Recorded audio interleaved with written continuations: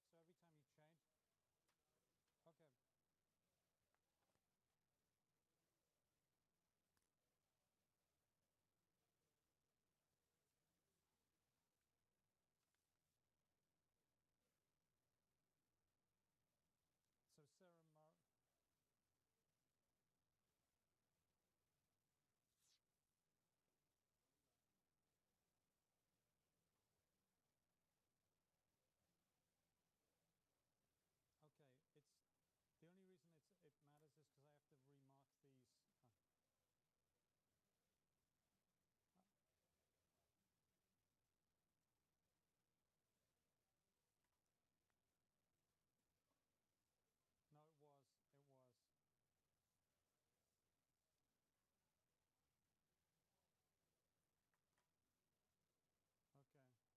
You just any other changes?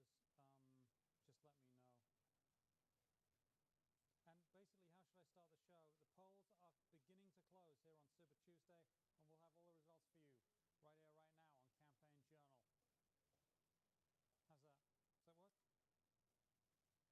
Dude?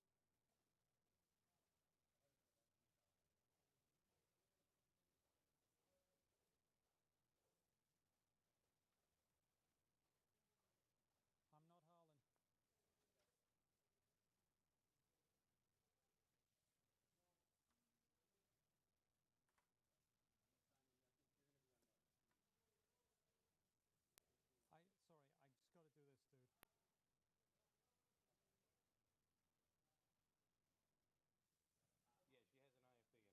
dude. Yeah, she has an IFB in her. Yes, audio, I can hear you. Okay. 1, 2, 3, 4, 5. Okay, thanks.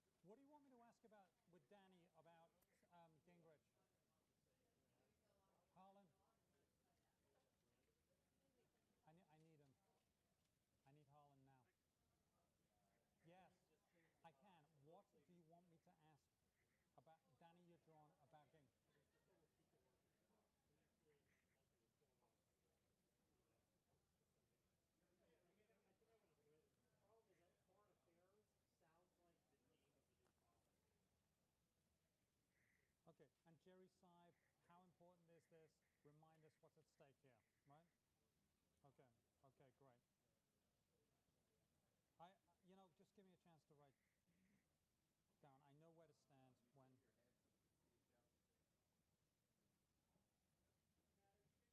Great, good, we'll be good. Is that okay, Mike? Okay, thank you. I just can't do it when I'm writing, that's all. And we're gonna have a map here, right? Great. Oh, wait a minute.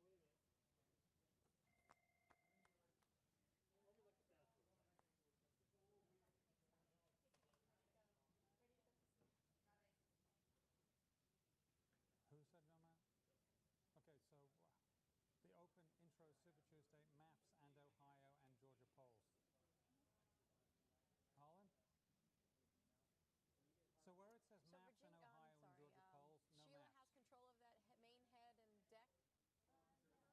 Okay, she knows her size has changed. Yeah.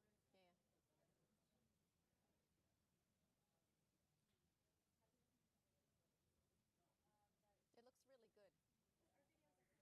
Thank you. Sorry, I was confused by the word map. Thank you, Holland. Georgia, Vermont, and Virginia, it says so on here. Right?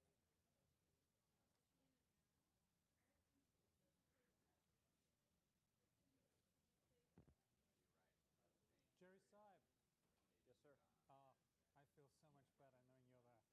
Yes, sir. I feel so much better knowing you're there. It's an illusion. Well, I'll take it.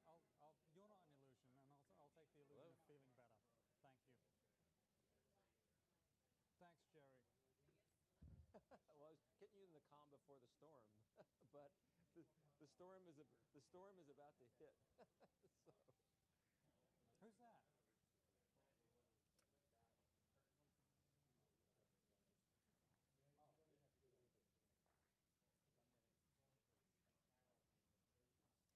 Oh, okay. Well, great. Well, they haven't started yet, Good, right? and I'm going to have to run because I got to do a video thing. But I actually thought of you guys today because I've been meaning No, to I catch can't up hear with them you. right now. And there was Who's something that in I my ear? read specifically today that I had you and Father John in mind Who's for. that in my So ear? I'm going to email it to you.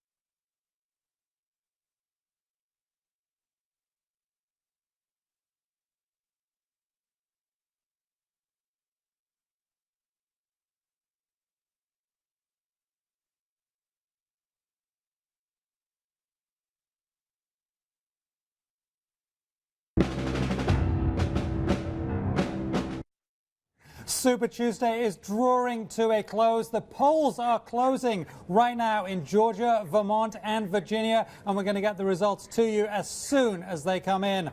Welcome to Campaign Journal. I'm Simon Constable, your host tonight. John Bussey will join us within the hour, and we look forward to that. Let's take a quick look at the latest polls here for Georgia. And here we got the RCP average here. This one's Ohio, and it's we got Romney and Santorum neck and neck, 33-9, 32-7, and Gingrich and Ron Paul way down the pathway there. Ohio clearly seen as the sort of the crown jewel in the whole of Super Tuesday, even though it doesn't have the most votes. Okay. That is something we'll be paying close attention to, and the actual results and how they fit or miss. Let's go straight now to Jerry Seib of the Wall Street Journal. He joins us now from Washington, D.C. Thanks for being there, Jerry. This is clearly a big day. They don't call it Super Tuesday for nothing. What's at stake? Well, I think that what's at stake really here is the sense of direction in the Republican nominating process. I mean, there are going to be no decisive blows struck tonight, but you know, Mitt Romney could put a considerable distance between himself and the rest of the field tonight, not just in perception terms, but in actual delegate head count terms. You know, the key states to watch are Ohio, which everybody realizes is probably the biggest one that's in contention tonight. Georgia has the most delegates, but that's Newt Gingrich's home state, and it's almost been conceded to him. And so you've got to watch Georgia, you got to watch Ohio, and you got to watch Tennessee, which is an important state in the South where Mitt Romney would like to make a statement that he can win not just in the industrial Midwest, but in the South as well. And if he does that, he's got a pretty good argument that there is a prohibitive front-runner in this race, and his name is Mitt Romney. Okay, well, we have some breaking news now, Jerry, and the AP is calling Newt Gingrich the winner in Georgia. And, Jerry, not a huge surprise there, right? No, exactly. I mean, it basically punches a ticket for Newt Gingrich to continue his campaign for a while. I don't really expect Newt Gingrich to do particularly well anywhere else tonight. If he does, that would be a surprise as well. There are some states where he might. You know, Oklahoma will be interesting to watch. Oklahoma is actually a fairly big state, but not very well mined in terms of polling data, so nobody's very sure. It would seem to be Rick Santorum country, but it's a place where Newt Gingrich could also do well. Elsewhere, he doesn't seem to have a whole lot of stroke right now. But that's mostly because he's focused almost entirely on Georgia in the last week to 10 days, knowing that he had to do well there to sustain his campaign, and it looks as if he's done that. And it is his home state, and it is the state with the most delegates at stake tonight. So he's got to be feeling pretty good, right? Right, exactly. And, you know, I think that's pretty much a foregone conclusion. I think we'll be hearing soon, you know, that Massachusetts has been called for Mitt Romney. It would be stunning if not, probably Vermont as well. So there's some states on the board tonight, Simon, that where I don't think the outcome is much in doubt, and they're not going to be particularly influential in the way people think about the race. And then there are others, you know, the Oklahomas, the Tennessees, and the Ohios I was discussing earlier, that will be important in perception terms and in real delegate terms. Now, there's some nuances as to how the votes work, how the delegate count works. In some cases you can get all the votes, and in some cases you get only a portion of the votes, or the top two candidates. Can you explain a little bit about how that works? Because it's not obvious if you're not really deep involved in politics, is it? Right. And this is an important point for Rick Santorum tonight in particular. One state I didn't mention is Virginia, where it's almost certain that Mitt Romney will win the state. The only competition he has in Virginia is Ron Paul, because Ron Paul is the only other guy who got the signatures and qualified to be on the ballot there. And so it's likely all those delegates go to Mitt Romney tonight. Ohio is another state where Rick Santorum, because he didn't have much of a campaign organization early on, didn't qualify in all the congressional districts to be on the ballot. So he may actually win the popular vote in Ohio, but not get the delegate slate from the places that he didn't qualify delegates for. So you could have a scenario in which he wins the popular vote, but Mitt Romney picks up more delegates. And so those are the kind of anomalies that are going to work to Mitt Romney's benefit tonight. Even if it's not a totally blockbuster night, he's going to add to his delegate total. Now, Jerry, one of the things it would seem that Mitt Romney has to do is to prove that he has the support from the party's base, right? Do you think it's possible that he manages to prove that without a doubt, or will there still remain some doubt at the end of the night? Well, look, we're probably facing a scenario here which at least the top three people, and maybe even Ron Paul, in weird places like Idaho, which has a caucus tonight, or Alaska, everybody may win something tonight. You know, Mitt Romney, as we've discussed, is almost certain to win Virginia and Massachusetts and Vermont. Rick Santorum is more likely than not going to win at least Oklahoma or Tennessee. Newt Gingrich has already won Georgia. So everybody punches the ticket and moves forward. And so I don't think that's why I said at the outset there are no decisive blows going to be delivered tonight. I think one of the things people will look for is whether the results tonight somehow winnow the field down to just two people, to maybe Mitt Romney and Rick Santorum alone. But I don't think that's likely. I mean, if you're Newt Gingrich and you've put all your chips on the table in front of the state of Georgia and you collect on that bet, you know, what's to make you stop? You're going to keep going, and that's pretty much what he said. Well, money might be one thing, but let's actually stay with the Rick Santorum question, because he has proposed essentially ending taxes on manufacturers. I know there's a lot more to it than that. Do you think that's going to play well in industrially heavy Ohio? Well, that's another reason, Simon, why Ohio is so important. It's a kind of state where that message, and that's the principal, that's one of the principal divisions between his economic plan and everybody else's, is he's saying basically my emphasis, my priority is going to be rebuilding manufacturing in this country, and I've got an economic plan designed to do that. That ought to sell well in Ohio. Conversely, if it doesn't sell well enough in Ohio for him to win there, it kind of undercuts some of the rationale for his candidacy. So I do think you put your finger on something that's really important, and Ohio is the testing ground for that. Okay. Now, interestingly, President Obama has had a policy of trying to boost exports, which is in many ways a manufacturing policy in itself. Do you think it aims basically at the same idea? Well, it's more than that. President Obama has talked about a differential, a lower tax for manufacturers, a lower corporate income tax for manufacturers than for everybody else. That's also a Rick Santorum idea. So, Rick Santorum is clearly leaning into something in his manufacturing tax proposals that's got some bipartisan appeal. Again, though, he's got to show that that translates into votes in a state where it ought to really matter, and Ohio is a pretty good example. Michigan last week, by the way, was also a state where that message ought to work really well.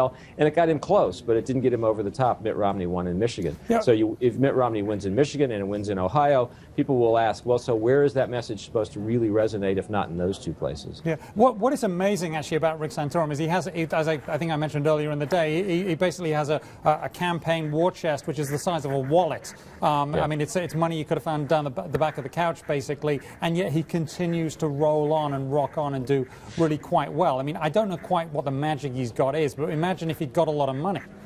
Well, and he's got some money now. You know, he's going to get outspent. Will have been outspent in Ohio, for example, by multiple times. But he's got enough money now that he's got a presence in the states where he wants to be visible. So he's not exactly the begging candidate that he was a month ago. That's improved. He'll never match Mitt Romney. But the question really is, do you have enough money to be competitive where you need to be competitive? And if that's the threshold, I think Rick Santorum has cleared that threshold. Again, will it be enough? That's the question now. And part of the Rick Santorum mystique now, if that's the right word, has been that I'm the guy who's running a campaign on a shoestring, and I'm doing pretty well. That makes him the underdog. That's a pretty good image, and he's selling that image to voters. Yeah, he's certainly playing the underdog very well. Now, let's turn to Tennessee. If Mitt Romney wins in Tennessee, and it is an important state vote-wise, does that mean he can now claim he's won in all regions of the country, or at least got a win in all regions of the country? Well, exactly, and that's why I think Tennessee is an interesting test tonight. You know, Mitt Romney won in Florida, which is obviously a southern state, but it's kind of a unique state. It's kind of in a category of one because it's so many different things thrown together. Tennessee and then a couple of states that come up, Alabama and Mississippi, soon in the calendar. That's really the real South that everybody's talking about. The South is the stronghold for the Republican Party. It also, and this is uncomfortable for the Romney campaign, it also happens to be the place where he's been the weakest, that he didn't do particularly well in 2008, and he hasn't shown that he can do well in the South in 2012. He lost South Carolina by a fairly wide margin to Newt Gingrich. So it would be very useful to him to put a point on the board in the South and say, this is a big, important state, and Tennessee certainly is that, and I've won it. Virginia would be that sort of state as well, but again, Virginia doesn't really count because it's not fully competitive. So therefore, you know, we're talking about Tennessee now. We'll probably be talking about Tennessee a fair amount tonight. It may be one of those states, Simon, where if Mitt Romney just puts up a good fight against Rick Santorum, that may be enough to prove the point for him. But on the other hand, you know, coming close doesn't really count in politics all the time. Okay. And in the South, social issues is something that Santorum has played big into. Has that really helped him in the South, and will that continue to help him? Well, there I think Oklahoma will be an interesting test tonight. I mean, Oklahoma is a state where a very conservative state, culturally conservative as well as economically conservative. It's a Republican bastion almost as much as any state in the union, and it's a place where you would think that social issues have probably worked to Rick Santorum's benefit. They don't work to Rick Santorum's benefit everywhere. You know, there certainly are states where moderate Republicans are uncomfortable with the message he's bringing, and you're going to see a couple of those tonight, Vermont and Massachusetts certainly. But Oklahoma ought to be the place where that kind of message combined with a populist economic message, really rings up votes. And we'll see if that happens or not tonight. But the phenomenon you're talking about is probably on display there. And then you take the Ron Paul situation where he's really appealing to your libertarians, where the live and let die mentality, and he seems to be garnering support, not massive support, but support sort of everywhere he goes. So he's picking up a pocket of the population all over the country, right? Right, exactly. Although I think this is probably a night where Ron Paul has to show that he's more than a curiosity. If he's going to continue to be part of the conversation, I think he probably has to show that he's either winning, he can win somewhere, or that he's close enough to winning somewhere that he has to be taken seriously, that he can't be left in the margins. He does well in odd places. I'll be curious to see tonight how well he does in Vermont, for example, because Vermont is a liberal state on the one hand, but kind of almost a libertarian state. And Ron Paul is one of those people who kind of brings the left and right together at some point. And that may be a place where he does that. And there are caucuses in Idaho and caucuses in Alaska. That's where he's really focused his attention on the theory that I'm the kind of candidate who has very fervent supporters, maybe not a large number of them, but they'll show up in a caucus state, whereas other people will just stay home. Okay. Thank you very much, Jerry Seib of the Wall Street Journal. We'll be coming back to you later in the evening. Great analysis, as always. So we look forward to doing that. We're going to go straight over to the streaming stories board here, and we've got a tweet at the top, apparently, from Newt Gingrich saying, "Thank you, Georgia." And apparently it needs to be a bit further up, I think. See if we can get that moving. Okay, well, I guess we're not getting that now, but we'll go back to that later. Okay, we are going to be stepping in on Danny Udron, who is in Atlanta, but that after the break. I can't move back from...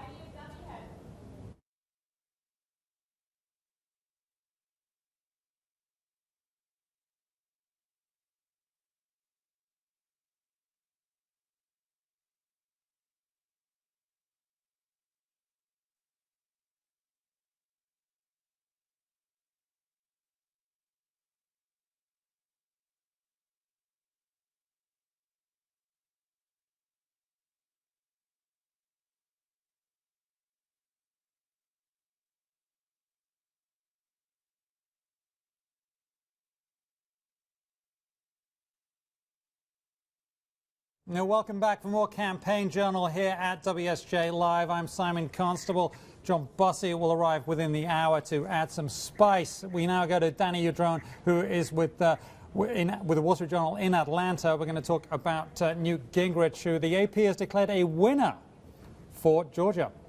Danny. Yes, as expected, Newt Gingrich has won his home state. Polls showed him up here by double digits and then some in the days before voting. But, the real question for Newt tonight is, where does he go from here? It's not clear if he's going to win anywhere else, and he has sort of staked his campaign on winning in these other southern states. But, if he can't win in Tennessee and he can't win in Oklahoma, and granted results are not in yet, it's unclear if he's going to be able to win in Alabama and Mississippi and Kansas, and these are states that vote over the next week. Okay, what's the mood there like? I mean, he's got to be pleased about this. I mean, if he didn't win Georgia, it was going to be pretty sad faces all around, right? Yes, I mean, he himself said, if I don't win Georgia, it's hard to say I'm a credible candidate. And there's not a ton of people here yet. It's a pretty large hotel ballroom, and people are still trickling in. Newt isn't supposed to speak until around the top of the hour, but people seem happy. But it is by no means raucous. The other thing to keep in mind is that a lot of Newt's support is also outside of Atlanta, outside of the major metropolitan areas. Interesting. So, he's been up and down in the polls. I mean, if you look at the polling for Newt Gingrich, it sort of swings backwards and forward. Does he have what it takes, do you think, to sort of get up a new head of steam and really push forward and take those other states? What do you think? I mean, it's definitely a possibility where Newt could win some of these other southern states. But when you start talking, Newt gaining enough momentum where he is again being talked about as a challenger for the GOP nomination, I think we're still a bit away from that. I mean, aside from just nominees delicately, Gingrich's own staffers will admit this is also about the momentum of winning states. Yes, it's about math. Yes, it's about getting to that magic number, but it's also showing you can win a state. And Newt Gingrich, aside from South Carolina and now Georgia, hasn't demonstrated that yet. Okay. So how big was the difference in the win for Newt Gingrich? Do we know? Do we have the detail yet? We do not have firm numbers yet, but I mean it's always considered a pretty big win when they can call it off exit polls as soon as polls close in the state. Okay. And what was it that really got Newt Gingrich to win in Georgia? Is it just that it's his home state, or is it something more than that? I mean, yes, it's his home state, and people think of him fondly here. But what we also have to remember is that there are signs right now that some conservatives are at least turning away from Rick Santorum. I mean, he's by no means lost all of his support. But they saw that one debate. They didn't think he did so well. And a lot of the voters I've talked to out here said, you know what, I really like Rick Santorum as a person. I'm not sure he could beat Barack Obama in a one-on-one race. Okay, so beating Santorum, that's a big a big deal, especially in the South, which would have seemed to have been the social side of the equation rather than the sort of the business savvy side of the equation. What about those other states? What is the feeling there? I mean, the Gingrich campaign has been pretty much downplaying every other state tonight. They've been trying to say, they have some sort of shot in Tennessee, but it's looking really close, and they didn't want to sound too optimistic. But the thing you have to keep in mind, and this sort of illustrates how far the Gingrich campaign has fallen, is that, after Nevada, a month ago, the Gingrich campaign was saying, look, we're going to come back on Super Tuesday. We're not only are we going to win Georgia, we're going to win Tennessee, we're going to clean up on the South, we're going to do Oklahoma, and at best, they can maybe pull off a very narrow win in some of those states. But they are not the campaign you're talking about tonight. And recently as this week, they were no longer talking about, for sure winning Tennessee, the state they've been talking about for more than a month. Well, I still find it fascinating. It was only a few weeks ago that we were talking about revelations from one of Newt Gingrich's former wives, maybe scuttling him. It didn't seem to make that much of a difference in Georgia. I'm afraid we have to leave it there. But Danny John of the Wall Street Journal on Skype from Atlanta, thank you very much. Thanks for being there this evening. Thanks a lot. Okay, we got some results coming in now. Virginia Republican primary, as Jerry was saying earlier, we got 1% of precincts reporting. So take this with a bit of a grain of salt, but 62.5% going to Romney, 37.5% to Ron Paul. So Romney clearly the winner there based on this 1%, and Santorum didn't register there, so not much competition. Romney clearly in the lead, and that's what Jerry was saying earlier. So that not being seen as a real test for Mitt Romney in the same way that the Tennessee vote will be seen as a real test, a southern test for that. We'll be coming back to that as we get more precincts reporting, but it seems without a doubt that Mitt Romney will have won that. Okay, we now go to the Washington Bureau, where we've got Andrew Grossman, who's been talking with voters. Andrew, thanks for being there. What were the voters you talked to focused on today? What were they thinking about? What mattered to them most? Well, most of the voters I talked to today, and we were out, all over the country talking to voters in the various Super Tuesday states, and they were all pretty gloomy. Most were voting for Romney, but they were voting, and I was in Northern Virginia, most of the voters I spoke to were voting for Romney, but they were, apprehensive about their party's chances in November, and they were a little worried that the fighting that's been taking place in the primary is hurting their long-term chances. Okay, so they're worried about the party itself pulling itself to bits. Is that another way of saying what you just said to me? Yeah, exactly, and I think they're worried that they're giving the Democrats a lot of fodder for the summer and into the fall. One woman talked about her their dirty, stinky laundry being aired out in public. Now, when we talked to people earlier in the day, they were saying yes, but there was a big fight for the Democratic nomination between Hillary Clinton and Barack Obama, and it got pretty heated at times. Isn't that what you want? Don't you want all the ideas out there? They're not impressed by that thought.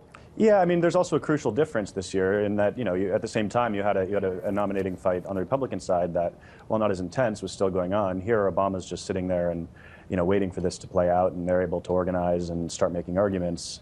while this nasty thing plays itself out. And you didn't have that in 2008. So what are the things that, I mean, you mentioned that they're worried about the party ripping itself to bits, and they're worried that maybe their candidate can't win, and a lot of them are voting for Romney. What are they worried about in terms of the state of America? Are they worried about the economy? They're worried about Iran? What's going on? Well, a lot of them are worried about Obama getting reelected. These are some of the, especially the ones who turned out in Virginia today, where there wasn't much of a contest. These are some of the hardest core Republican primary voters. But they're worried about that, and they're worried about the economy. They're worried about, you hear a lot about Obamacare, and you hear a lot about lower taxes and smaller government. Okay. And were they worried about gasoline prices? We had the president talking earlier about gasoline prices, sort of laughing about it a little bit, but are they? Yeah, we heard from voters, especially in Georgia and Ohio, that they were worried about gasoline prices. I think maybe Danny, who just had on, talked to a voter who was especially concerned about $2.50 gas, and that Gingrich. That Gingrich pledge that he was going to get gas down to $2.50 seemed to be sticking with him. So that's definitely a message that's resonating with some people. But overall, the big thing seemed to be beating Obama, and on the issues, it was taxes and the health care reform that Obama pushed through. Let's sort of cycle backwards to 1992 when Bill Clinton was out there saying it's the economy, stupid. Isn't it always the economy that what drives voters? And in the end, the health of the economy. If the economy is getting better, then that's great for the incumbent, and if it's not, then it's not. What do you think? Yeah, I mean, you look at so many of the metrics, and the unemployment rate, and voters' perception of the economy seems to overwhelmingly affect whether they keep the incumbent president or they throw him out. And again, one of the things that, and that's really on the minds of these voters. One of the things that they said to me, over and over again today, and some of our other reporters out there, was that one of the reasons they're downbeat about their chances is that Obama's had a lot of successes, and these Republican voters are totally conscious of that. We heard people talk about he got Osama bin Laden, and the economy seems to be getting a lot better. And while they wouldn't, none of them for the most part would encourage anyone to vote for Obama, they say that that stuff is going to work in his favor, and they're worried about that. And now with that coming on top of this contentious, heated primary, there's a lot of apprehension among some of these people who they were pretty enthusiastic a couple months ago. So even 6 weeks ago, our poll found the people who were most enthusiastic to vote were Romney voters, and now Obama wins among the people who are most enthusiastic to vote in November, and that's just a 6-week difference. And it has changed remarkably quickly. One wonders whether it could change back. But before we go to that, we got some breaking news here. Both Fox and CNN are calling Virginia for Romney, even though we've had 1% of the precincts reporting, but that is based on, I guess, on their exit polling. We haven't heard from AP yet. Want to continue with Andrew here about the speed of the turnaround. The 6 weeks ago, things were looking bleaker in the economy, less so now. If gasoline prices stay high, that ends up being a bit like a tax. So could it turn around just as quickly? Is there any sort of, were the voters you talking to thinking, maybe this, this tiff in the Middle East is just going to make things for the economy worse? Yeah, it's a long time between now and November, and there's a whole lot that could happen. Gasoline prices could go up. The economy could get worse. I mean, we've seen this. This recovery, as uneven as it is, I think people are, aware of that. I don't think any of these people are out there rooting for things to get worse, but they're at least rooting for a better candidate who can make a case that even if things are getting better, that the Republican would still be better. And the other thing that could happen is, if Romney does pull this thing out, Gingrich and Santorum could go away pretty quickly here. Gingrich, Santorum, and Ron Paul could go away pretty quickly, and Romney could find his footing a little more. And I think of most of them, and these are mostly Romney voters, because he was only one on the ballot besides Ron Paul in Virginia.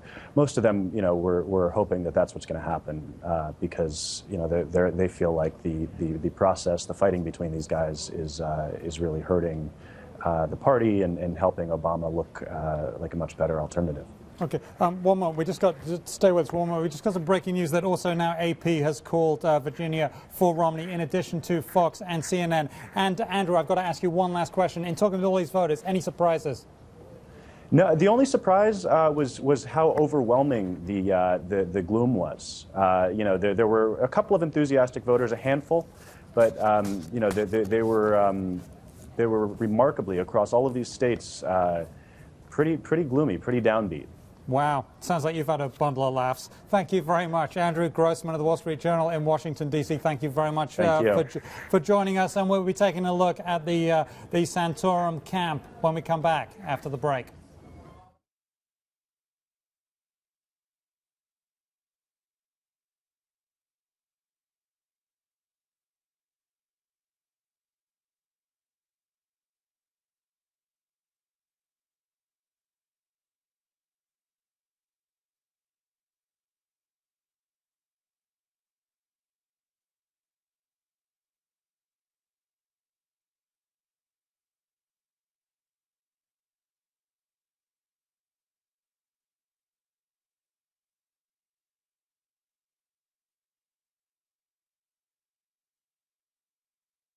Okay, we're back with more Campaign Journal here at WSJ Live. I'm Simon Constable, and John Bussey will be joining me within the hour to help spice things up. We're going to Santorum headquarters, Rick Santorum headquarters, where Colleen McCain-Nelson is on the phone with us. She's in Steubenville, Ohio. What's the mood over there?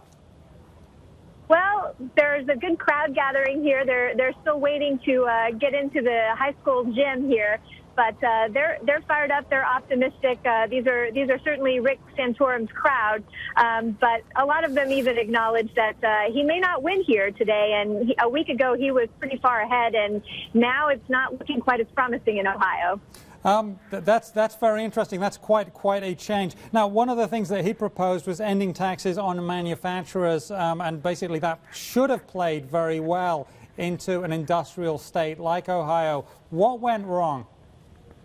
Well, he's up against a few disadvantages. Certainly, Mitt Romney's money is hurting Santorum. It's hard for him to fight back, and he certainly doesn't have the money. But he's also had some missteps in the last couple of weeks where he's had to walk back some statements and explain away some things where, you know, he called Barack Obama a snob, and he had to explain that and kind of take that back. So he's been on the defensive a little bit the last couple of weeks, having to take some things back and recraft his message a little bit, and maybe the message that he wanted to get through about taxes and blue-collar issues, maybe that didn't get through as loud and clear as he might have hoped. Yeah, a number of people have been doing some name-calling lately, and it never seems to work very well for them. It seems to backfire a bit there. Do you think he's thinking about pulling out? Well, I just talked with one of his top consultants, and they are giving no hints that they are giving any consideration to pulling out.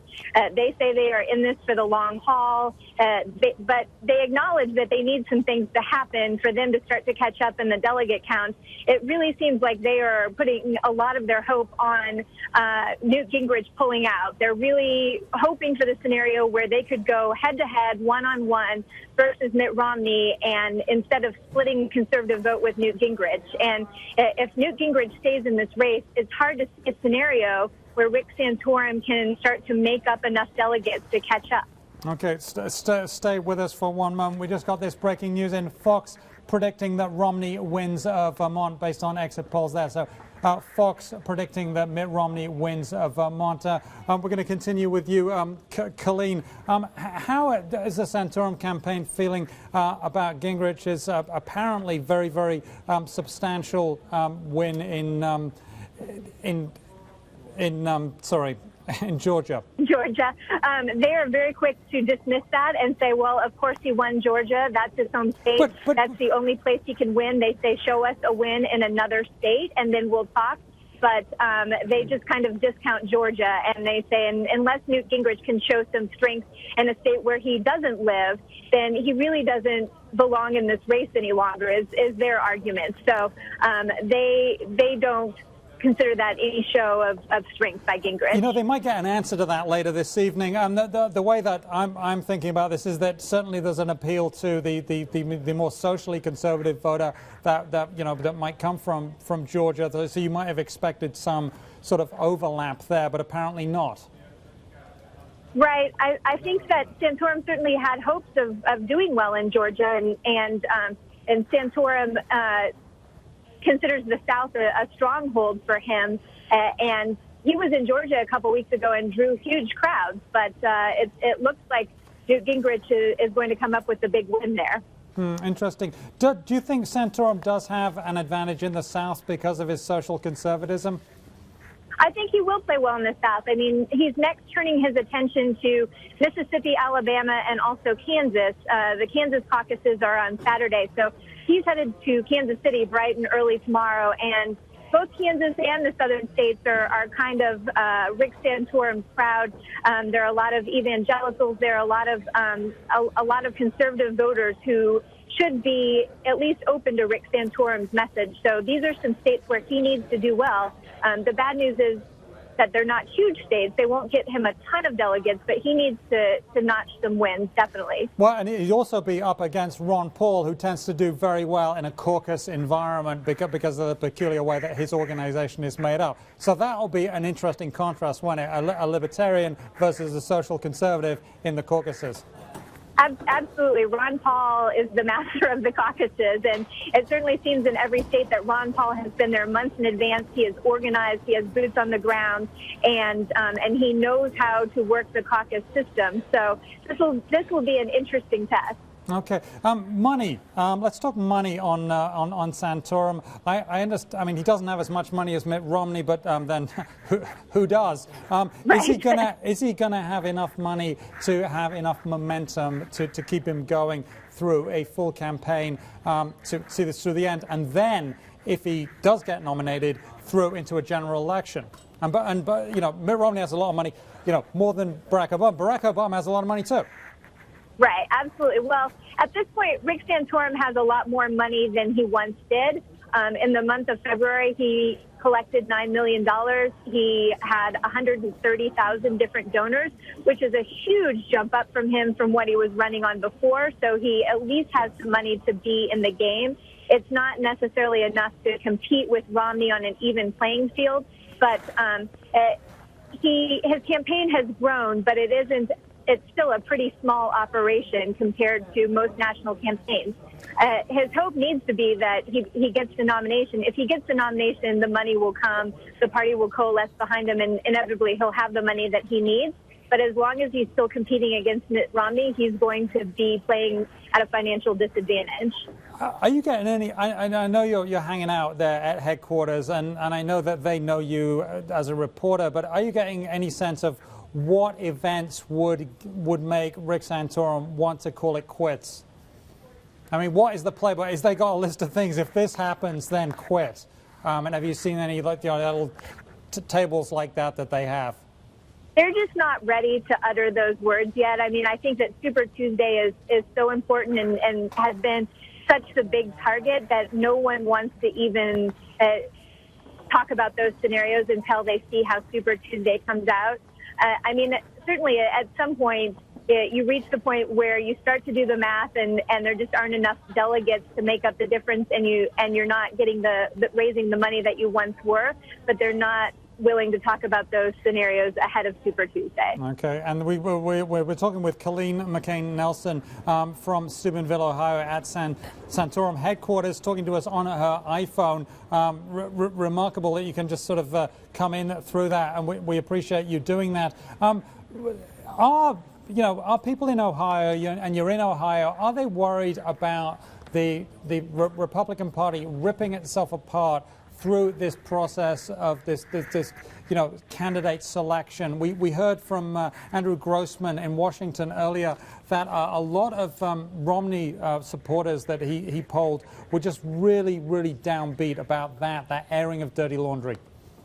Well, Santorum supporters are a little less likely to say that, just for the fact that they're in second place. So if the music were to stop and we ended it today, their guy wouldn't be the nominee. So they want this to go on for a while. So they're a little less likely to say, gosh, we sure wish this was over. But in just talking to voters today in Ohio in general, the thing that I heard over and over again was that they just wanted to find a nominee who could beat Obama. And so anything that detracts from that or weakens their nominee is a concern for them. And so a lot of people are even willing to vote for someone they're not really excited about if that person could beat Obama. And so that is just the overarching concern for a lot of voters here. A few weeks ago it was the not Romney, now it's the not Obama. Okay, there you have it. Thank you very much. Colleen McCain-Nelson from the Wall Street Journal coming to us from Santorum headquarters in Steubenville, Ohio, and we'll talk to you later on your iPhone. Thank you very much. We'll be coming back in a moment with Neil King from the Washington Bureau, get his searing insight on what's going on after the break.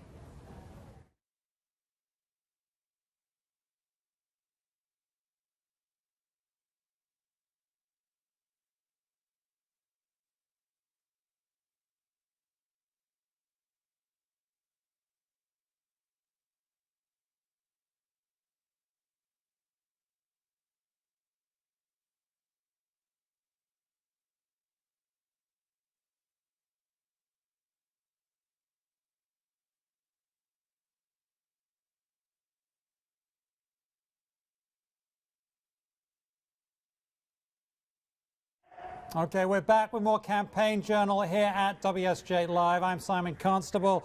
John Bussey will join me shortly, but first we're going to take a look at the polls that have closed where we have results: Georgia, Vermont, and Virginia. Here we got some Georgia results. Newt Gingrich getting with 1% of precincts, projected winner 39.3% of the votes. So a plurality of the votes, not a majority there, but certainly doing very well versus Santorum, and Ron Paul really showing quite poorly there. Let's go to the next one. Let's go to Vermont.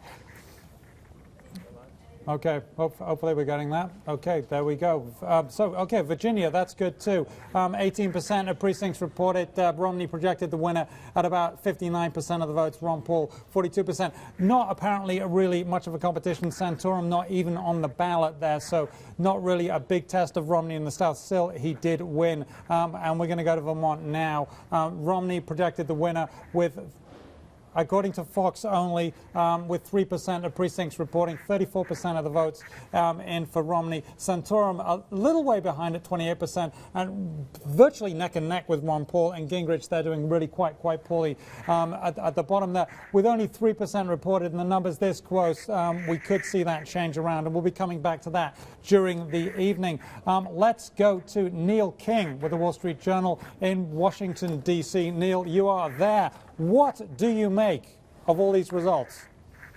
You know, I think as it starts to play out, the big story tonight is going to be, I think, looking at who places second in a lot of these places, because it's going to be the story of the second place. If Romney manages to be second place everywhere that he doesn't win, that will be very big for him. If, on the other hand, Newt Gingrich is less than second place everywhere, that is to say, if he comes in a distant third in Tennessee and Oklahoma, everywhere that he didn't win, which is to say everywhere but Georgia, that really puts into question whether he has any legs, any longevity beyond his own home state of Georgia. So I think people are going to be looking much, in the previous races up till today, it's all been about who wins and by what margin. Now I think we're really going to be looking much more closely at who comes in just behind the winner and what kind of delegates they start to gather, because this has really now moved very much into a delegate gathering moment more than a state winning moment. Okay, and we just got the results from Georgia, Vermont, and Virginia with only a portion of the precincts reporting, but certainly getting some projections there. And the candidates seem all over the place. I mean, there is no consistent theme there, it seems to me. Maybe I'm too simplistic to look at it. Is that how you read it too? Well, I mean, there are, as you were just pointing out, Virginia's an anomaly because there are only 2 candidates on the ballot. Vermont is a place where it is a bit of a jumble, but Romney was thought to be strong there. It's very close to where he was governor. He, of course, won in New Hampshire pretty strongly. It's also the kind of place. New England is a big Ron Paul area, so I'm not really surprised that Paul's doing there. I am a little surprised that Santorum's doing as well as he is, and I expect that might fade a little bit. I'm surprised that they were going neck and neck there. I mean, basically that looked like a dead heat for second place. And neither of them far behind Romney. Yeah, I know. It'll be, a lot of times early returns, strangely enough, hold true throughout the evening, and those kinds of spreads tend to stick a lot of times, I've noticed. But I'm skeptical that that's going to be the case in Vermont. I think it will bust up a little bit as the evening goes on. But if it doesn't, I mean, if Santorum really gives Romney a run in Vermont, that will be an interesting sub-theme this evening. Stay with us one moment. The one and only John Bussey has arrived. Thank you very much for joining us this evening. There is no truth to the room. We dragged you out of the pub, but thank you very much for being here. And we've been talking, as you've been hearing, with Neil King about these results. Anything strike you about it? Well, so far, Neil, it seems that the evening is going as pretty much as predicted, though we just have the very early results in. I was going to ask you about Gingrich, whether or not there's anything in those early numbers. A tiny number of the votes have been counted, but state's already been called for. Gingrich, is there an expectation that he needs to go substantially better than what he's doing so far, or is there any kind of interesting story to be told there about this man's longevity and the rest of the primaries? I mean, there is the kind of wonky delegate stuff where if he gets over 50% of the vote in Georgia, he will accrue more delegates as a result of that. That in itself is somewhat important. But as I was saying just a few minutes ago to Simon, that the real story, I think, for Newt Gingrich is, can he show any signs of legitimate strength outside of Georgia tonight? And if he turns in distant third place finishes everywhere else, that's going to be bad news for him, and I think tomorrow people are going to be saying, look, he won 2 states over the last 22 contests. You haven't really been strong anywhere else. You didn't come in anywhere second last night. What's your candidacy about? It's interesting to me, Neil, that it was only a few weeks ago that we were hearing revelations from one of Newt Gingrich's ex-wives, and that was, apparently going to play very badly with social conservatives, and yet here he's doing, he did very well in a socially conservative state, Georgia. Yeah, I mean, we all suffer from kind of collective amnesia, and these things just move on. I mean, you look back, I do, over this incredible last 6, 7, 8 weeks, and all the stuff that's flown around about Bain Capital, and we've just had all these various chapters of this campaign where things have been very hot, and when you brought up the ex-wife, that seemed like almost ancient history considering how far we've moved on since then. So it's not that long ago, is it, John? I mean, these revelations come out of Bain Capital. Well, and the other revelation, or the other topic of discussion, the economy, also seems to have kind of receded a little bit since the numbers have gotten a tiny bit better, which makes it a little bit tougher going on the Republican trail when the candidates want to draw a sharp parallel or a sharp distinction between themselves and Obama, doesn't it? I mean, the fact that the economic numbers have gotten a little bit better.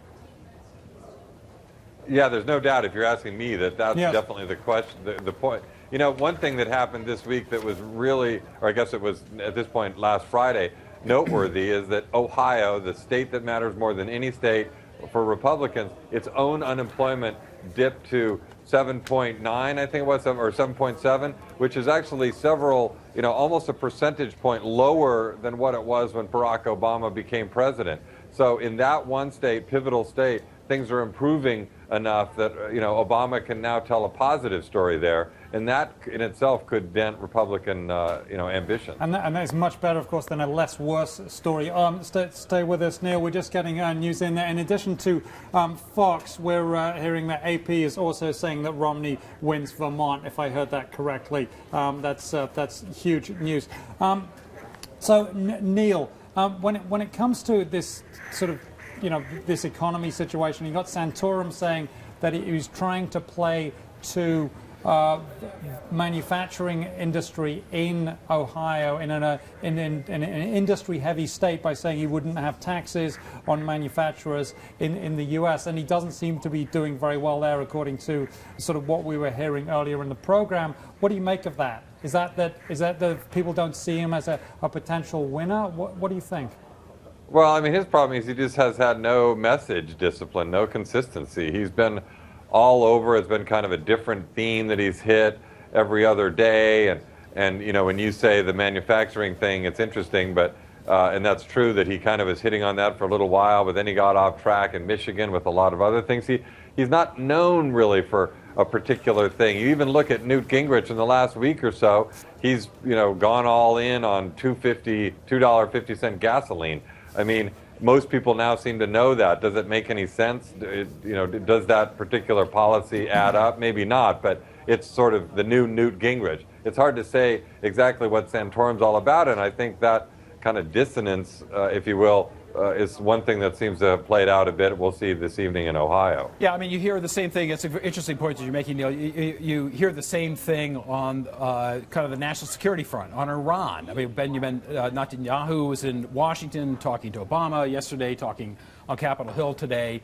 And you hear this kind of real strong positions by the various candidates, including some who are kind of a little bit further down the road about the military option than the president is.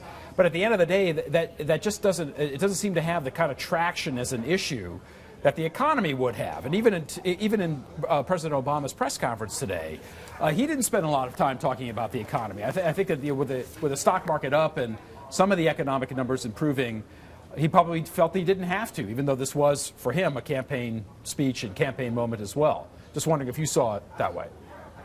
Yeah, I think it's really interesting that the Republican Party, in a lot of ways, the candidates are out of step, I think, not only with the country, but even with a large, increasing part of their own party when it comes to this, like, strong on national defense to the point of, like, almost wanting to, launch another military engagement. There's a kind of stridency and their kind of muscular militarism there that I just don't find when I go out into the country. People are so weary of the wars that we've been in.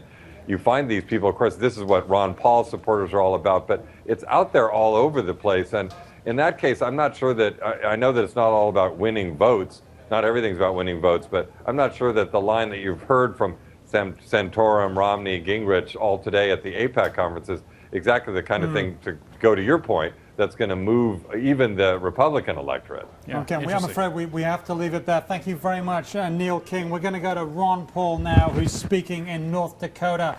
Here's what he's saying. We passed it on to this current generation. That is why it's so vital that we get a handle on things, understand what liberty is all about, what the Constitution means, and why limited government and personal liberty and property rights is the road to peace and prosperity.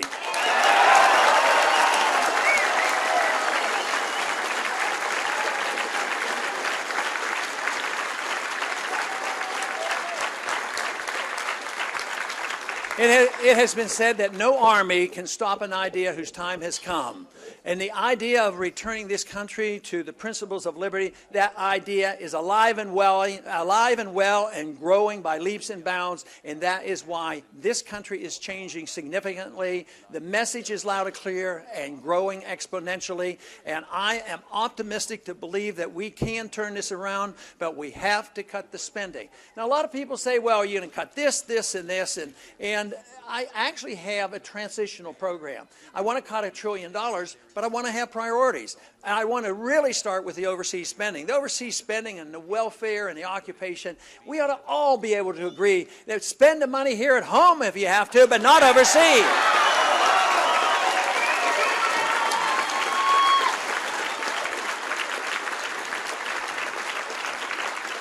So therefore, I want to protect certain budget programs. For instance, we made promises to the elderly. They're dependent now, medical care and Social Security and child health care. And actually, my plan will actually protect those individuals. What about protecting the infrastructure, protecting those states and parts of the country that need money for, ports and intracoastal canal and flood projects? Would I vote for that, and would I advocate it by adding more debt and borrowing? No, I would not, but let me tell you how we could do it. We could do it by cutting spending overseas to such an extent you actually cut the deficit and put the money that you want to for some programs in back here at home, not to raise taxes and not to raise the debt and actually lower the debt and don't increase the spending. We can do that by working our way out. For instance, a few years ago, they built an embassy in Baghdad. An embassy we didn't need, and it was close to $1 billion. But that was only the beginning. This year, the appropriation for that embassy was nearly $5 billion to operate it. Now, let's say we need a project here at home. Why can't we cut that $5 billion out, forget about that embassy in Baghdad? That's only going to lead to trouble. Take it and cut it in half. Take $2.5 billion off the deficit and spend the $2.5 billion here back at home on projects that we need.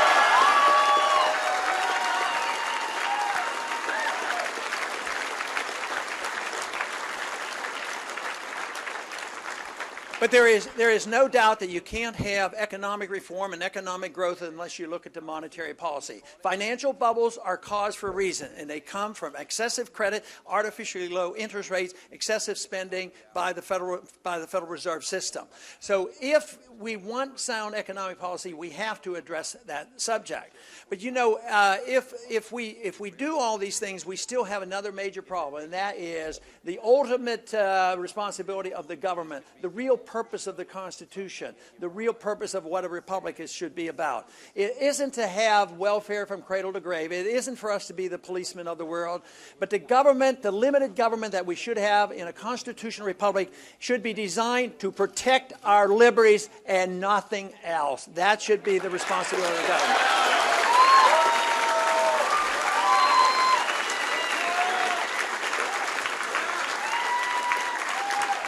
And this, of course, includes a strong national defense, but not an offense. It should be a defense. We should defend our country as necessary. If we go to war, if the wars have to be fought, they should be fought. One, get them over with, and get the troops back home as quickly as possible.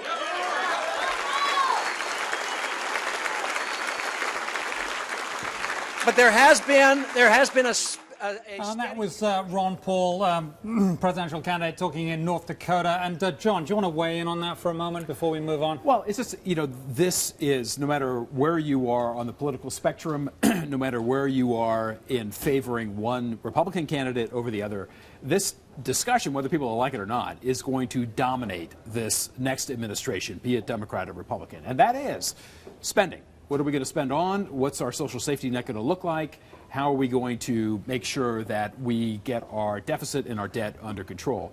And so Ron Paul seems to be sort of articulating that day in, day out, kind of pounding that table. And I think that what he's saying, even though he's not a front-runner candidate, the issue is certainly a front-runner issue. What I found amazing about that was his ability to speak extemporaneously without notes, just like on and on and on. This is the virtue of our electoral process, which goes on and on and on, and you get pretty good with your stump speech after a while. Yeah, but not every candidate can do that, and with quite that passion. Quite a lot of other candidates have, you know, like a lot of notes. They've prepared scripts, and this is what I want to say. That's quite true. I want to, I want to thank my wife and my dog and my guinea pig. And he's just going out there saying, "I'm fighting, and I'm not stopping fighting." Yeah, that's quite true. But again, kind of, this being Ron Paul, this is a stump speech not just for this presidential election, but for the last 30 years of his career. This has been a core issue of his. Okay, great stuff as always. Stay with us, John Bossy. Okay, we're very fortunate now to have Don King. He is of Don King Productions, and he joins us now from Deerfield Beach, Florida. Thank you very much for joining us, Mr. King. Mr. King? Okay, we'll come back to it in a minute, and let's have a look at some quick results here right now, see what we can get. Looking at some of the results from Georgia, Vermont, Virginia, more precincts. Okay, I think we got Don King back. I can hear you too. You can hear us now. I'm sorry, could you say that? Okay, great, Mr. King. I can hear you now through the phone a little better. Now you were pivotal in getting George W. Bush elected and pivotal in getting Barack Obama elected. What do you think are the major issues that are going to determine who wins this election? Well, I think the major issues is the issues of the American people. At this stage of the game, what I see here is like a Strom Thurmond and the Dixiecrats, and they're all hollering, get this guy out of the office, get this guy out of the office, get this guy out of the office. That is not the issue. The issue is jobs. The issue is health care. The issue is getting people an opportunity to be educated, to be able to survive, and you got white families that's got the gap, between the poor and the middle class. And so this is a big difference. They go to the pantry, and there's nothing there because they have lost their job, 2 people working in that house for income. This is what's going on, and these are the issues that they must confront, and they have not addressed them at all because they've been 100% on getting Obama, getting him out the White House, rather than finding ways to upward mobility and elevation of our people and being able to take care of our people. That's what the question is. Well, if you had to, Mr. King, if you had to kind of pick one of the candidates or the others in the Republican primary that you okay. If you had to pick one or the other that you think is doing the best job of speaking to the economic issues that you feel are at the core of the concern of Americans, who do you think is doing it best? Is it Romney? Is it Santorum? Is it somebody else? Did you hear the Ron Paul? I think that they all have gave the best commercial to the Democratic Party and to Obama, because Obama is not just an elected official. He's the first black American president. But more importantly, remember Iowa. This is like a battle cry of remember the Alamo. What Obama did is America spoke. They broke away for the first time in the history of the country and took their country back as governed by the consent of the governed. And this is what is the big difference. This is what America wanted, the will of the people that brought him back in there. It couldn't have been done with black people. It had to be white people, brown people, every race, color, creed, and religion that really believed in that profound document with the cosmic words of one land, indivisible, with liberty and justice for all. We have the birth of a new nation conceived in liberty and dedicated to the proposition that all men are created equal. This is America's victory. Now we can't let them dupe us again and use legerdemain and trickeration to take it back from the people after they have got it with the people. So I think the thing here for us to do is to work now for a better America, black and white alike. Working together, and working together works.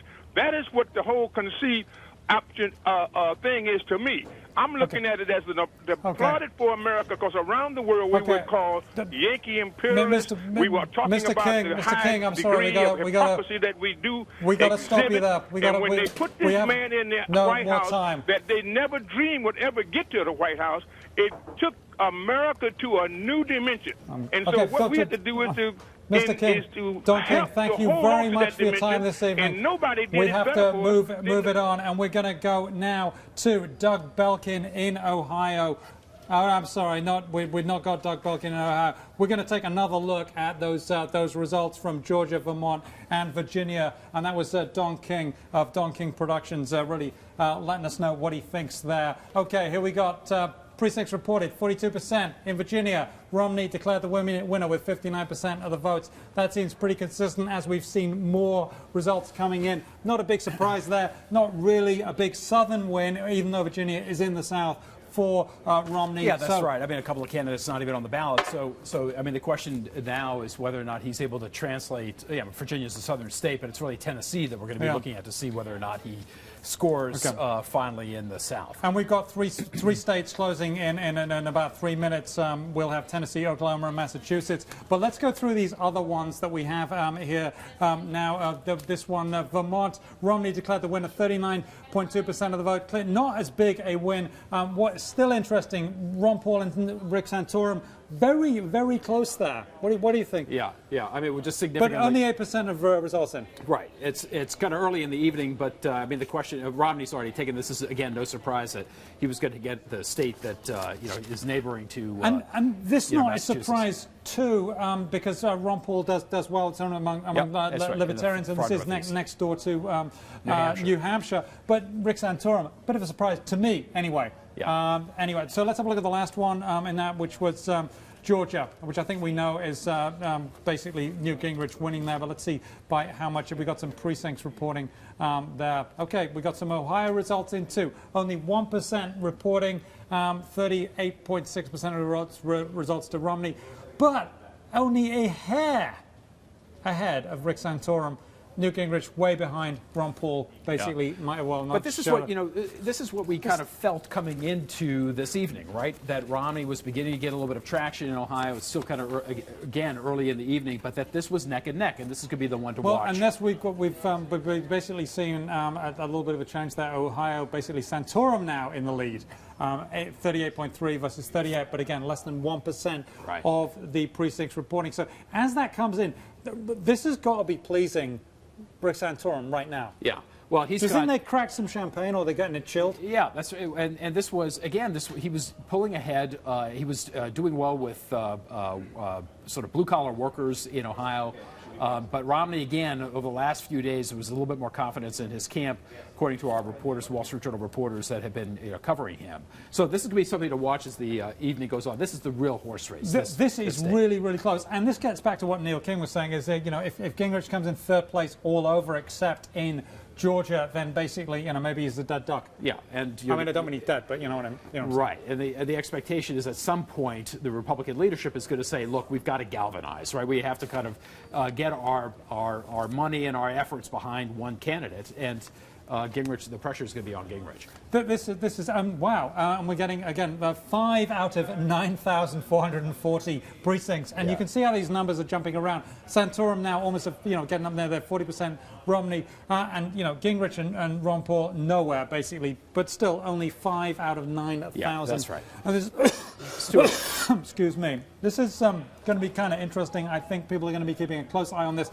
And remind us why Ohio matters so much. It's not the most delegates tonight, is it? That's right. Georgia is. But Ohio's a great, is sort of a great amalgam of what America is, right? Rural, urban, blue collar, white collar. It's always seen as something a bellwether state in elections. And if you look back over... Got to interrupt you now. You'll be shocked. AP calling Massachusetts for Romney. Okay, let's see by how much. It has a history of being able to call who the winner is in primaries and general elections as well. And apparently Nixon was the upset there, but that was a very long time ago, round about when I was born. But so it's very important. It's a sort of a microcosm, macrocosm of the U.S. So people really look very. It's kind of as much as any city, as any state is. It's got a mix of agriculture, manufacturing. It's sort of it is probably as kind of a close to a microcosm as we come. And so it's seen as a great way of testing how a candidate might do in a national election, how they do in Ohio. It is interesting. So there's that. Obviously, Tennessee is the other place that everyone's looking at this evening, because it's a southern state, and everyone wants to see how Romney does there, don't they?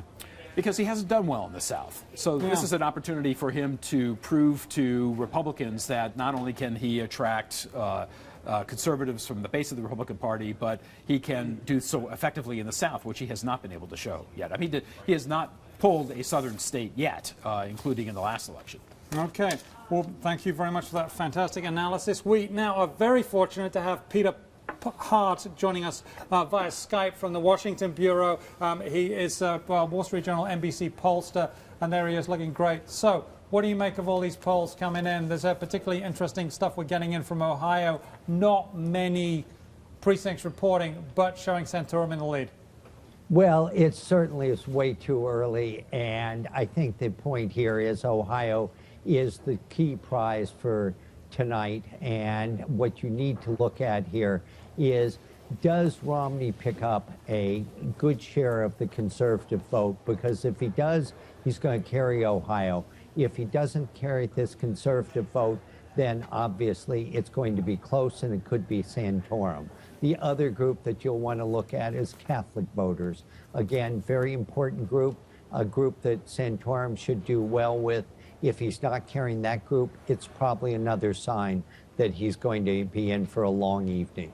Can you turn your thoughts to Tennessee for us and dissect that one? What message should we take away from either Santorum or Romney doing well there? Well, certainly when you look at Tennessee, that would be a gateway to the South for Governor Romney.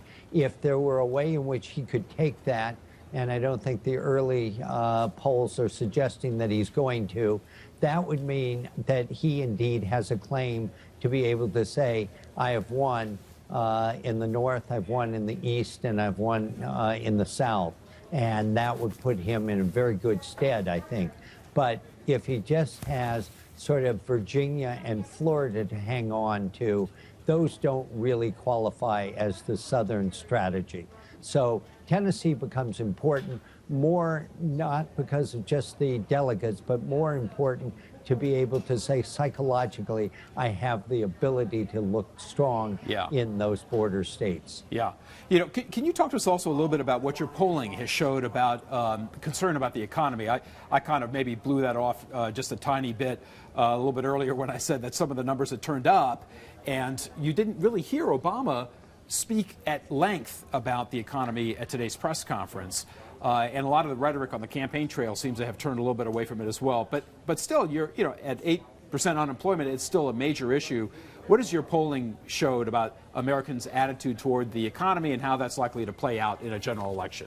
A great question, and there are really two things to note here. That the economy remains the #1 issue, far and away ahead of every other issue, including the budget, health care, any of the other issues that you'd want to talk about. Over 50% selected as one of the two major issues. The second thing is your point, which is a great point, and that is there has actually been a little turn up in terms of attitudes about the economy. We've been measuring this for the Wall Street Journal and the NBC poll for a long period of time, and what we find is for the first time you have 40% of the American public saying, I think the economic conditions 12 months from now are going to be better, which means that psychologically people are feeling a lot better. It had been running in the low to mid 30s through most of the last year. Finally, when you ask people, do you think that the worst of the recession is ahead of us or behind us? For the first time, we get a majority of Americans saying it's behind us. So all of those things become important and helpful for the president. So stay with us, Peter. We just got some breaking news in. Fox is calling Oklahoma for Rick Santorum. I don't know if that's a surprise to you, Peter, or not. Peter, how much does the stock market play into how voters feel about a president? Clearly, we've seen the stock market rebound from a couple of years ago quite substantially. Today, obviously, it was down a little bit. But is that important, or are jobs more important than that? Jobs are clearly the most important. But unlike 15 years ago, when few people had stocks, you now have, with 401ks and everything else, over a majority of Americans have stocks. So when the market's down, they're hurting. When the market's up, they're feeling flush and better. So the market has a greater effect than it did a generation ago. But still, the key number to watch is what I call consumer confidence, measured by the University of Michigan. And at this stage, it's in the mid-70s. If it moves up over 80, that will be a very good sign for the president. But if it moves down below 70, I think it says that he'll be in deep trouble on the economy. John, we have time for one very quick question. Yeah, Peter, discussion with Neil King earlier about how Iran is playing out on the campaign trail. Very strong positions, national security, arguably a little bit militaristic. Tell us what the polling shows. Is America worried about the current president from a national security standpoint, or does he score well on the national security front? We've got about 20 seconds. The quick answer is that he's much better on that than he is on domestic issues. So he's doing well. And the second point here is that the American public doesn't want to take a plunge into Iran. They want to be much more cautious and much more judicious in this area. Okay, thank you very much. Peter Hart, Wall Street Journal, NBC pollster, telling us it as it is. Well, you know by now that the polls have closed in Tennessee, Oklahoma, and Massachusetts, as well as Ohio, Georgia, and Vermont and Virginia. We'll come back with more results after the break.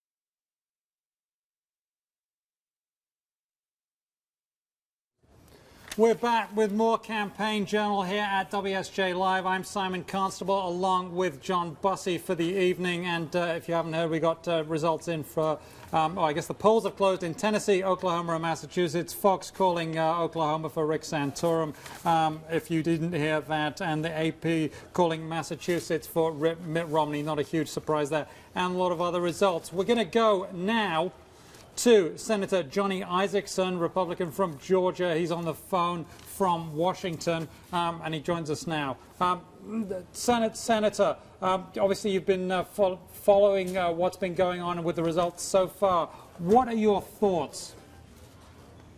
Well, right now, what's happened has been predictable. Gingrich was expected to win Georgia, and he has. Massachusetts has gone for Romney, and he has. I think the preliminary surprises may be a strong showing by Santorum in both Tennessee and Oklahoma, but quite frankly, it's not going to be a conclusive night. It does not look like. Okay, and we're seeing some very, very preliminary results from Ohio with Rick Santorum a little bit ahead of Mitt Romney. Is that something that you're surprised by, although we've only seen less than 1% of the precincts?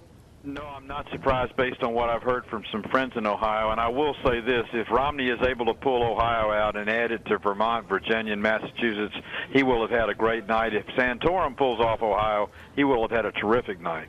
What do you make of the sort of early numbers out of Georgia, how much Gingrich is winning by? What happens to Mr. Gingrich in the sort of the next round of the primaries if he does well in Georgia, but apparently is so far, at least, again, it's early, not winning elsewhere? Well, just as Mitt Romney was expected to win Massachusetts because he was the former governor, Gingrich was expected to win Georgia as the former speaker and representative. It's not a surprise that he did, and probably a disappointment that he's not faring very well in the other states. So Newt has a long road to hoe. But does he kind of hoe the road, or does the leadership of the Republican Party say, enough already, we need to save our money, we need to save our energy, we need to focus on a leading candidate? You know, of the four remaining candidates, I'm not sure the party leaders are going to tell them anything about what to do. They've been tenacious going into Super Tuesday. They seem resilient to move forward. Resources, I can tell you as a politician, resources ultimately are going to dictate how far you can go when you're running second or third. So it'll be interesting to see how much more they can raise in terms of funds to continue to take the fight to Romney. But it's pretty apparent now, particularly if Ohio goes for Romney, that Romney's the man to beat, and resources are probably going to be the determining factor. Is that a decision that happens over days or over weeks before that decision gets made? Well, the consideration probably will start taking place sometime after midnight tonight when we see the results of Super Tuesday and go over the next few days. And ultimately, it's a decision the candidate themselves has to make based on debt, or based on how much fundraising they need to do, or based on what their prospects are in the remaining primaries that are in the short run. So it could happen quickly, but it could be protracted.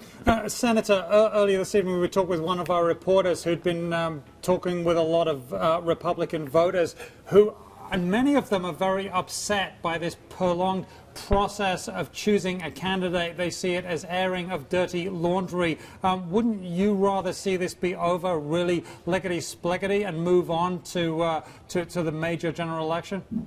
That would be my preference. Obviously, the main battle is the battle with President Obama in November, and every day we're fighting each other is another day he can raise money unfettered, and money is going to make a difference in the end. I think there are 220-some-odd days until the election. He's got a bunch of money in the bank, and we're depleting our resources. So the quicker we can rally around a nominee, the quicker we can be raising the money and the resources for the big race in November.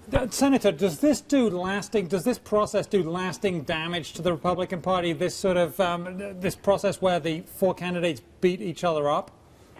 I don't think so. It has not been a pretty campaign, and I'll be the first to acknowledge that. But again, the big race is the race in November, and when we settle on a nominee, as long as the party remains united and not fractured, then we'll have a strong candidacy, and this will be ancient history pretty quickly. Does the Republican voter get energized by this process, or do you think that it has enervated the Republican base and the Republican voter, which could affect turnout? Well, the base is energized and rallying behind different candidates, whether it be Ron Paul has a base, Newt Gingrich has a base, Rick Santorum has a base, and certainly Romney has a base. But in the end, and I've been in this party a long time and I've seen a lot of things happen, but I think this will be a unifying year because the prize is to win in November. The opponent is President Obama and his message and his agenda. And I think the Republicans will not fracture and fragment, even notwithstanding how nasty the campaign has been. Okay, and I'm afraid I'm being told we have to leave it there. We really appreciate your time. Senator Johnny Isakson, Republican from Georgia, coming to us from Washington on the phone. We really appreciate that. We're going to go now straight off to the Washington Bureau, where we're going to have Bill Schneider of the Third Way. He is a political analyst, and he's called the Aristotle of American politics. He's not as old as Aristotle, though. He's quite a youthful chap. Bill, what do you make of what you've been seeing so far? What have I been making of it? I think it looks like it will be a good night for Romney. Of course, Ohio will be the determining factor. It looks like he may be slightly ahead in Ohio. If he wins Ohio, he'll pretty clearly be the nominee, and it'll just be a matter of probably a few weeks before the party reconciles to that. If he doesn't win Ohio, and it looks very, very close there, he'll still be the nominee, I think, but it's going to be a tough slog for the next few months. Did you, I'm not sure that you caught Peter Hart's comments about the national security discussion. We asked him what's his polling showing about Obama and national security standing with the electorate, and it's pretty strong. Yes. And I'm wondering how, in your mind, that plays against Republican candidates on the road sounding a very strong message toward Iran, probably kind of ratcheted up a little bit more than what the administration and certainly the State Department is doing, to the point of even, walking down the road toward a military option, probably a little bit closer than Obama. Oh, well, he has the advantage that most Democratic nominees do not have. He's seen as a strong candidate and a strong president. Why? Osama bin Laden, dead. Muammar Gaddafi, dead. Anwar al-Awlaki, dead. You don't tangle with President Obama. He's established that. I think the biggest danger to his re-election right now is not national security or foreign policy, it's gas prices. Gas prices. Now, he in his press conference today, he talked about a lot of things. I mean, John had mentioned earlier, it was like a big campaign speech, and it just touched on everything. But he sort of laughed off the idea that he wanted gas prices to be higher.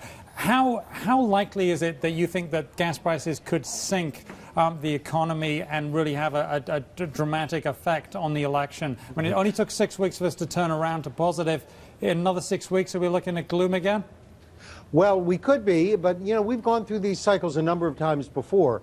And I just wonder, I'm not certain I have the answer, but I just wonder if Americans have become used to the fact that gas prices go up, they go down, and they sort of anticipate it. They're never happy when they go up, and they usually hold the president and the government responsible. But for what I'm seeing in the polling right now, they're not this president is not being held as responsible as previous presidents have been when gas prices go up.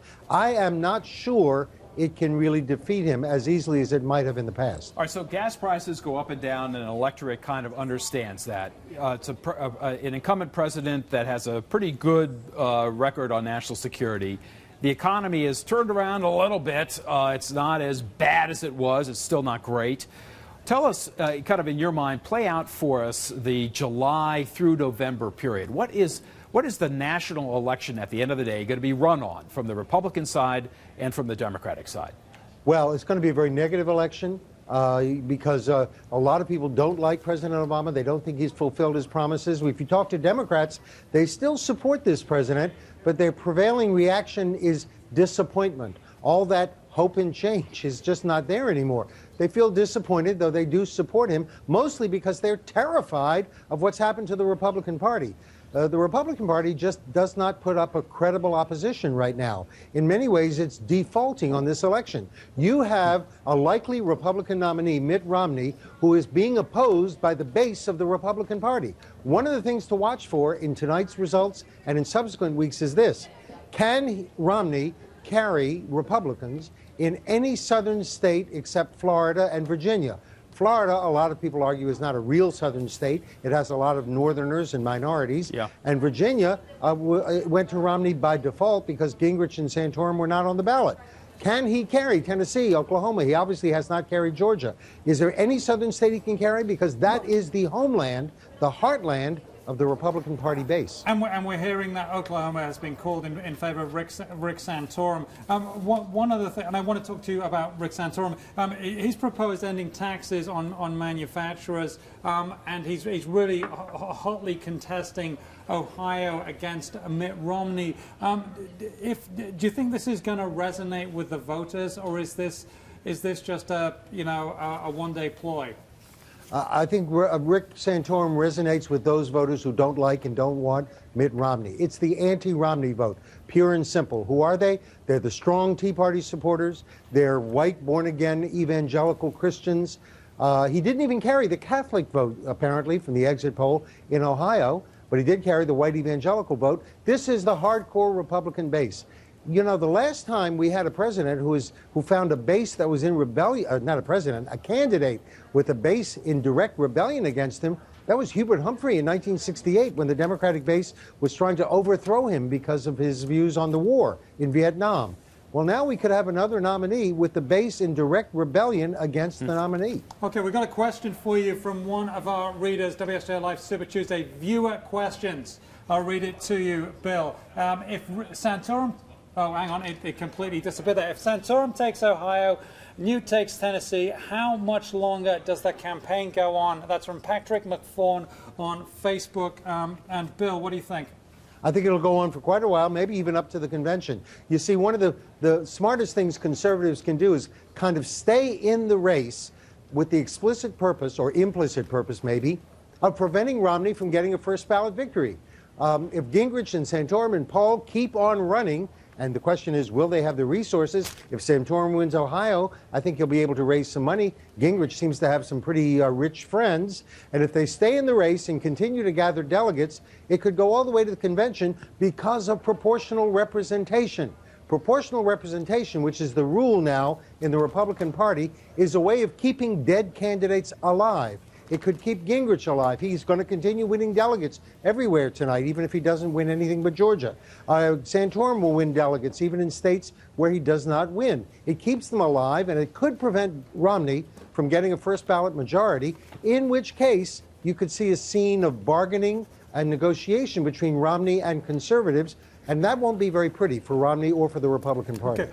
Before we get to your question, I'm just being told viewers can send in questions now to Facebook or on Twitter. And if you're doing it on Twitter, use the hashtag WSJ Live. That's where we are. That's where we live in this little box here. Your question. Yeah. Bill, what you described is a Democratic base that's disappointed. And in the hope and change message of this president when he was elected, and a Republican base and beyond the base that perhaps is fighting with each other and is perhaps a little bit tired. That doesn't sound like a great mixture for a big turnout in November. And if there's, play that out for us politically, if you would. If there's not a large election turnout by voters, who benefits, who doesn't benefit? I think a smaller turnout would probably benefit President Obama, because it means that while he's not extraordinarily popular, nobody has galvanized the opposition, and there's no enthusiasm for the Republican candidate. For Mitt Romney, he's not seen as plausible or as credible. I think one reason why the turnout is likely to be low is simply this. You've got likely two candidates, Mitt Romney and Barack Obama, neither one of whom really has any populist appeal.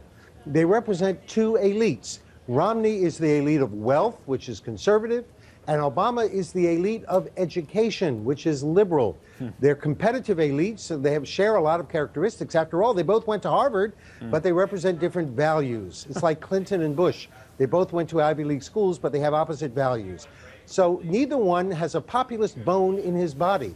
And that means a lot of voters are going to be very dissatisfied with this choice. Yeah, that's interesting, and that plays into Obama or Romney's, if it is Romney, the candidate, their attraction to that huge pool of independent voters that decide these elections. Is that right? That's right. The independent voters can make up their minds. They are disappointed in Obama. There are many different kinds of independents, of course. I think the critical vote is going to be that white working class vote. Those were Hillary Clinton voters in 2008. They were populist Democrats. They were economic populists. They're disappointed in Obama. He's going to have to work hard to get them back. Rick Santorum is going after them in the Republican primaries, but he's going after them on religious and values issues.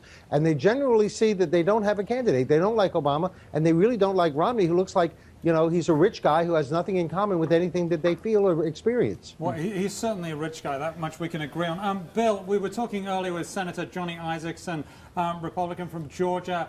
I asked him whether this fight going on between these candidates in the Republican Party is doing lasting damage to the GOP. He said no. What do you think? I think I disagree with Senator Isakson. I think it is doing damage, and I think it may be lasting damage because the image of the GOP has become much more negative this year. All of the candidates have suffered from these attacks. Even Barbara Bush said it was one of the ugliest campaigns she's ever seen. It's hurting the party because, look, it's pulling the party away from the mainstream. It's confirming a lot of the negative stereotypes of the Republican Party, that it's the party of the rich and the privileged. All those stereotypes are coming back. And so it's bound to hurt the Republican Party, I think, in the long run, and there could be repercussions in congressional voting. Ron Paul sounding the alarm again on the deficit, on the debt. This has been his message, and this has been his bully pulpit to get that message across. Beyond being able to do that, beyond being able to have the campaign to forward his message about the need for the country to spend less and save more, what does Ron Paul get out of this? At the end of the day, he goes into the convention with some delegates. What's Ron Paul after longer term? I think he just wants to have influence on the nominee and on the platform. He wants a primetime speaking place at the convention. He wants to get his message across, and he has his son now in the Senate who can carry forward that message in the future. He does have a following. It's kind of hard to figure out who these people are. They're very young, libertarian-inclined people. A lot of them join his movement because they agree with him on some of the social issues. So many of the young people like his anti-interventionist. It's really an isolationist foreign policy, which is why Ron Paul is anathema to so many conservative Republicans. Yeah. It's an odd message. It's a bit 1930s, and I'd say the base of his support is the limit of his support. He can't get beyond it. Yeah, interesting. One thing that I see as something of an outsider when I look at the Republican Party is sort of two non-overlapping bits. You have social conservatives, and then you sort of have sort of free market libertarians. They appear not to touch really, or only touch in places, and yet they're in the same party. Do you see it splitting? I mean, this is not something I find obvious as a lasting organization. This has been going on for quite a long time. Okay. Both political parties are split by class. The class division exists in America, but it's within the parties more than it is between them.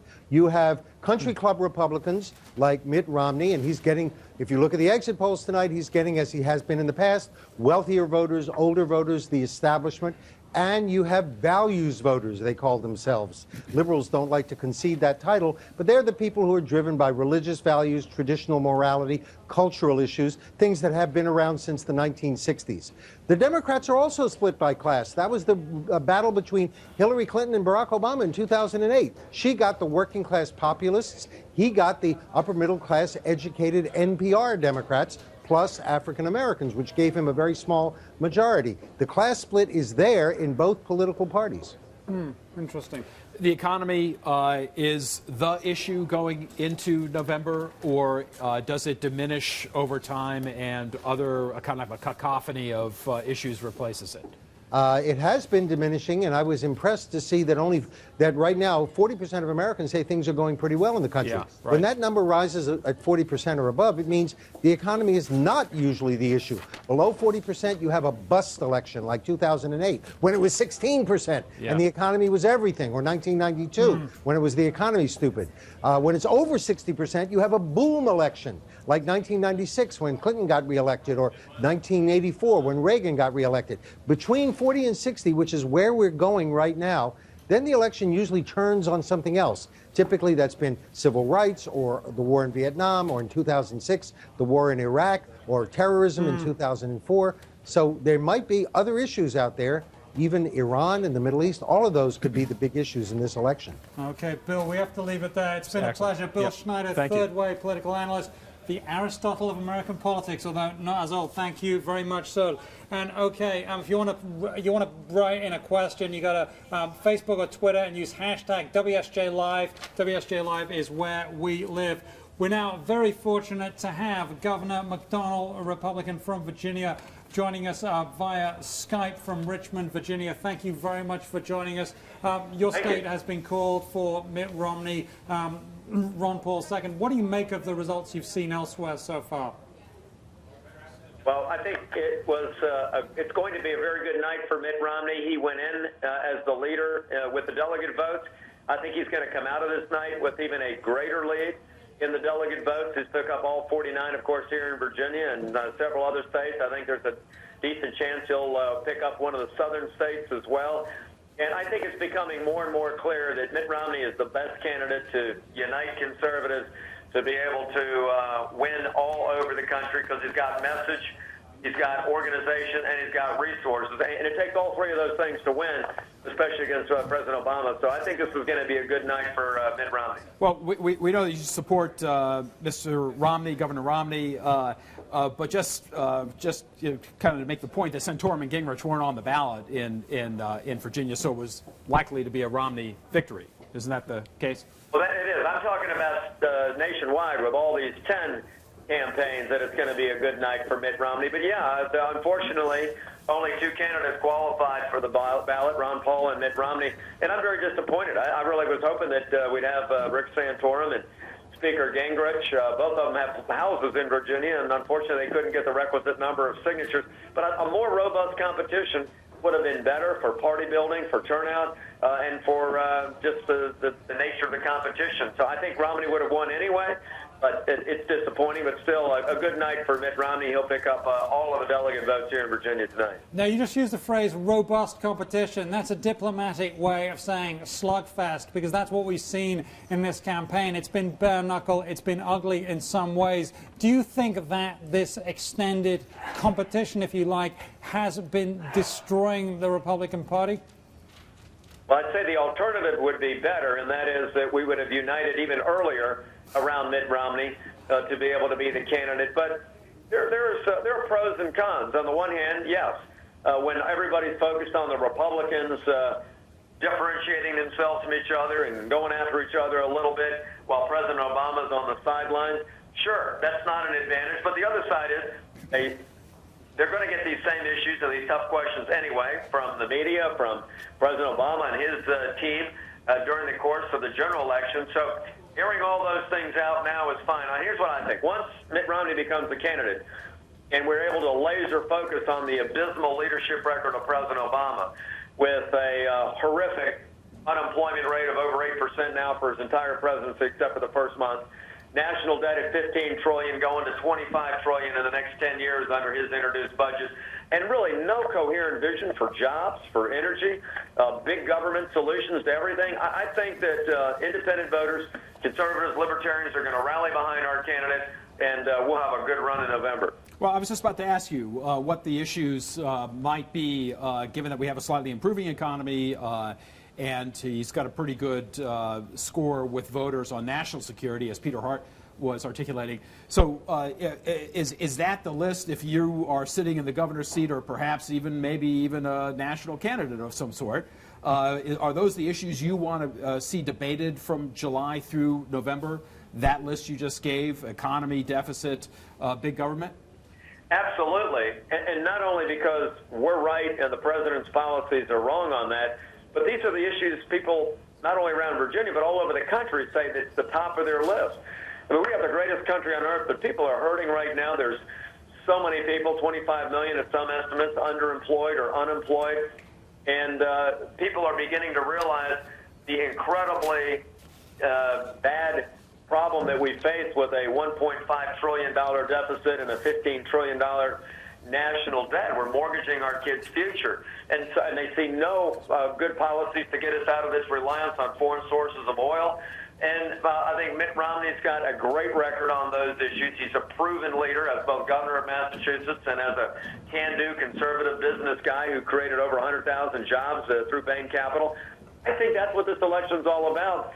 And our candidate's going to have a vastly better view. This is really going to be about what do we believe about preserving the American dream for future generations. And I think we got a better idea. Governor, you don't give the White House a little bit of leeway there when they say that, look, this was an economic crisis that was inherited from a Republican administration, the worst in 80 years because it was a financial-based crisis. And that deficit you just described was as a result of 2 wars that were initiated in a Republican administration as well. You're not going to give any ground on that front? No, I will say President Obama didn't create the problem. He's just made it vastly worse by not having the leadership skills to make tough decisions. And what I would say is what you expect out of the commander-in-chief is to take responsibility. I mean, the president has blamed Wall Street, blamed House Republicans, blamed Tea Party Republicans. He's blamed the business community, blamed the founders a couple of weeks ago for not getting things done, and that's the wrong response. That's the wrong answer. Heck, governors have to balance budgets every year, can't make excuses, and that's the kind of leadership skills you want to see in the White House. Now, listen, I agree the president's made some tough decisions and some right calls on some foreign policy issues. He's been gutsy in some areas when it comes to taking on teachers' unions to be able to get education reforms. I'll give him his due on that. But when it comes to the issues that are going to determine the outcome of this election, which is resolving debt and deficits and reforming entitlements and reforming our government to make it more efficient and to get people back to work and restore the American dream, his policies have failed. All you got to do is look at the numbers. And so that's why I'm optimistic. I think we're honest about what he's been good at, but he's failed on the big issues that people are going to vote on in November. Okay, and I'm afraid we have to leave it there. Governor McDonnell, a Republican from Virginia, thank you for coming to Richmond via Skype. Thank you very much, sir. We really appreciate your time this evening. I'm sure you'll be up late looking at all the results there. Okay, we got more results coming in, and we'll have more on that after the break.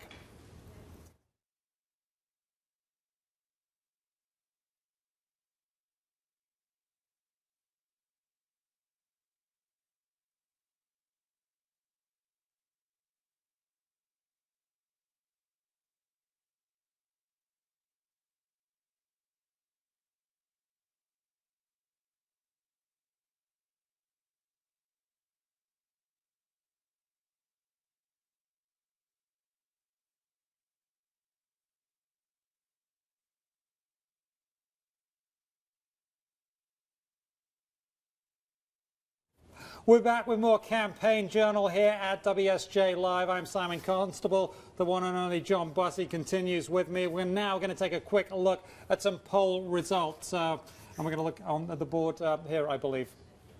We're going to have that? Okay, great. There we go. Tennessee.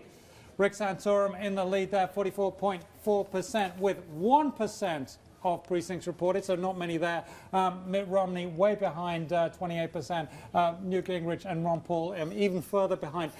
Shocking or not? What do you think? 27 precincts out of 2,141. Yeah, okay, so it's 1%. It's 1%. It's a long way to go. It's a long way to go.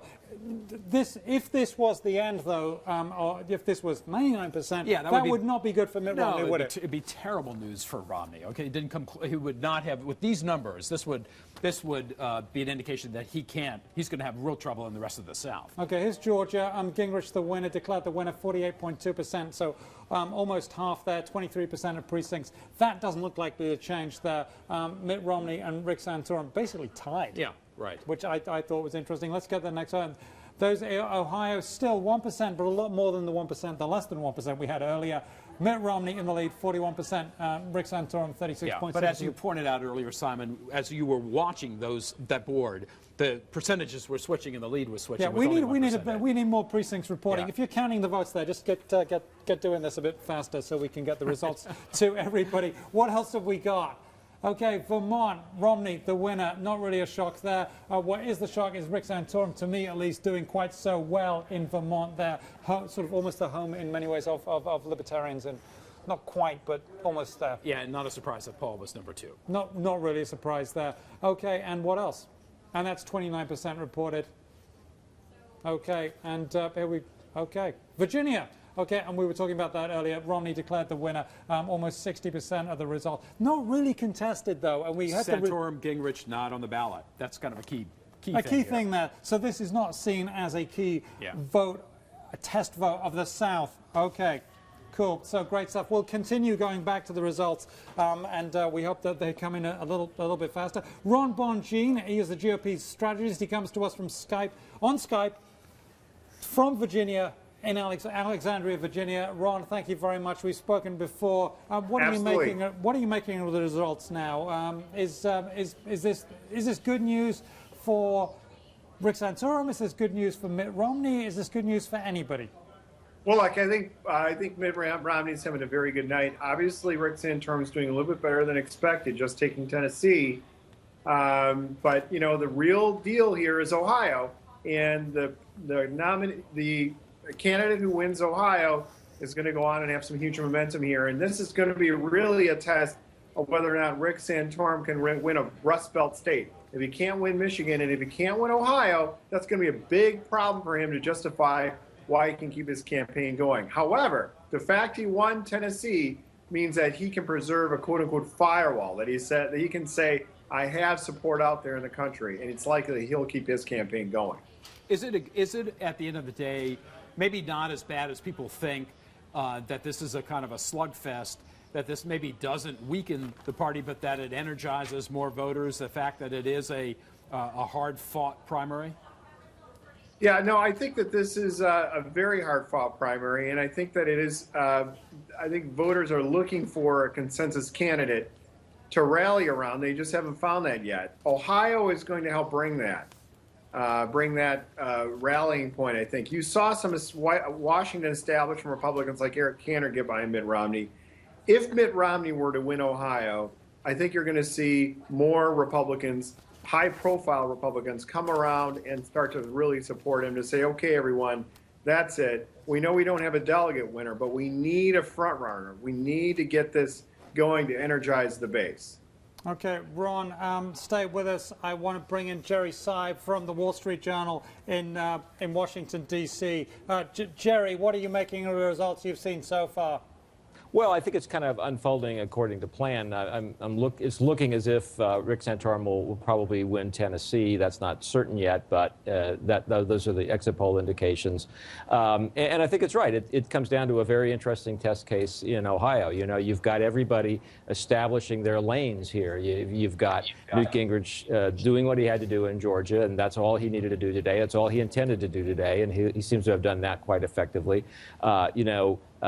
Mitt Romney has got significant wins in Massachusetts and Virginia because there are a lot of delegates there, in Vermont, which is kind of a gimme, and probably Oklahoma is a Rick Santorum state. Whether Ron Paul can pull off something in Idaho or Alaska and caucuses will be interesting, but not really all that meaningful in the long run.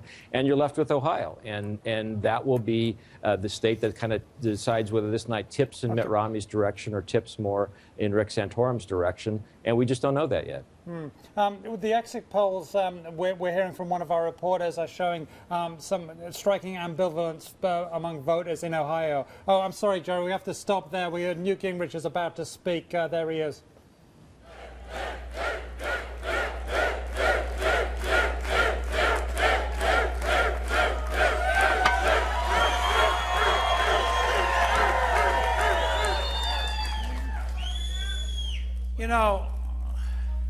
This is amazing. I hope the analysts in Washington and New York who spent June and July explaining our campaign was dead will watch this tonight and learn a little bit from this crowd and from this place.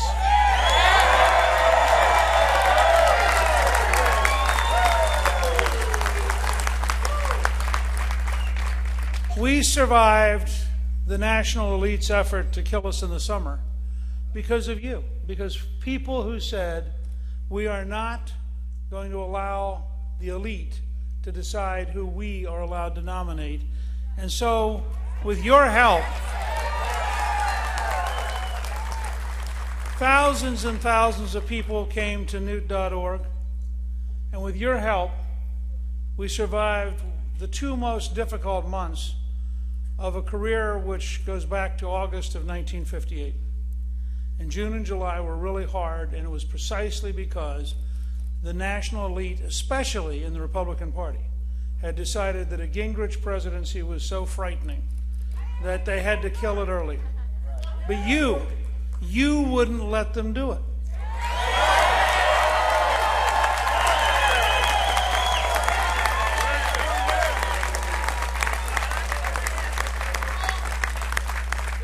So, with your help and the power of large solutions and big ideas and clear communications in the debates, by December, according to Gallup, I was the front runner by 15 points, and according to Rasmussen, I was the front runner by 21 points. Because you believed in the power of ideas. You believed that people can make a difference. That in fact, Wall Street money can be beaten by Main Street work.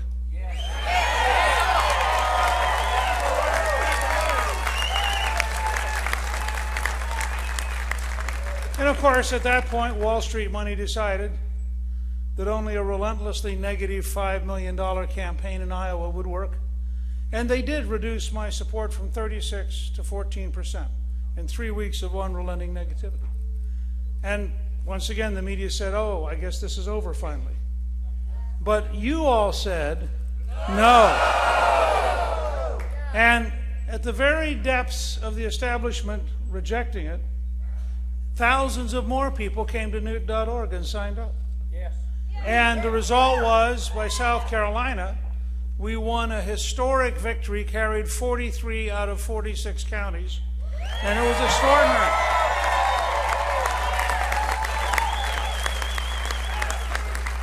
And I'm pretty sure that tonight we have a number of the South Carolinians who helped us win who are here, who came over to help celebrate this great victory.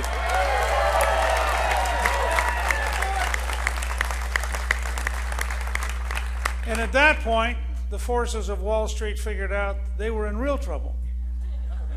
And as the New York Times reported later, they held a meeting on Sunday morning after a Saturday night primary, and they said, we have to destroy Gingrich. One of them was even quoted in the New York Times as saying, we have to eviscerate him, which I thought was a fairly strong word in a Republican primary. I would expect Obama's people to do that, but I thought it was a tad much, having spent my entire career building the Republican Party. And so they piled on $20 million in 3 weeks of negativity in Florida, and we were still standing. We carried all of North Florida. And interestingly, everywhere we were, when we won, the vote went up. When Wall Street won, the vote went down, which I think is a pretty bad sign for this fall if we end up with a Wall Street candidate. At that point, once again, they began to say, well, maybe he's gone. And then, frankly, Senator Santorum did something very clever. He went to 3 states nobody else was in, and he won them. And the news media, once again desperate to prove Gingrich was gone, suddenly said, now we have the person who's going to be the non-Romney. Now, Callista and I looked at each other, and Jackie and Jimmy and Kathy and Paul, my 2 debate coaches, Maggie and Robert.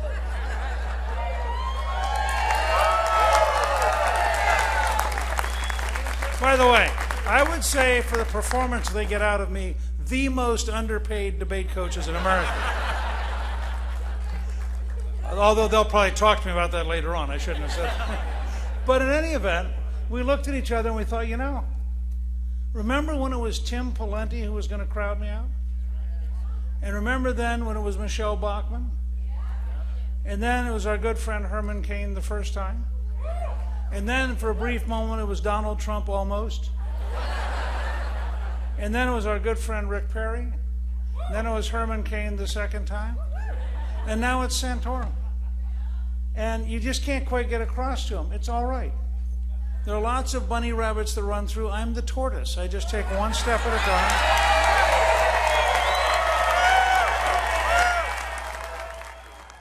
Okay, that was Newt Gingrich having a victory speech there in Georgia. Obviously, very, very pleased with himself. We got some breaking news from the AP. Santorum wins in Tennessee. That's what the AP is calling. We've now got Reince Priebus, RNC chairman, on Skype from Washington, joining us now. Thank you very much, sir, for joining us. What are you making of what's going on? Is the race still on, or are we going to get one candidate remaining after tonight? Right? Okay, we'll try to. Okay, Jerry Seib of the Wall Street Journal in Washington, D.C.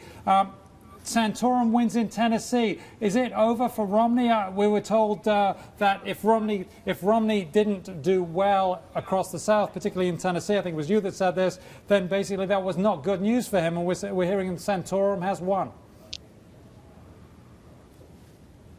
As well as in Ohio, that would be a pretty impressive victory, and it would eliminate the thought that he doesn't have any strength in the South, and that's still going to be a problem for him. But so no, it's not over for him. It's just I think Tennessee victory by Mitt Romney would have been a surprise and a very pleasant one, and I think a very meaningful one. That didn't happen, but I don't think Tennessee was the big prize. That's still Ohio for tonight. And I think you've got a picture here of everybody punching a ticket to move ahead. I'm not sure that we will get to the end of the night tonight I can hear it. And think that we have settled much of anything. That's what it's starting to look like to me. Jerry, Gingrich was just talking about the media elite in New York and Washington counting him out repeatedly. I'm in New York. You're in Washington. I'm in Washington. He must have been talking about us. But he wins big in Georgia, but he's placing everywhere else. And not very well. He's placing not very well. Yeah. Is it premature on our part to again begin to think about the party leadership saying to Gingrich, it's really time? Well, I think Newt Gingrich you got to take him at his word. He couldn't care less what the party leadership says to him at this point. So I think they would like to deliver that message. I'm not sure it has any particular effect. And if you're Newt Gingrich, you look at the road ahead and you say, well, there's Alabama in a couple of weeks. There's Mississippi in a couple of weeks. I've won the two big southern states, Florida not being really a southern state, but a kind of a weird state of its own. I won South Carolina. I won Georgia. There are a couple more southern states coming up. I've already started to talk about how well I'm going to do in Texas at the end of May. And this does not sound like a guy who has any intention of going anywhere, regardless of what anybody tells him or doesn't tell him. So I think that's kind of a dream. And I'm not sure that's a bad thing for Mitt Romney, frankly, because to the extent this is a multi-person race, there's to some extent in some places the anti-Romney vote kind of gets splintered, and that's not necessarily a terrible thing for him. Okay, stay with us, Jerry. We're going to try and get the RNC chairman, Reince Priebus, in from Washington via Skype. Reince, what are you making of the results? Can you tell us what do you think of the results so far? I can hear you, but I can't hear other people. Okay. Well, that's okay. If you can hear me and you can hear John Bussey, you're doing dandy. So just what you're seeing the results come in. I can guess at what the questions might be. Okay. So unfortunately, I can't hear them. Okay. Well, so what I'm asking you, I can take a good guess, guys, at what the questions are. Okay, so the question I'm asking you is, what do you make of the result? We're going to beat Barack Obama. We're going to make him a one-term president, but I can't hear your questions. Okay, he can't hear our questions. We're going to go back to Jerry Seib. So I guess that's not really working out. Jerry, so that was Reince. Well, I guess he can't hear us. So and he can't read minds. The economy versus international relations, how much of each is playing, do you think, in the results we've seen so far? Well, look, I think this is a race that's both within the Republican Party and eventually when we get to the general election is about 80% about the economy. There's a certain amount about the international relations, but there's not a lot of difference among the three main candidates left on the Republican side, that is Mitt Romney, Rick Santorum, and Newt Gingrich on international affairs. Some variations in the margins, but not enough that average voters would notice. Ron Paul is out in not just in a different part of the field, he's on a totally different field entirely when it comes to international relations. He's a sort of a neo-isolationist, although he would disagree with that term, and a guy who wants to just bring the troops home. So he's in a different place, and that matters for his followers, but I think for everybody else, This is pretty much a race about the economy first, and with the rise of Rick Santorum, social issues second. That's the interesting mix that we're seeing now. And you do get some sense that there is clearly a segment of the Republican electorate that's excited now about Rick Santorum because he's speaking about social issues in a way they haven't been excited about other candidates before when they talked about the economy. I don't think that's the majority of the electorate, and that's not the force that's driving the campaign, but it's definitely one that has created a new dynamic, and Rick Santorum is taking advantage of it, and I suspect you're seeing some of that in Tennessee, and you're going to see some of it in Oklahoma when we get results there tonight. Okay, Jerry, stay with us. We're going to give third time a charm to Reince Priebus, RNC chairman. There he is. Can you hear us now? I can hear you just fine, buddy. How are you? Great. We are doing fantastic. I'm here with John Bussey. Do you expect to get a clear leader, front runner at the end of tonight and whittle the field down to one candidate? And is that what you want? Well, you know, I honestly, I don't really, it's 6 of one and half a dozen of the other. To me, I really don't care. I think that at the end of the day, I think this primary fight is good for our party. I really mean that. I mean, it's not something I'm rehearsing.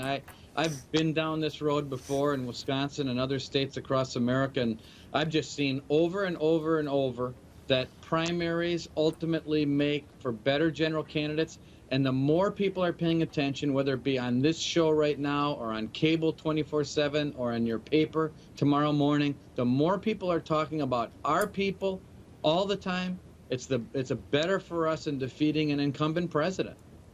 Are you worried at all about the fact that the primaries have really kind of outed very effectively the issue of elitism, class, wealth, particularly in the case of Governor Romney, that this was kind of used against him negatively, and that's going to come back and haunt him in the November election? That is an electorate that's still kind of recovering from a really difficult economy. It's not going to be a lot better by the fall. It's improving slowly. And they're going to be thinking about jobs, and along comes a governor who is presenting himself as an effective businessman first, a manager, but is also one of the 1%, and that's got a bad odor to it these days with the electorate. Is that an issue, or does that get overcome in November?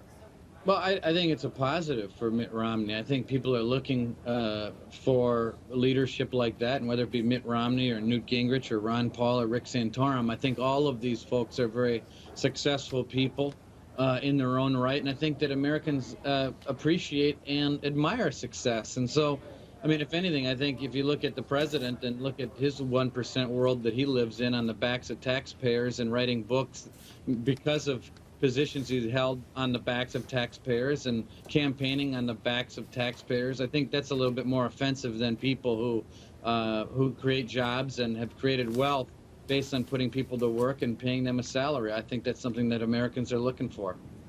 This is a president who maybe has snatched the national security mantle away from the Republican Party. He's killed Osama bin Laden. He's killed any number of other Al-Qaeda members.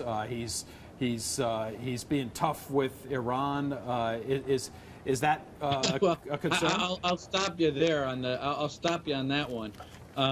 First of all, I don't know a president in American history that's thrown Israel under the bus more times than this president has, and whether it be sloppy language or inartful words on the 1967 borders, or yucking it up with the Prime Minister of France about the Prime Minister of Israel. I mean, this president can't be trusted when it comes to Israel, and that's why you're seeing so many Jewish American voters that are coming back to the Republican Party. And you saw it in New York 9 with the Turner race, where Jewish Americans said, "Look, Mr. President, this is what we think of your position on Israel. We're going to put a Republican in Congress in a seat that we haven't held in decades and decades." So while we respect some of the victories that have taken place in regard to bin Laden and others, but most importantly, I think this sort of soft approach to Iran and this throwing Israel under the bus is a real issue for us. All right, so we actually have a reader question specifically for you, and I'm going to read it as soon as I see it on the screen, which is coming up now, hopefully. There we go. This is from Paige Turner, coming to us on Twitter. quote, any possibility Republicans will have a brokered convention? Ooh, that's a question just for you. Yeah, I think I highly doubt it. I think it's near impossible. And obviously we're in the third inning here of a 9-inning baseball game, so to speak, as an analogy. And we just gotten started. 175 delegates have been awarded, and we've got over 400 tonight. I think we're going to have a nominee within the next month or two, and I think this thing is going to be ancient history when we're talking about June, July, August, September, October, November. Trust me out there, you're not going to long for a longer race when this thing is said and done. We're going to have plenty of media, plenty of debate, and I think ultimately it's going to be good for America, and it's going to be good for our party. Okay, we'd like to thank you very much, Reince Priebus, RNC chairman, and thank you for working with us with the Skype there from Washington. We really appreciate it. We're going to go straight back to Jerry Seib with the Wall Street Journal in Washington, D.C. Jerry, no brokered convention, basically cat's chance in wherever. Well, you know, I wouldn't bet on a brokered convention. You know, I noticed that Sarah Palin has nominated herself to be chosen or coronated at a brokered convention tonight in an interview she did with CNN. But I don't think that's very likely. Look, I think, you know, you've got three viable candidates, and it'll probably look more like a two-man race between Rick Santorum and Mitt Romney going forward now, contrary to what Newt Gingrich has been saying. That's the sense you get. And it's going to take a while to get there. But if you're Mitt Romney, you're sort of slowly and methodically moving through these weeks, assembling more delegates, and in the end, this is about delegates, and assembling them at a faster rate than anybody else is. And the Romney people will be saying tomorrow, that's the name of the game. This is a delegate game, not a popularity contest, and we're winning delegates. And they'll be right. Do you think Reince Priebus is right? We just spoke with him, and he was saying, oh, yeah, this is a good thing that we're having this really vigorous primary, and that we'll have forgotten about this in the summer and the fall, and it'll just be about defeating Barack Obama. Or do you think there is the lasting damage to the public's view of the Republicans? Well, I've been inclined to believe that there's more good to a prolonged primary process than people think. You know, it is correct. It keeps people focused on the Republican side. It tends to allow people to get Republicans registered to vote in states where there's a real contest, and that'll continue for weeks now to come. But on the other hand, I did see in our new Wall Street Journal NBC News poll this week that there's a kind of a corrosive effect, that the standing of Republicans in the eyes of independent voters in particular has declined as this fight goes on, and that's not good for the party. And as Mitt Romney has to attack his opponents in these states, what happens when candidates go negative is that they bring themselves down at the same time they're bringing their opponents down, and you're seeing some of that in the Mitt Romney numbers as well. So I think basically it's a mixed bag for Republicans at this point. I don't think it's as harmful as some of the doomsayers say it is to have a long primary process, but it's not without its costs either. Yeah, Jerry, I mean, we should pop up Ohio because I'm told that some additional returns are in, and it's a dead heat. But that same poll that you were describing before also showed Obama's favorability numbers improving. So we have 11% of the precincts in now, substantially more than we had before. Santorum, it really is a dead heat. I mean, it's 8 tenths of 1 percentage point. It's nothing difference. 87,000 votes versus 85, whatever. I mean, but Jerry, that was expected. I mean, that's been the call all along, that this was supposed to be as close as it is. Is that right? Right. Yeah, Ohio looked like it was going to be what it is, which is a toss-up, essentially. Yeah. Your column this week makes an important point, which is that Mitt Romney may be the Rodney Dangerfield of the Republican Party, just doesn't get any respect, when in fact he's blocking and tackling. It's a cloud of dust, but it's another 3 feet, right. And he's gathering delegates, and he's kind of marching toward a nomination. That was the point you were making?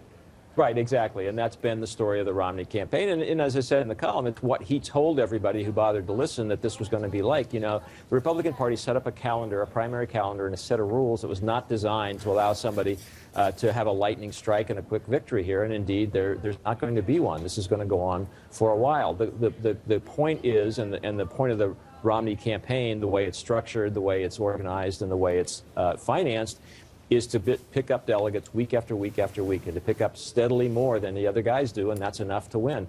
It's not winning pretty, and there's not going to be a pretty rush across the finish line for Mitt Romney in this thing if he prevails in the end. It's slow and steady progress, and that doesn't excite people. But it may be the only option available, not just to Mitt Romney, but maybe to any Republican this year. Okay, and I'm being asked to move on, but I've got to ask you, Andrew. We had on Andrew Grossman earlier from your bureau, and he was basically telling us that the Republican voters were like pretty gloomy about their choice, and they thought it was Mitt Romney, but they thought he was going to lose. That doesn't look like an optimal outcome. No. And in the poll that John referred to, our poll this week, you saw the decline of 10 percentage points since January in the percentage of Republicans who say they're very interested in this campaign. And that's not a good thing for the Republicans, because it should be going in the opposite direction. If the primaries were really exciting people, it would be going in the opposite direction. So there is a price paid here. Apparently they're not. Thank you very much. Jerry Seib with the Wall Street Journal in Washington, D.C. With his team doing sterling work there. We're going to have more fantastic news when we come back.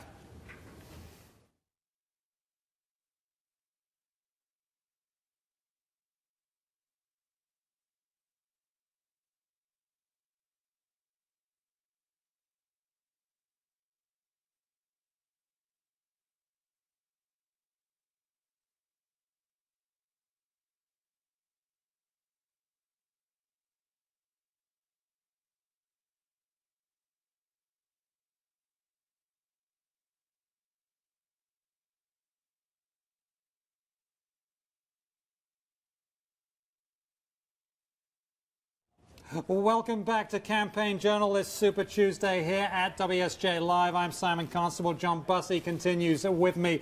Let's take a quick check-in at the results board here. We've got Oklahoma, Rick Santorum being declared the winner by AP, basically coming in 34.3%, 27% for Romney. That's with a quarter, 1/4 of the precincts reporting 25%. So that's pretty good. But it's fairly evenly distributed among the first three candidates, isn't it, John? I mean, Ron Paul obviously way in the rear there. But again, Newt Gingrich coming in a bit. Yeah, a good. Oh, sorry, CNN and Fox calling Oklahoma. I'm sorry, I got that wrong. Yeah, I mean, a good win for Santorum, but not a surprise. He was expected to win there. Okay, and let's see what other results we've got here, because there's other stuff coming in. AP's calling Tennessee. There's Massachusetts, Romney the winner. No surprise. No, shocker, yes. Mitt Romney, stay where he was governor, coming in with an overwhelming victory, really trouncing the opposition there. Virginia, not much of a competition there, 60%, with 97% of precincts reporting there. So that, clearly, he won. Yeah. Ding, check. Okay. Vermont, Romney, the winner. 40% reported there. Ron Paul, a nice second there. Rick Santorum making that quite surprising showing, and Gingrich nowhere. Okay, this is Ohio. Now it's 12% reporting, and Santorum has the edge on Romney. This is like neck and neck. It's like a nail biter. You got any nails by the end of the night? This looks like it's going to go probably later into the evening, and is going to be what everybody had predicted and all the polls had showed, which is that voters are evenly split between Santorum and Romney. Now, is this ambivalence? Is that what you would say, or is this a sharp difference of ideas? Because they both have the same numbers. I mean, what do you think it is? Matthew Rose was pointing out that earlier this evening, Matthew Rose from our Washington bureau, that voters are ambivalent coming out in exit polls. They're not showing a huge amount of enthusiasm or excitement about the candidates. This is a split along ideological lines within Ohio, right? People who agree on social issues with Mr. Santorum, and it's split right down. And that's Tennessee. Santorum winning there quite convincingly with 12% reporting, 12% of precincts reporting, declared the winner 41.8%. And that's going to be a disappointment for Romney. Right? Yeah. This is where he had hoped to break through. Well, maybe because he's crying to his champagne then or something. Okay, let's bring Ron Bonjean back. He is a GOP strategist coming to us on Skype from Alexandria, Virginia. You're hearing all the results that we've been bringing in. What do you make of it all? Is this just going to continue to be a four-horse race? So they're all going to continue to fight? Well, it's really interesting. You know, while you were saying that, I think Newt Gingrich still might be giving his victory speech in Georgia, from what I'm seeing on Twitter. But in any event, he won his home state. You know, Rick Santorum has won Oklahoma, not his home state. So But I think Gingrich has very little chance of getting the nomination. He's going to pick up maybe another southern state, maybe get maybe one or two more states, and that's going to be it. But he's trying to create a role for himself at the convention and keep himself relevant in the process here. Rick Santorum, however, that's pretty fascinating to watch. He's has the edge in Ohio, like you said. He's up about a percentage point. Still a lot to go left in Ohio, but it's really going to boil down to how much Santorum or Romney wins in Ohio, and can they get the momentum of Republicans around them to carry some of these other states? Because in general, Republicans, as you've seen in the polling, there is a lot less enthusiasm here. They want a consensus candidate to take on President Obama, and they don't want a four-horse race, as you said. Well, talk to us a little bit about what's going on in Tennessee. Any surprise there by the margin by which Santorum appears to be winning? Again, the evening is still young, but the margin's pretty big. Substantial one. Well, I think Santorum, winning Tennessee, it's not necessarily a surprise. I think several pundits have predicted it. This is being a big win shows you what type of conservative voters are there, which are probably evangelical voters as well as blue-collar voters. And that's just something where you have a Northeast Republican like Mitt Romney taking Vermont, taking Massachusetts, taking Michigan, but you have Santorum playing pretty well in a state that has a more blue-collar evangelical vote. So what I'm seeing here, the way I'm reading this, is you've got Newt Gingrich who's saying he's going to continue to fight on, Ron Paul who looks like he's never going to quit because he's just going to keep going, and Rick Santorum and Mitt Romney both having every reason to continue. It looks to me like four candidates going forward and continuing with a bare-knuckle fight. This is not going to stop. This is a political death march until we get to the last state, because every one of these candidates invested so much time and effort. There isn't a clear front runner. There's no one yet that has a path to 1,144 votes. So they're going to slog it out in this knuckle fight that's really turning Republicans off. They'd like to have a consensus candidate to move forward with. That's why the hope is that whoever it is out of Ohio, by the Washington establishment, they prefer Mitt Romney, that there be some sort of beginning of a snowball effect here to try to rally Republicans around him. If that doesn't occur, the march will continue, and it will probably continue anyway because these guys aren't giving up. Death march. Do you like that? Death march? Political death march. Well, tell us what. Tell us what these results this evening in Ohio say about what it would look like in a general election between Romney and Obama in Ohio. The fact that the vote is split so clearly between Santorum and Romney, what does that say about battleground states and Romney's chances against Obama?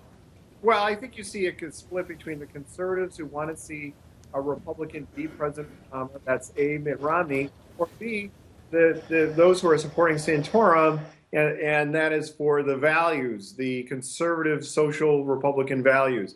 What I think you see here is this even divide happening and going against Obama this November. I think you're going to have a mixture of those kind of voters that, if Santorum were to take Ohio to win Ohio take Ohio now to win Ohio in November, he's got to convince the rest of those Republicans that he can actually beat President Obama for them to even come to the polls.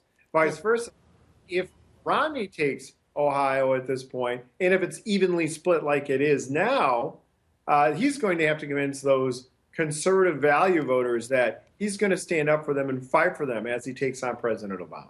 Ron, stay with us. We have some breaking news. The AP is calling Oklahoma for Rick Santorum. I guess that's not a huge surprise. Ron, if Rick Santorum is the eventual candidate who runs against President Obama, can he win the general election? It's highly unlikely he can win the general election. He could probably get about 10 states right now. He's pigeonholed himself as the social conservative. The statements that he has made, especially in Michigan, about going to college, that snobbery issue, the satanic comments, those are all going to come back to haunt him big time in November. Now, not to say that, some of Romney's comments won't either, but those comments made by Santorum are really going to color him, and they're going to make him look pretty bad. And right now, the feeling is that there is no way, as the Republican nominee, could he win the presidency. Okay, I'm being told, John, we have to move on. I'm sorry, I know you were itching to get in there. Ron Bonjean, GOP strategist from Alexandria, Virginia, who's joined us by Skype and been very patient with us. Thank you very much, sir. We have a great evening there.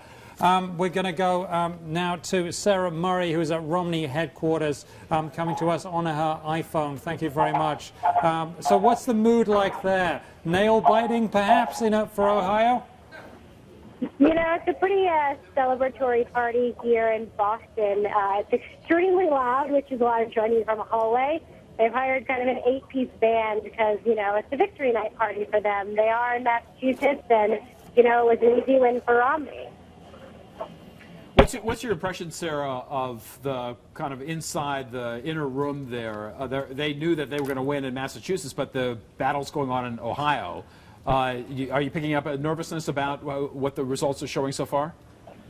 I think that there is a little bit of a surprise in terms of Tennessee and how early that was called. I think the campaign was expecting to be a little bit more competitive there. Yeah. Ohio, they knew it was going to be an extremely tight race, and so they kind of always figured that was going to be a nail-biter. They're still expecting him to speak sort of relatively soon. That was our latest guidance. That could change depending on the results they're seeing in Ohio, but that's definitely when they expected to go down to the wire. Okay, and what you're saying that they were expecting a lot of this. They're a bit of surprise there. Is there a lot of enthusiasm among the people you're talking to for Mitt Romney? Sorry, can you say that one more time?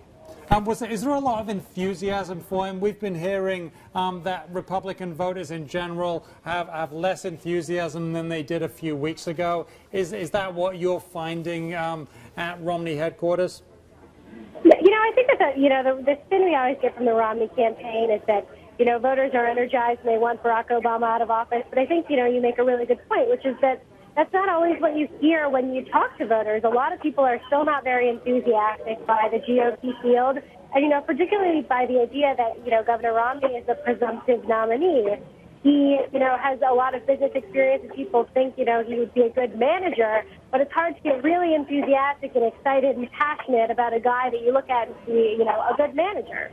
Yeah, and John, isn't that the issue? Managers versus leaders. Leaders have followers. Managers just, there's lots of managers. Right? Yeah, but he would argue that he's a manager who also knows how to lead. He's been a governor of. I'm sure he would argue that. I'm sure he would argue. I'm sure he would argue that. Sorry, John.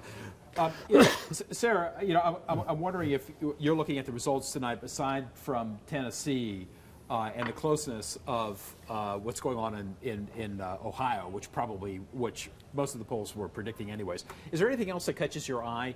What happened in Vermont? What's going on in Oklahoma? Any other states that kind of caught your eye, or maybe some of the people within the Romney headquarters is doing a little bit better than he expected, or doing worse than he expected? I think, to be honest, the most interesting thing was the sort of easy Santorum victory in Oklahoma as well. Because what this pretty much means is that there's no sign that Rick Santorum gets out of the race. And if you're the Romney campaign, what you really want is either to be what you want to do is win and be the presumptive nominee. But barring that, what you want is for all of the rest of your competitors to stay in. So when it's clear that they weren't going to sweep I'm sorry, as many Sarah, states we have as to they cut maybe you off hoped. there. We love you dearly. Sarah Murray with the Wall Street Journal at Romney headquarters. We're going to Rick Santorum in Steubenville, Ohio. He is about to speak. For the folks listening at home, we're in Steubenville, Ohio.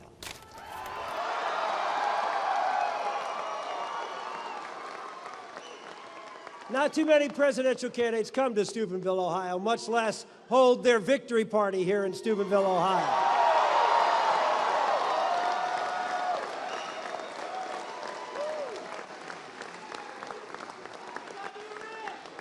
We're in a high school gymnasium. I just came from our war room, which doubles as the weight room for the high school. Was pumping a little iron to get myself psyched for coming out here. And we just prepared our talk where many talks were prepared for this gym floor in the coach's room. This is our roots.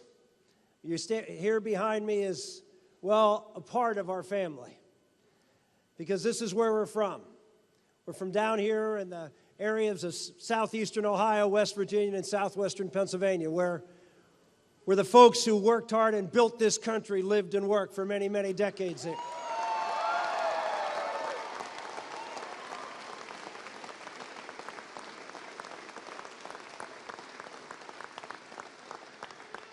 I'm particularly excited to be here with my family. When I say my family, I mean not just my family of our immediate family, but my mom, who is right here. That's my mom, Kay, 93.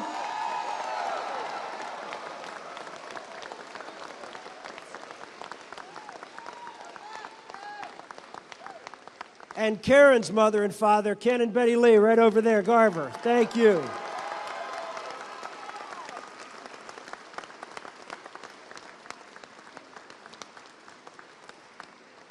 I got my brother here and his family, and Karen has, well, several. Karen's one of 11 children, so you can imagine brothers, sisters, nieces, nephews. We've got a great crew back here, all behind us, because this campaign is about the towns that have been left behind and the families that made those towns the greatest towns across this country.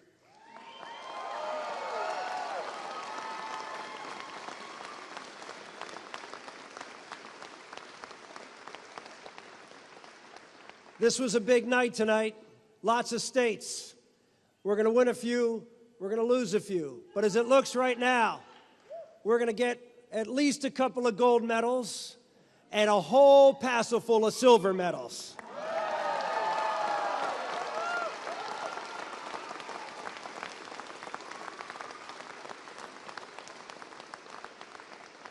We can add to Iowa, Missouri, Minnesota, Colorado, now Oklahoma and Tennessee. We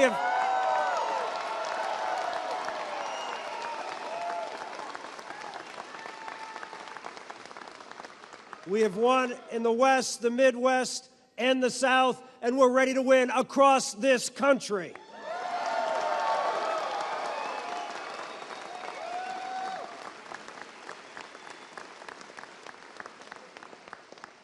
I want to thank again my wife. I know that those who have seen her on the campaign trail, that the common refrain is more Karen, less Rick. But I'm working on it. I'm trying to get as good as she is at this political stuff. But she has been an amazing partner for me and my conscience, my biggest supporter, my most important, my most honest critic, and someone who has kept our family together and continues to do remarkable and incredible things every day for me and all of us. Thank you very much, my love.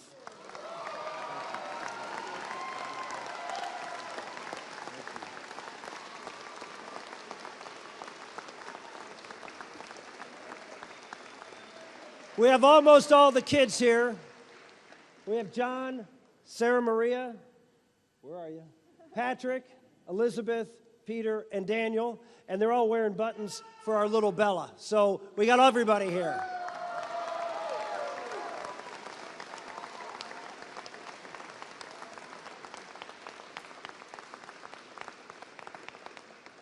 We went up against enormous odds, not just here in the state of Ohio, where who knows how much we were outspent, but in every state. There wasn't a single state in the list that I just gave you where I spent more money than the people I was able to defeat to win that state.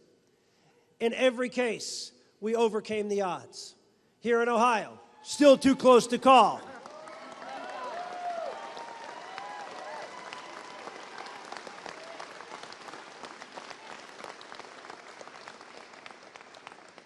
But just like the folks here in Steubenville and throughout the Ohio Valley and all the valleys of this country that are the heart and soul of this country, they worked hard and they overcame odds.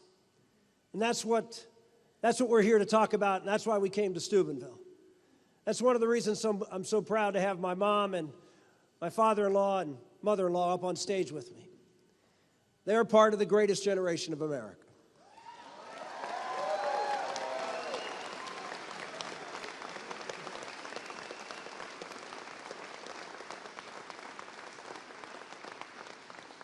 They preserved liberty by sacrificing immeasurably to keep this country free from despots.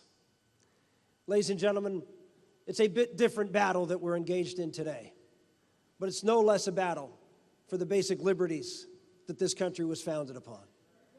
We have a group of people in Washington and in other places around this country who believe that the elites in Washington are the ones who should be making the decisions for all of us. And they have systematically gone and grown the size and scale of government to beyond where it's just unrecognizable. We are running deficits where we're borrowing 40 cents of every dollar. And as you look at all of the young people here, the leaders in Washington are saying to you, on your tab, and you will pay for this the rest of your life. What right does a government have to do that to the next generation?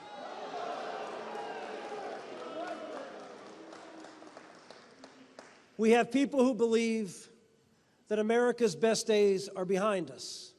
They believe that it's no longer possible for free enterprise, a free economy, and free people to be able to build strong communities and families and be able to provide for themselves and their neighbors.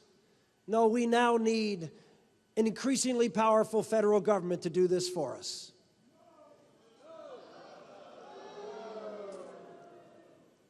The reason that Karen and I ultimately decided to get into this race was because of that issue, and in particular, one issue. I've said it almost every stump speech I've given. If it wasn't for one particular issue that to me breaks the camel's back with respect to liberty in this country, and that is the issue of Obamacare.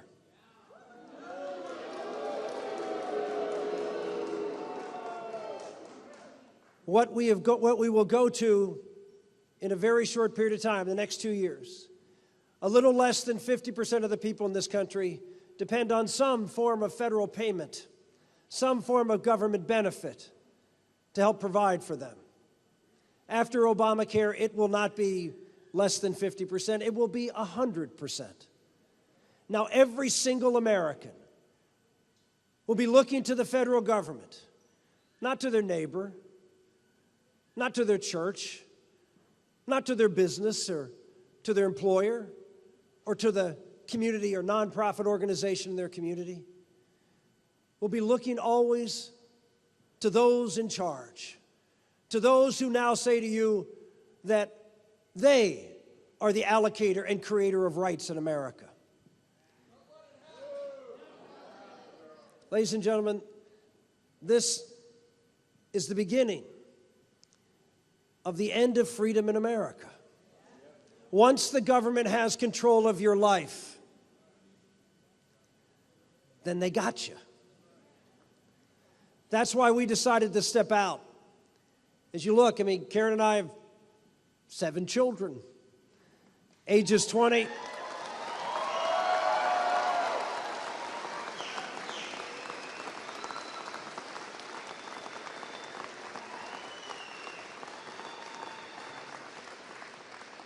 Ages 20 to 3, not exactly the best time to be out running for President of the United States. We've given up our jobs. We're living off our savings. Yeah, we're making a little sacrifice for a very, very big goal. And that is replacing this president on November of this year.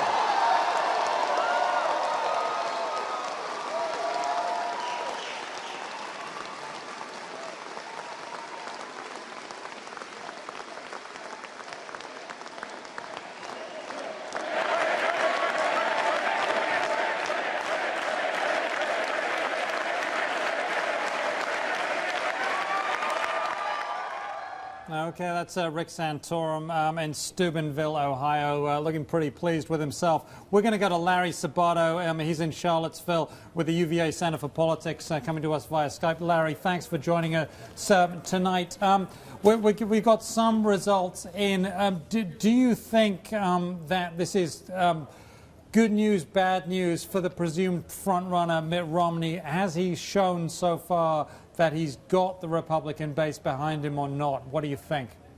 I'm an academic and I have two hands, thank goodness. On the one hand, Romney is piling up delegates just about everywhere and is extending his delegate lead.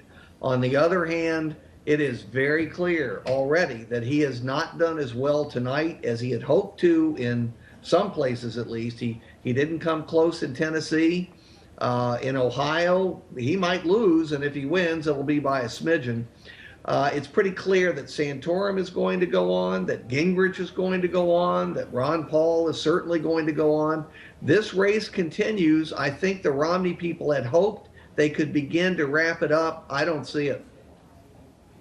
Obamacare is what Rick Santorum called it, health care reform. We're in the second anniversary of it. Rick Santorum just called health care reform the beginning of the end of freedom in America.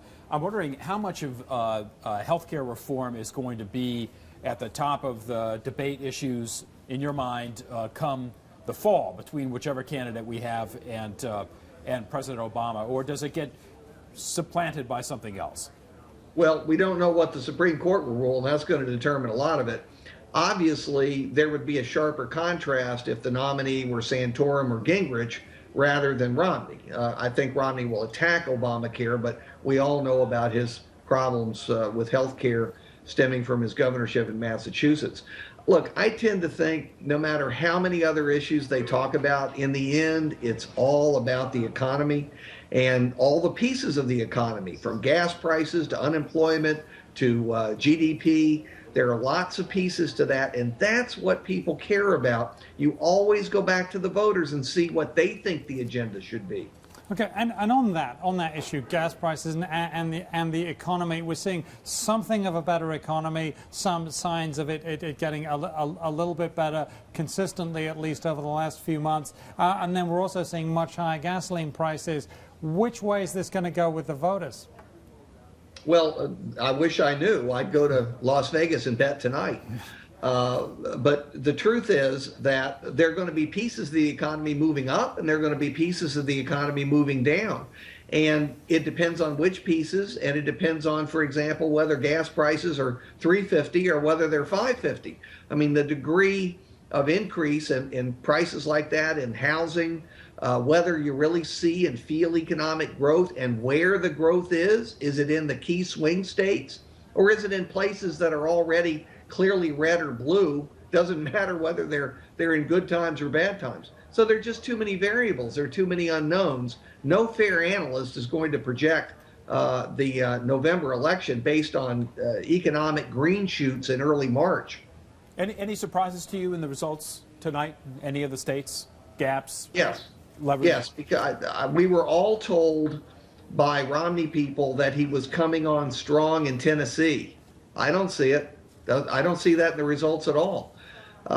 So that's a surprise. Look, even in Virginia, as unrepresentative as it is, for the reasons we know, with only Romney and Paul being on the ballot, I've got to tell you, I don't know anybody here who isn't surprised, if not shocked, that Romney has only 59% to Ron Paul's 41%. Romney was expected to get 65, 70%. The polls projected that. Just about all the analysts did too. So, you know, there is continued resistance to Mitt Romney. Don't get me wrong. I think he's going to be the nominee. I have for months. But you know, he's got to come to terms with the fact that a large piece of the base just doesn't like him very much. Now, we heard from RNC Chairman Reince Priebus earlier, and he was saying that this process, this bare-knuckle fight that we've seen between these four candidates going on, is good for the process. Do you agree with him, or do you think it's bad for the Republican Party? Well, if I were the RNC chairman, I'd be whistling past the graveyard, too. Come on. Of course this is not good. And you can't compare it to Obama-Clinton. That was a completely different circumstance. Hurricane force winds were at the Democrats' back. Any Democratic nominee was going to win in 2008 in all probability. This is a very different situation. I'm not saying Obama has the winds at his back, but I think the winds are variable. So I don't think you can say this is a good thing. This campaign has been heavily negative. It has raised the unfavorabilities of all four candidates. And frankly, I can see why Republican leaders, not to mention the Romney camp, are hoping that somehow, some way, it's going to be resolved in the next couple of weeks. I'm sure they do. Anyway, we have to leave it there. Larry Sabato of the UVA Center for Politics coming to us from Charlottesville via Skype. We really appreciate your time this evening. Thank you very much. Next, we go to Representative Thomas Graves, Republican from Georgia, in Washington, and there he is. How are you seeing the results tonight? Are you surprised by anything you've seen? Are you surprised by the lack of showing by Mitt Romney in Tennessee? You know, it's really interesting to look at it and break down the numbers. We all know how many delegates a nominee must have to be the nominee. And at the end of the night, Mitt Romney may be at a third of what's necessary, which tells us it's going to be a long process. But when you look at the states that have been decided already or called by the AP, many of them you would expect Mitt Romney to win. I mean, in the northeastern states, in Virginia, where it's only he and Ron Paul on the ballot. But then, of course, Newt Gingrich strong in Georgia. Then Tennessee. I think Tennessee might have been a shock, as we just heard from the gentleman before me about how the Romney campaign was saying they were going to be very strong in that state.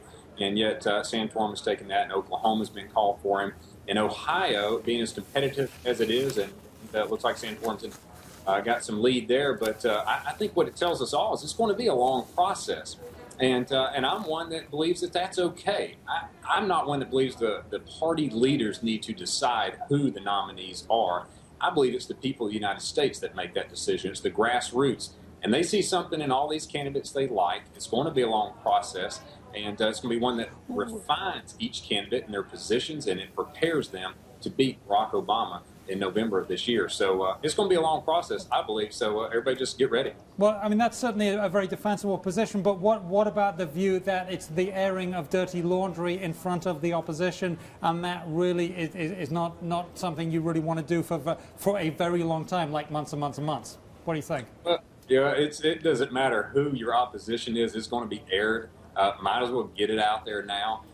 If that's what they're going to do. I'm not one that really agrees with that kind of advertising or politicking. I'm one that believes you've got to promote yourself. If you're going to sell a product, you don't talk about the other product. You talk about the goodness of your product and why it's desirable to the marketplace. And that's what I believe candidates should be doing. So that leads us to what's it going to take for a candidate to emerge as a front runner. I think Mitt Romney was looking for a knockout punch tonight. Clearly that may not be happening. So what is it Americans are looking for? I think they're looking for a vision. I think they're looking for a very positive vision. They know the economy's bad, unemployment's high, gas is high, all this stuff. It's rough out there right now. They get it. So stop blaming and pointing fingers. I think they're looking for a positive vision that says we can get through this, and here's how we get through it. One, we build upon our greatness as a nation, and then and we cast a positive vision for how we push forward as a nation, not because of more government, but rather we empower the people. And I think that's the message Americans are longing for right now, and you'll start seeing the candidates hopefully refine their message to that point. Yeah. Well, Mitt Romney's trying to make those points. He's trying to provide that vision, but he can't seem to get a toehold in your part of the country, in the South. What would your recommendation to him be at this stage of the game? Well, I mean, he and his campaign advisors clearly have got a plan. They've been working that plan. But Mitt Romney didn't win Georgia in 2008. Mike Huckabee did. Georgia's, a very conservative state, very red state. And, of course, today, they went with Newt Gingrich, Mike Huckabee in the past. And it looks like maybe even Santorum might be second. It's a close second place between Santorum and Romney in Georgia. But the South is a very conservative region. That is a region that looks for somebody that is going to have that vision, that's going to stand true and firm and resolute in their positions. And, and that's probably why you see a lot of different selections from the various states. Look at the side, it's pretty amazing. Newt's won a couple of states, Santorum, Mitt. We got Alabama, Mississippi coming up next. You got Mitt winning Virginia as well. So, there's diversity out there amongst the states of selection. It's certainly a very diverse, very diverse race. Thank you very much, Representative Tom Graves of Georgia, from Georgia via Skype. From Washington via Skype. Thank you very much, sir. We really appreciate your time this evening. Next, let's talk about the economy with David Wessel, economics editor of the Wall Street Journal, coming to us via Skype from his home. Hey, David. It's been a while. Hey. It's been a while since I've seen you. I'm great, and Busty's great here. And we want to know what the perception of the economy is doing to the race, or how it's playing into the race so far. Well, I think the most important development in the last few weeks has been the improvement in the economy, and in our poll, the improvement of public perception of it, about the economy. 40% of the people say they think the economy is getting better. That's twice as many people as said that 6 months ago. Now, the conventional wisdom, and I think in this case it's right, is that favors President Obama, that it's easier to win re-election if the economy is getting better. I think one interesting thing will be if Romney can get ahead of this contest when tonight's over, if he wins Ohio, if he's more and more seen as having secured the nomination, this may allow him to focus more attention on the economy. And of course, he argued all along that was his strong suit, that having been a businessman, having created jobs, he was the candidate who could present an alternative to President Obama. But he hasn't been able to do that because he's had to fight this contest over social issues and other things with his own party. Oil prices, David, going up. They were off a little bit today, but in general they've been up over the last several weeks. It's driving gas prices up. That could trip up the economy again going into the fall. But absolutely, I think that's the biggest at the moment. Must be the biggest worry on the Obama camp's mind economically. What could disrupt this slowly improving U.S. economy? Well, one thing, of course, is Europe, but Europe seems to have avoided catastrophe for the moment. But the big one could be oil prices. And you can see that Newt Gingrich must believe that oil prices and gas prices in particular, is the issue that's going to resonate with people. Now, our recent poll found very little uptick in people's concern about energy prices and gas prices, but that may just be it hasn't sunk in yet. I think that could be a huge issue. It could disrupt the recovery, and you can see the president on the defensive already. You saw him at his news conference. So. Yeah. Or maybe the fact that the poll didn't show a substantial uptick. Is it possible that the American consumer over the last few years, having seen oil prices really move sharply and up and down, has somehow metabolized this and says, look, these things tend to be temporary? Oh, he's doubtful. It could be, but the thing about gasoline prices, they're the biggest single price tag in the entire economy. Even when you don't fill up your tank, you're outraged when you see $4 a gallon gas. So I think that people are still sensitive to it.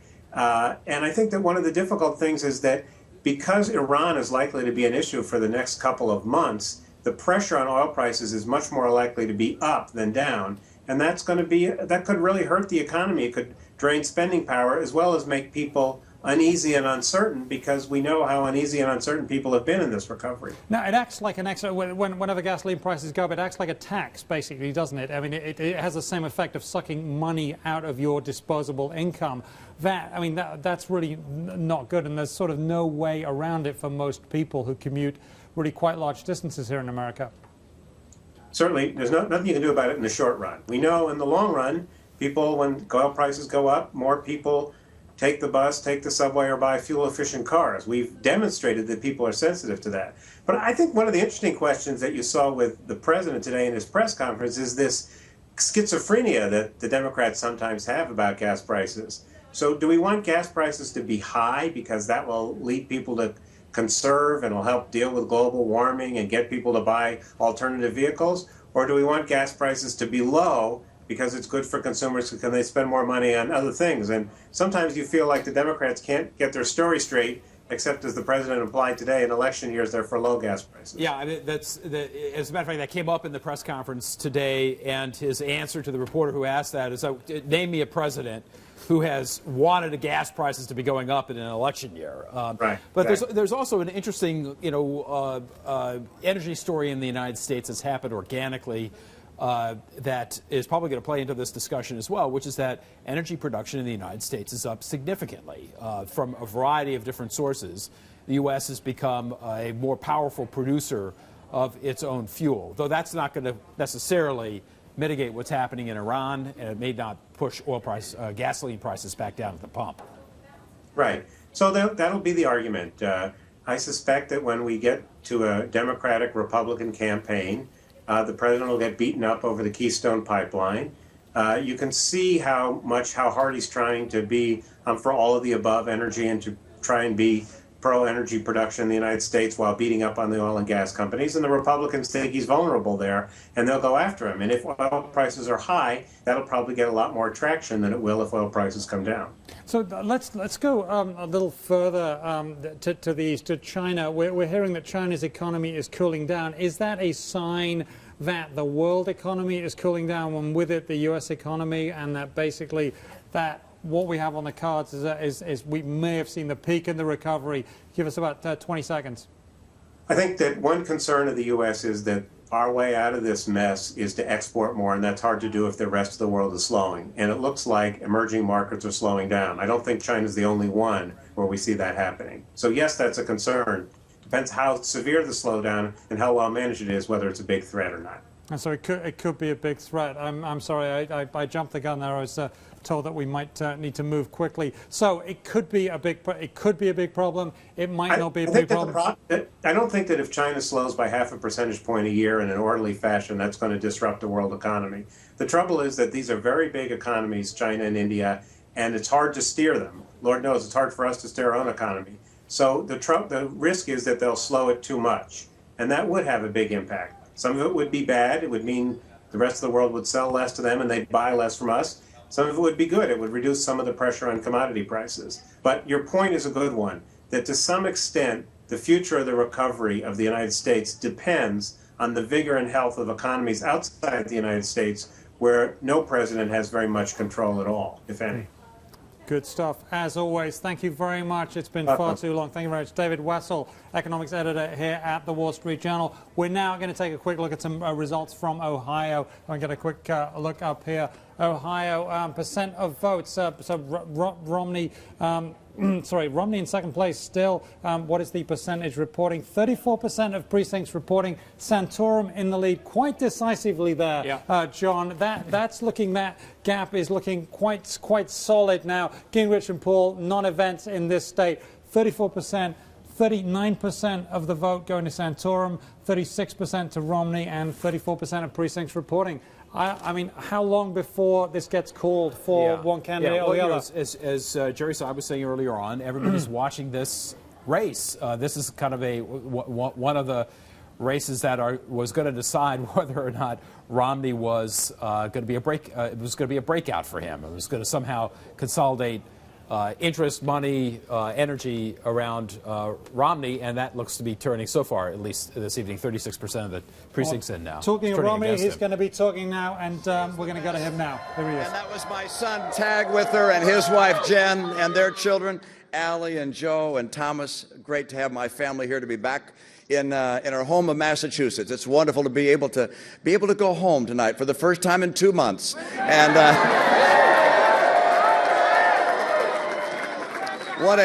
Ann said it right. What a great night. There are 3 states now tonight under our belt and counting. We're going to get more before this night is over. We're on our way.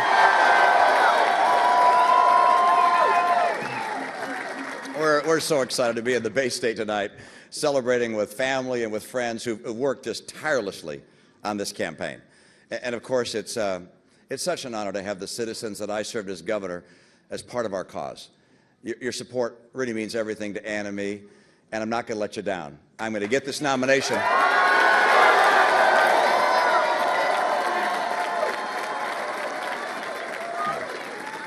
Tonight we're doing some counting. We're counting up the delegates for the convention, and it looks good, and we're counting down the days until November, and that looks even better.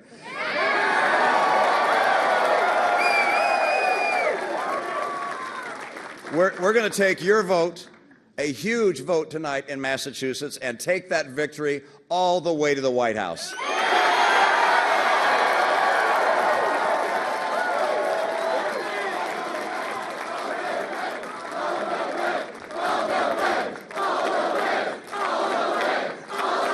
Now it's been a long road getting to Super Tuesday. Let me be honest, and my opponents have worked very hard.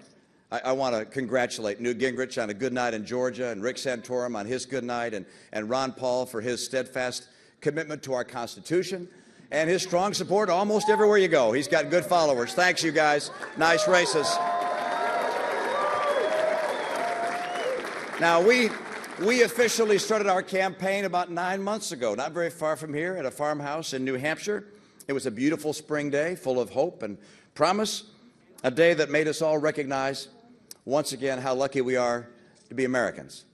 What we launched that day was an effort not just to win more votes or more delegates. It was the start of an effort to restore the promise of America, a promise that we know has been frayed by these difficult times. We sounded our clarion call across the country, from airport, tarmacs, to factory floors, to door to door, heart to heart, face to face across the country. I met with moms and dads and teachers and students and factory workers and business owners. I've listened and I've learned. I hope I'm a better candidate, by the way, for having done all that. And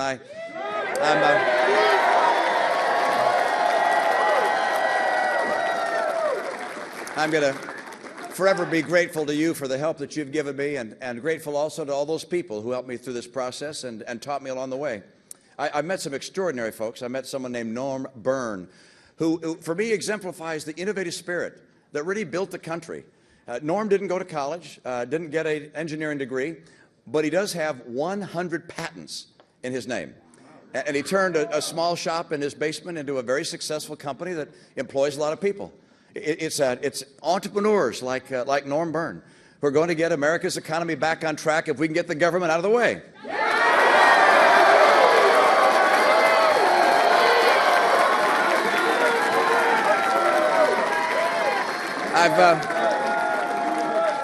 I've met parents like David MacArthur. Maybe you saw him on the Huckabee Show, whose children, in his case, have served their country in war.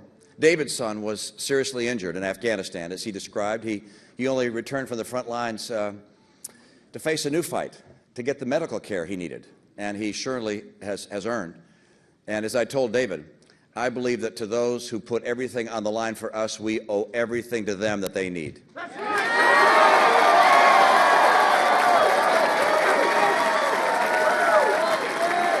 You know, America's veterans, they deserve a lot better than long lines and reduced benefits. And as president, I'm going to make sure they get the care they deserve.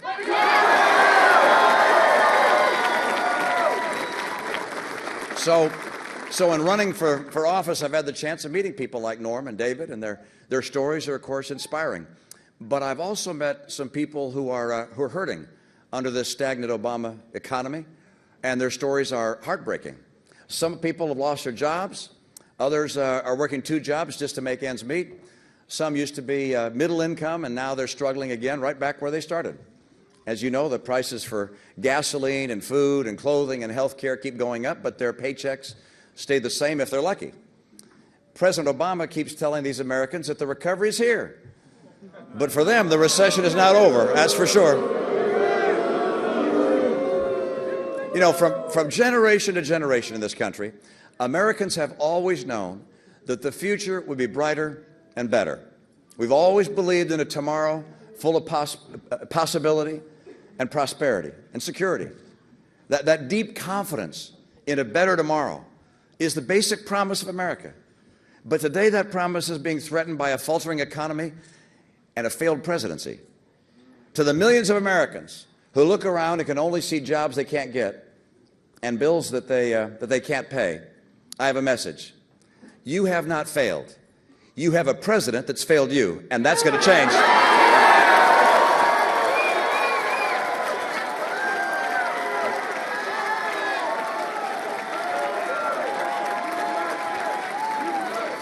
President Obama. USA, USA, USA, USA, USA. These guys. You know, when he was campaigning, President Obama said he'd create jobs. But for 36 straight months, unemployment has been above 8%. And he's also said he'd cut the deficit in half. And he's doubled it. I mean, as you know, the debts today are too high, the opportunities are too few. And we've seen enough of this president over the last 3 years to know that we don't need another 5 of this president. That's for sure.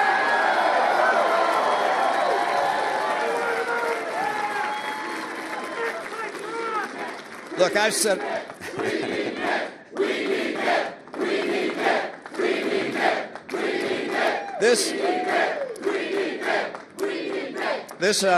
This president's run out of ideas. He's run out of excuses, and in 2012, we're going to get him out of the White House.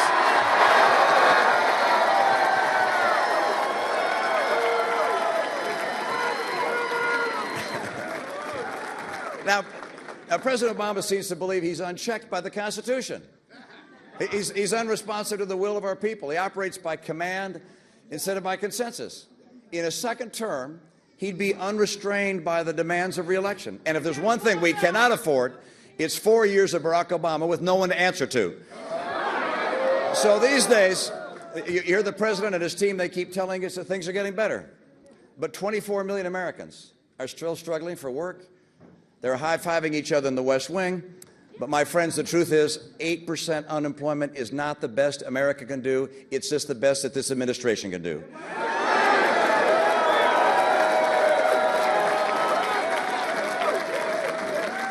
Look, when I'm president, this American economy will not be lagging behind. This American economy will be leading the world as it has and as it should and as it will do in the future.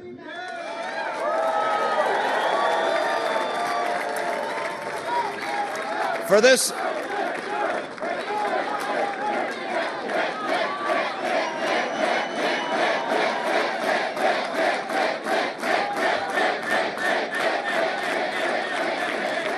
you know,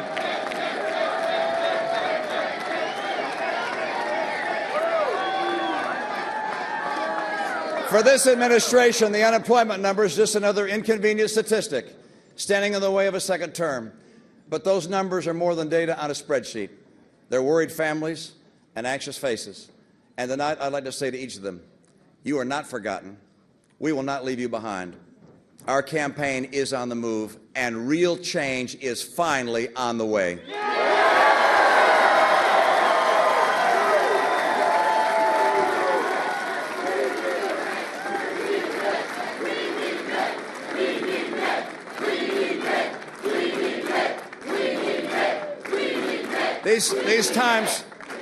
These times may be tough, but our citizens still believe in the promise of America, and they deserve a president who believes in them.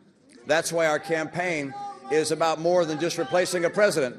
It's about restoring America's promise, and we will do it.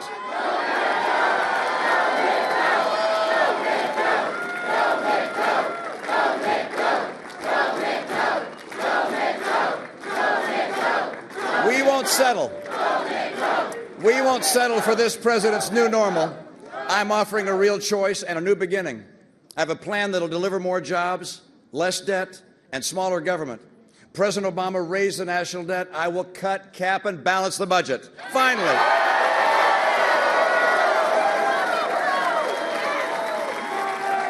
He passed Obamacare. I will repeal Obamacare.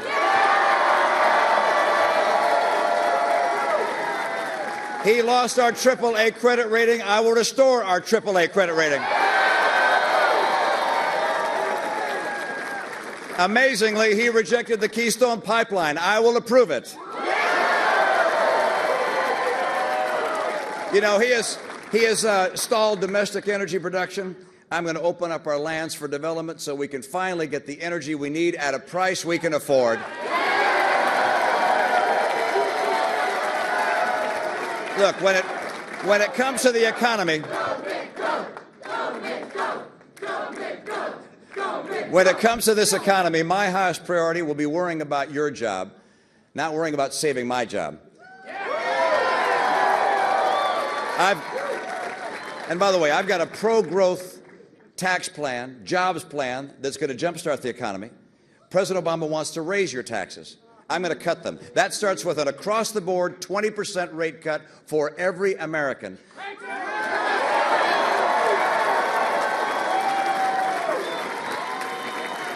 And by the way, I'm also going to repeal the alternative minimum tax, and I will finally abolish the death tax.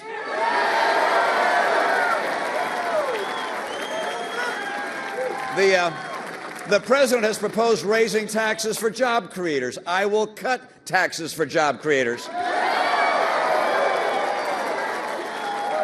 The president wants to raise taxes on savings and investment. I will help middle-class families save and invest tax-free.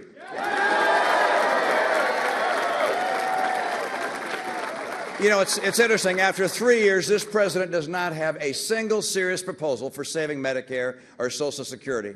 I have a plan that saves both of them, and I have the courage to put that plan on the table, and we'll win with the truth.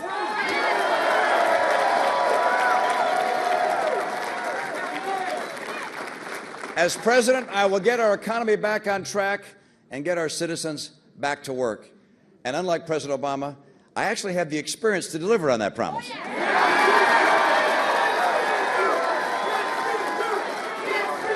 As you know, I spent 25 years in business. I've been the steward of an Olympics and the leader of this great state that we're all in tonight. I've cut taxes 19 times here. I turned a budget shortfall into a surplus. I know how government kills jobs, and yes, I know how it can help create jobs. I stand ready to lead our party, and I stand ready to lead our nation to prosperity.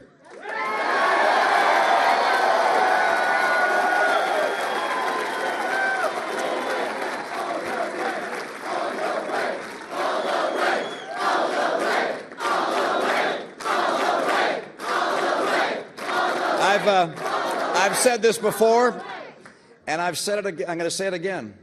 This campaign is not just about a name on a ballot. It's about saving the soul of America. And it's driven by an unshakable optimism that lies within the heart of every American citizen. We know that our future is brighter and better than these troubled times. We've been knocked down. We've been tested. But we don't accept that an America like this nation has limits. We know America is a land of opportunity. We still get up every morning and thank God that we're Americans. And we know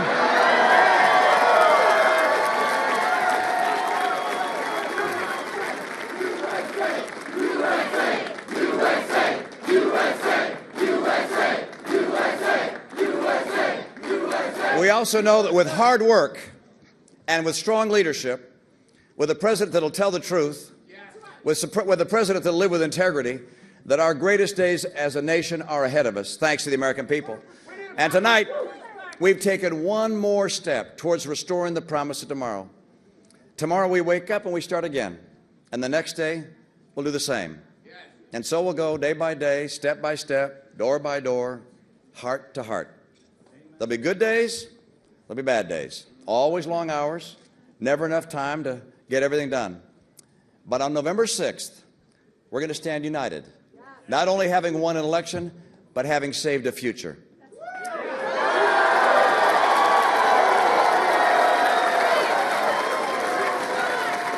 It's time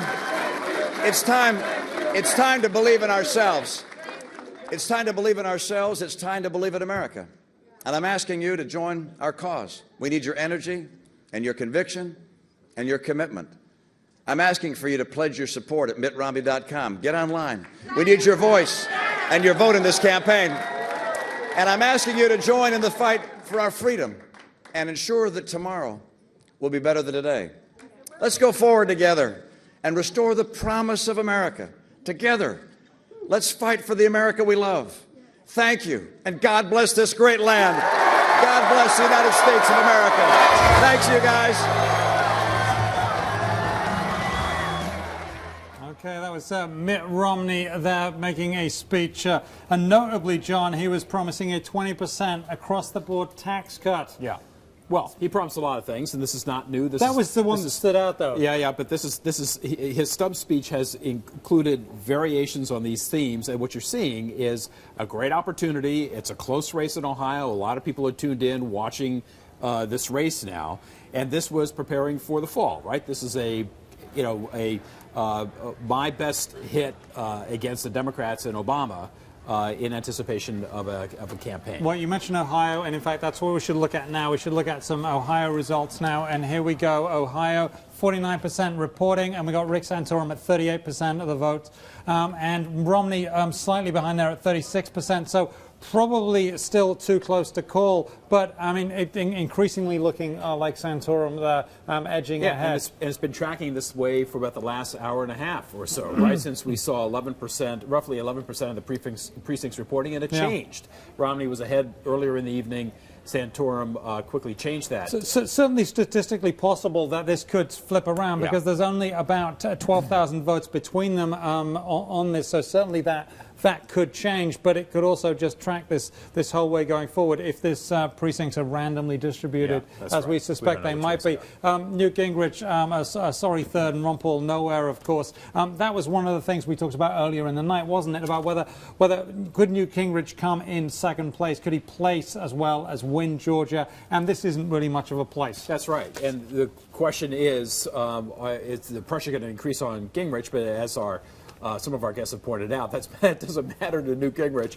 He's going to let's go through the list then, because you got Ron Paul, who's not going anywhere. He's going to keep fighting till forever, basically. Newt Gingrich said in his speech he's going to continue with it. Yes, he did. Romney wants to continue, and he's certainly got loads of money in his bags. And he's got the most delegates. Yeah, and Rick Santorum's just coming off some great wins tonight, so I don't think he's going anywhere. So it's going to continue to be bang, bang, bang, bang, That's bang. right. And this has got to be disappointing for Romney. I mean, he'd hoped to have a kind of clear enough victory in Ohio that he could begin to put this away.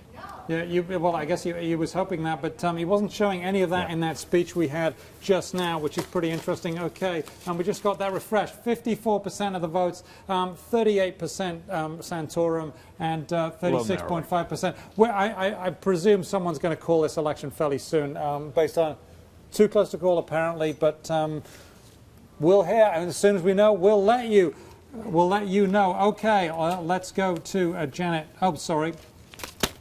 Okay, we're going to go have a look at some social media. You see this massive graphic behind us. This is called Streaming Stories, and it's updated here. We're going to be joined by Emily Steele. Look at the social media aspect. You can get this on WSJ.com. Super Tuesday Streaming Stories, the election through social media. Emily, thanks for joining us. What are you hearing, Emily Steele? So what we're seeing is when the candidates are making their speeches, social media is really, really lighting up with these comments from the just general electorate commenting on their speeches. So during the Romney speech just a couple minutes ago, some people are saying, look, he looks like a Ken doll. He just is speaking lies. At the same time, somebody in a couple seconds later says he looks like a president. He sounds like a president. I like his ideas. Is there a general theme you're hearing from a social media? Because the idea of social media is that we can crowdsource, and even if you got outliers, the general theme is that we get to what people are really thinking. So what are they really thinking? Right. So the thing that's really interesting is just like the election right now is really split between Romney and Santorum online, the conversations are really split between those two candidates as well. One of the main themes that we're really seeing is just like what we're reporting among our conversations with voters is that there's a lot of fatigue. People are really wondering, and our readers are asking questions and wondering, when is this race going to be over? When are we going to know which candidate is going to lead? When are we going to know that people are starting to drop out? So in the same way that people are just getting kind of tired of this, they are showing that online as well, and they're talking about that and tweeting about that. How do you decide? How can you determine how much of the Twitterverse, the conversation that's going on in Twitter, is being directed by one campaign or the other, right? So Romney is speaking, and his supporters are out there sort of ginning up as sort of a conventional wisdom on Twitter, presumably. That's what we're starting to see. The candidates are really taking off using in just the past couple of months. They're doing it more. They are doing that a lot more. In January, they were still not very active on social media, but now they're starting to buy more paid ads. So Newt Gingrich, for instance, today, he wasn't the most talked about candidate, but he had bought one of the paid ads on Twitter so that if you searched for Super Tuesday terms, his tweet would go up to the top of the search results page, and that was a tweet that directed people to vote, and also he's trying to get people to donate money to his campaign as well. So we're really seeing those candidates like take off and getting more sophisticated and using this too. What's been the most surprising surprising thing that you've seen this evening with among the social media, Facebook, Twitter, and everything? One of the more surprising things is how much people are using what's happening in this Super Tuesday, the very nail-biting, dramatic race, and a lot of it is comedy that's happening online. So one of the biggest tweeters, when his messages are getting retweeted the most, they're getting the most traction and all that, is Andy Borowitz. Of course, the Borowitz I knew report, you were going to say that. And his tweets consistently are ranking in the very, very top of the most retweeted tweets about the CNN debates, the Super Tuesday, anything related to the election. Let's be fair, though, some of them are very rude. Some of them are very, very rude. Some of them are funny, too. One was, if we look at all the money that is being spent on these negative ads and put that into education, we wouldn't be calling this America anymore. Interesting. Some of them don't drink a soda while you're reading them because it might come through your nose. Exactly. They are that funny. But interesting, you mentioned Newt Gingrich's theory is at the top, saying it's gratifying to win my home state, so decidedly to launch our March Momentum Money Bomb. Donate now, and there he is at the top. And I think that's our top one too. That's the one that I highlighted there. So Andy Borowitz, that's been doing rather well. What else have you seen?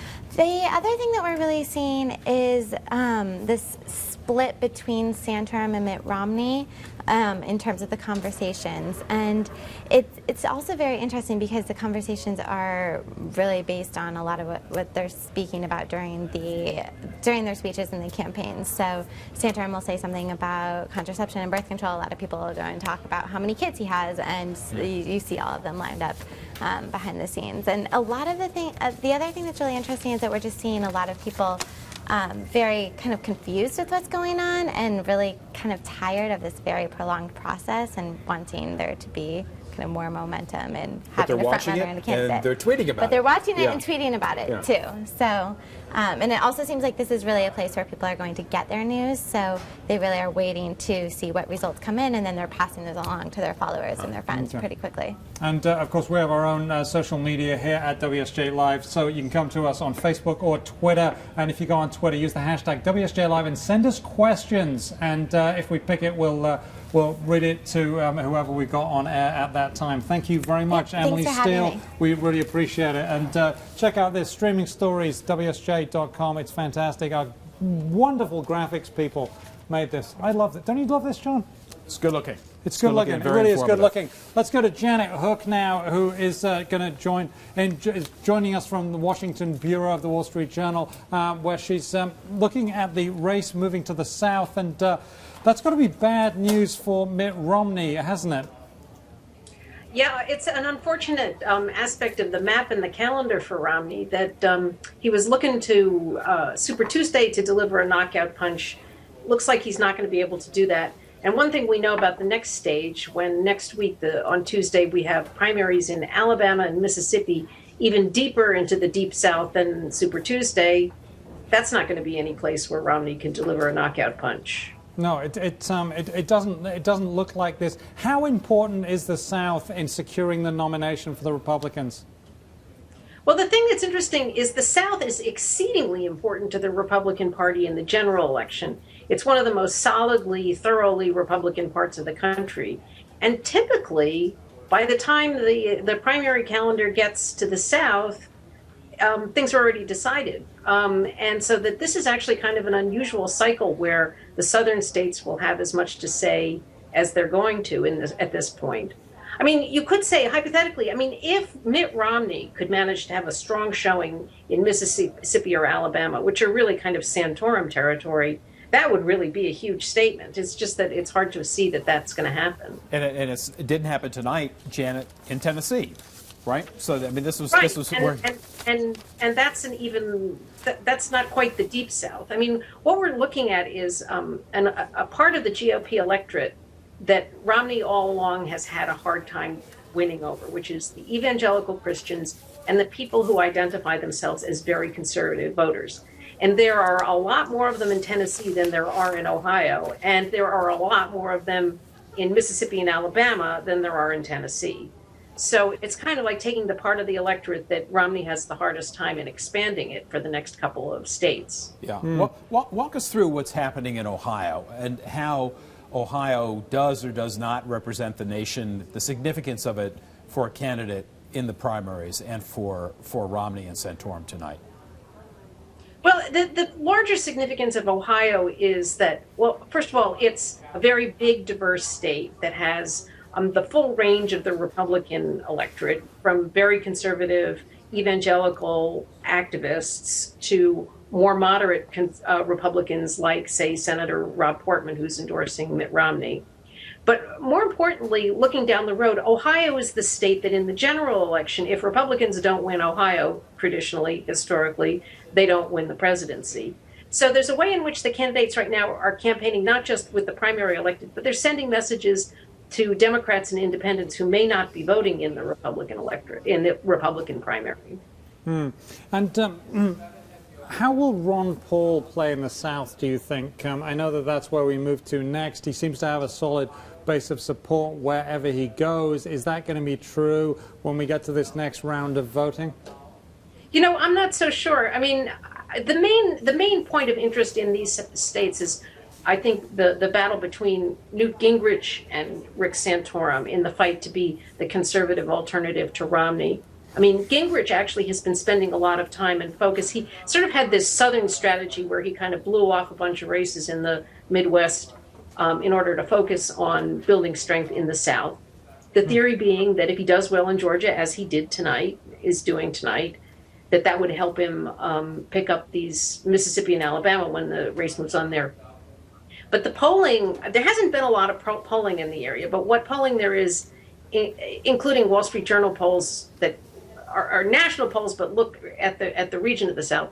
What's going on is that Gingrich started out as kind of the favorite son of the South, but with his decline and Rick Santorum's rise to prominence, Santorum's been basically eating away at whatever support there was for Gingrich there. Janet, is there... Sorry to interrupt you. I've just got this breaking news. CNN is calling the result for North Dakota caucus in favor of Rick Santorum. That's just in. CNN saying North Dakota goes to Rick Santorum. Not a surprise. Not a surprise. You go, John. Yeah.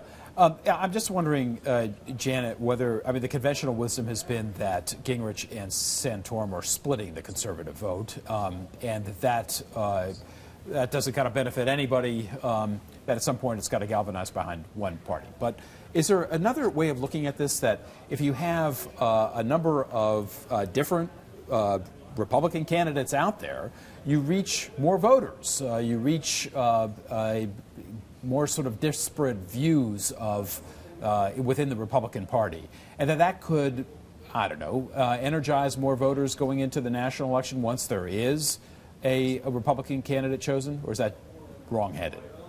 Well, it could be, but I mean, the evidence so far has been, I don't know what the turnout figures are like for these primaries, but in a lot of states, the turnout hasn't been gangbusters.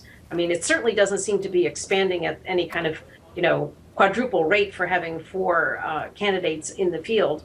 And I think that the whole point about whether the conservative vote is being split between Santorum and Gingrich, whether that then, if the theory of all along has been if they would just combine forces that they could beat Romney, and I think that's becoming less and less true. I think if tomorrow, I don't think this is going to happen, but if tomorrow Newt Gingrich dropped out of the race, I don't think necessarily that support would go to Santorum. I think that would as much be kind of a call for the race to end, for the competition to end.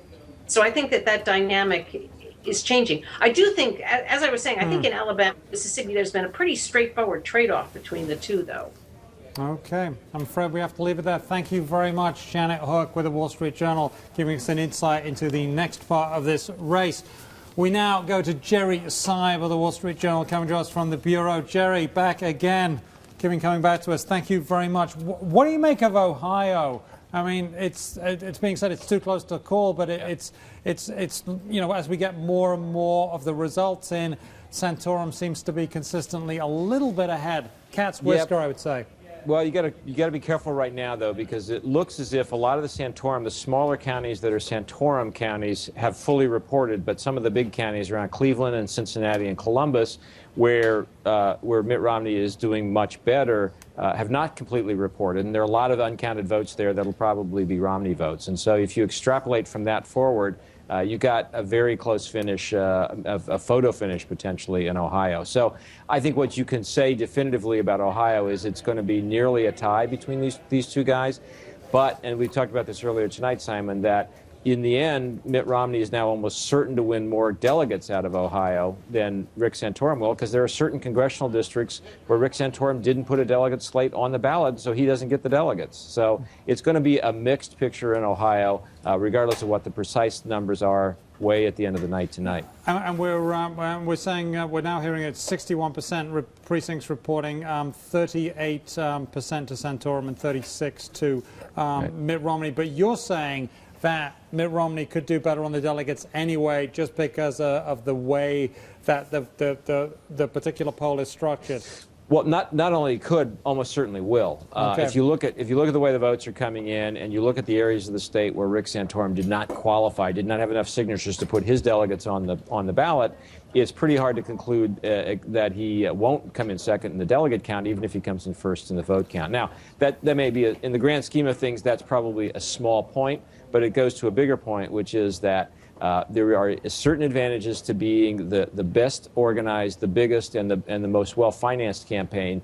That's still what Mitt Romney is, and that's what it produces in a state like Ohio on a night like this, which is sort of a safety cushion that comes from having just a better operation than the other guys. So, John, does that mean that both candidates could potentially declare victory? Well, that's what it sounds like to me. Yeah, that's almost certainly what will happen. Yeah. I mean, I think we know enough now to know that that's exactly what will happen, and everybody will march on. Ohio does not turn out to be a game changer here in either direction. If Mitt Romney had won Ohio, it would have undercut the Santorum argument that he's the guy who can deliver a populist, blue-collar message in the upper industrial Midwest to make those swing states go Republican. That argument is still up in the air. We'll find out more in Illinois in a couple of weeks how that Santorum argument works. If Santorum had won decisively, it would be very hard for Mitt Romney to argue that he can win all across the country when he would have not won the most important state of the night. If it's a draw, we march on, and I think we're in the march on mode right now. Yeah, and to your point about organized campaigns, Rick Santorum once again tonight, saying, I just came down from my war room. It doubles as the weight room in this gymnasium in which we're in Steubenville, Ohio. This kind of sort of man of the people sort of roots, basically. Not a great venue. Not a terrific lighting, and a reflection of the fact that he runs a more bare-bones campaign than Romney does. But at the end of the day, Jerry, even if Romney gets more delegates out of Ohio, if the popular vote goes against him, if he's edged out by Santorum, and if he's really edged out in Tennessee, much more than they were expected, overall, the mood of the night isn't something that Romney is necessarily going to bask in, is he?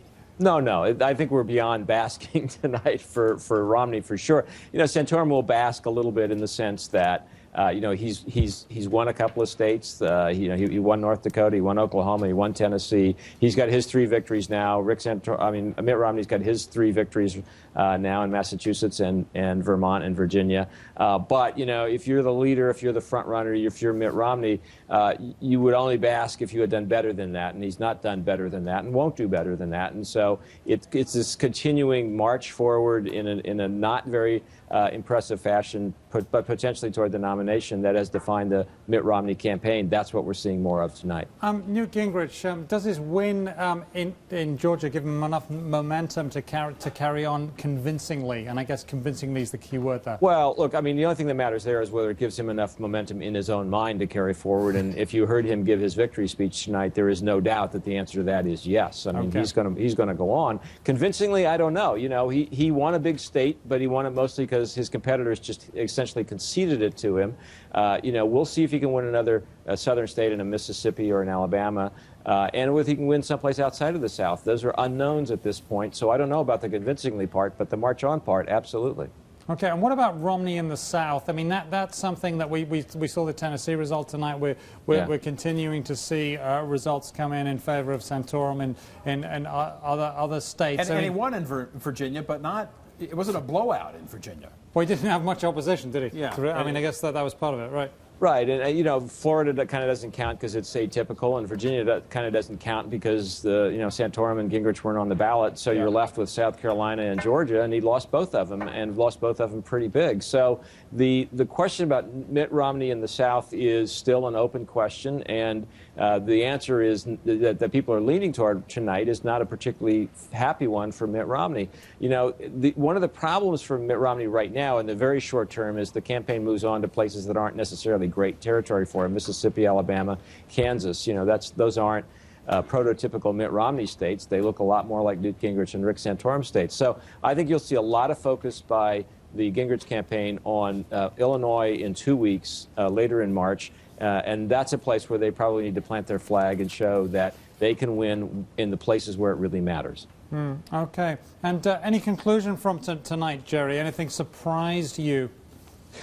Well, look, I mean, no, I think if you had sketched out the way the night was going to go a week ago, this is probably what you would have drawn up. What is surprising was that there were no surprises in the sense that we sort of entered the night thinking, well, maybe Mitt Romney's got something going in Tennessee. That turned out not to be true.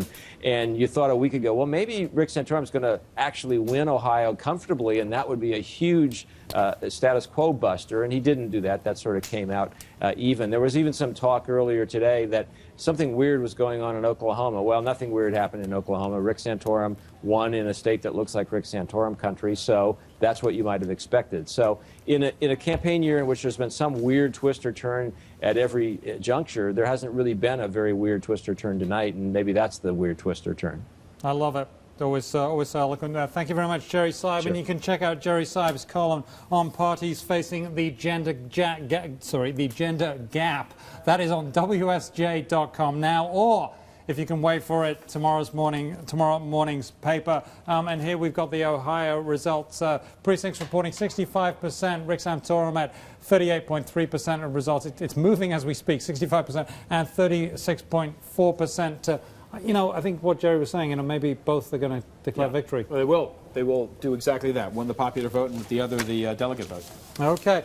We're now very privileged to have former NYSE Chair Dick Grasso on the phone with us now. Thank you very much, Mr. Grasso, for joining us. How is the business community viewing this race? Well, Simon, first, let me thank you for inviting me. I'm delighted to be with you. I think the business community had recognized a while back that this was going to be a fairly long and contentious primary season. Ultimately, I believe, and I should state for the record, I'm a Romney supporter. I believe the governor will be the Republican nominee, and I think that the Republican base will rally around him. Many folks have said oftentimes that we've got 4 good candidates, and that's correct. I think any one of them could be an excellent replacement for the incumbent.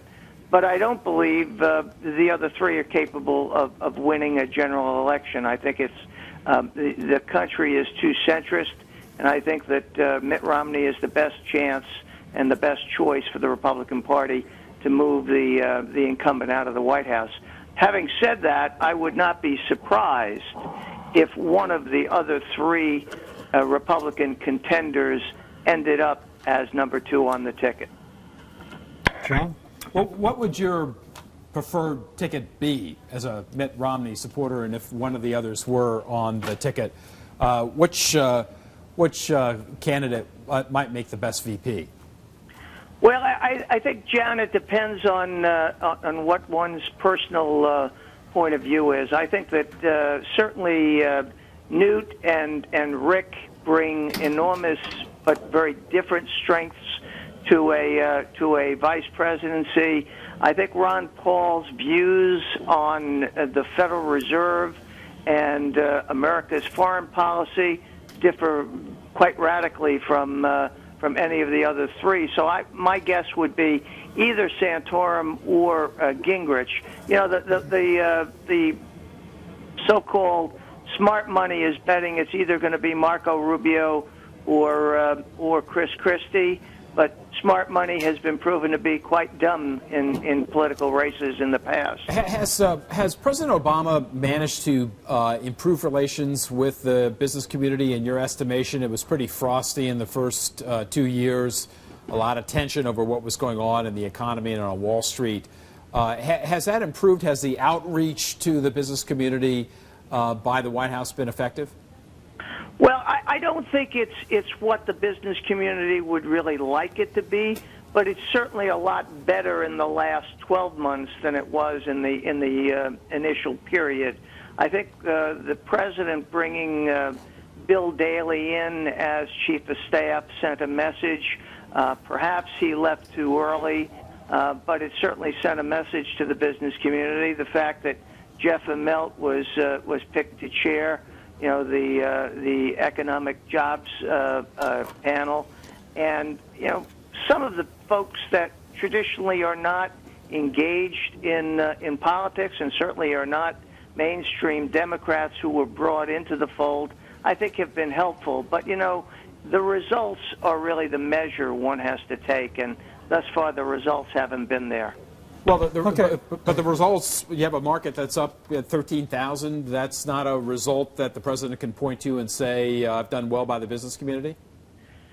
Well, look, I think you couldn't blame him for the market being at 6,500, and you can't necessarily cover him in roses for the market being at 13,000. The reality is the market got oversold at one point, and some say it may well be overbought at this point. I think what is helping certainly enormously is the fact that people around the world have recognized that while there may be challenging economic conditions in various other major economies and sectors of the globe, America is the safe haven. I mean, that was perhaps best evidenced by the fact that when you cut, or when America's credit rating was cut by the rating agencies, treasuries rallied. They didn't decline, and people didn't sell them en masse. They bought them en masse. When you look at Europe, when you look at parts of the PAC Rim, excluding China, you say to yourself, where would you like to put your money? And the answer is here in the United States. So, Mr. Grasso, we're seeing a sort of a bare-knuckle fight going on between these four candidates week after week after week. Is that good or bad for the Republican Party, do you think? No, I don't think it's constructive at all. I think that what the negative campaigning is doing is loading the opposition camp with ads that will run in the general election. Did we just lose him? I think we lost him. That was Richard Grasso, former NYSE chair. Obviously, he favors Mitt Romney there. Doesn't really like this this process we're going through. And I can see where anybody who's kind of picked their candidate, particularly if it's one that they want the other candidates to rally behind, feel that the process is too long. But if you're a supporter of Paul Gingrich or Santorum, your feeling is quite different. I bet it is. And here we got 67% of the results in Ohio, the result that everyone's looking for here. So 38% still going to Rick Santorum and 36.5% going to Mitt Romney. Very, very close there. But as Jerry Seib was saying, both could declare victory because Romney could come away with more delegates and he comes away with more of the votes. Yeah, maybe we don't know that yet. And that's because Santorum didn't field delegates on certain slates within the congressional districts. But the other good point that Jerry makes is that a lot of the precincts that are in the urban areas, around the urban areas of Columbus and other cities, haven't reported yet. And they may have a complexion of voters that's a bit more in favor of Romney. So night, even with 67% of the vote, the night's still young in Ohio. Apparently. Okay, we got Doug Belkin coming to us on the phone in Ohio. Doug, tough road for Romney. Yeah, he's in a tough fight tonight, and if he gets the nomination in Ohio, he's going to be in a tough place come November. It's right now the wind is in his face for the general. Doug, when you talk to voters there, give us a little bit of a sense of kind of what you're hearing. What you're hearing reflects what we're seeing tonight, this split between these two candidates.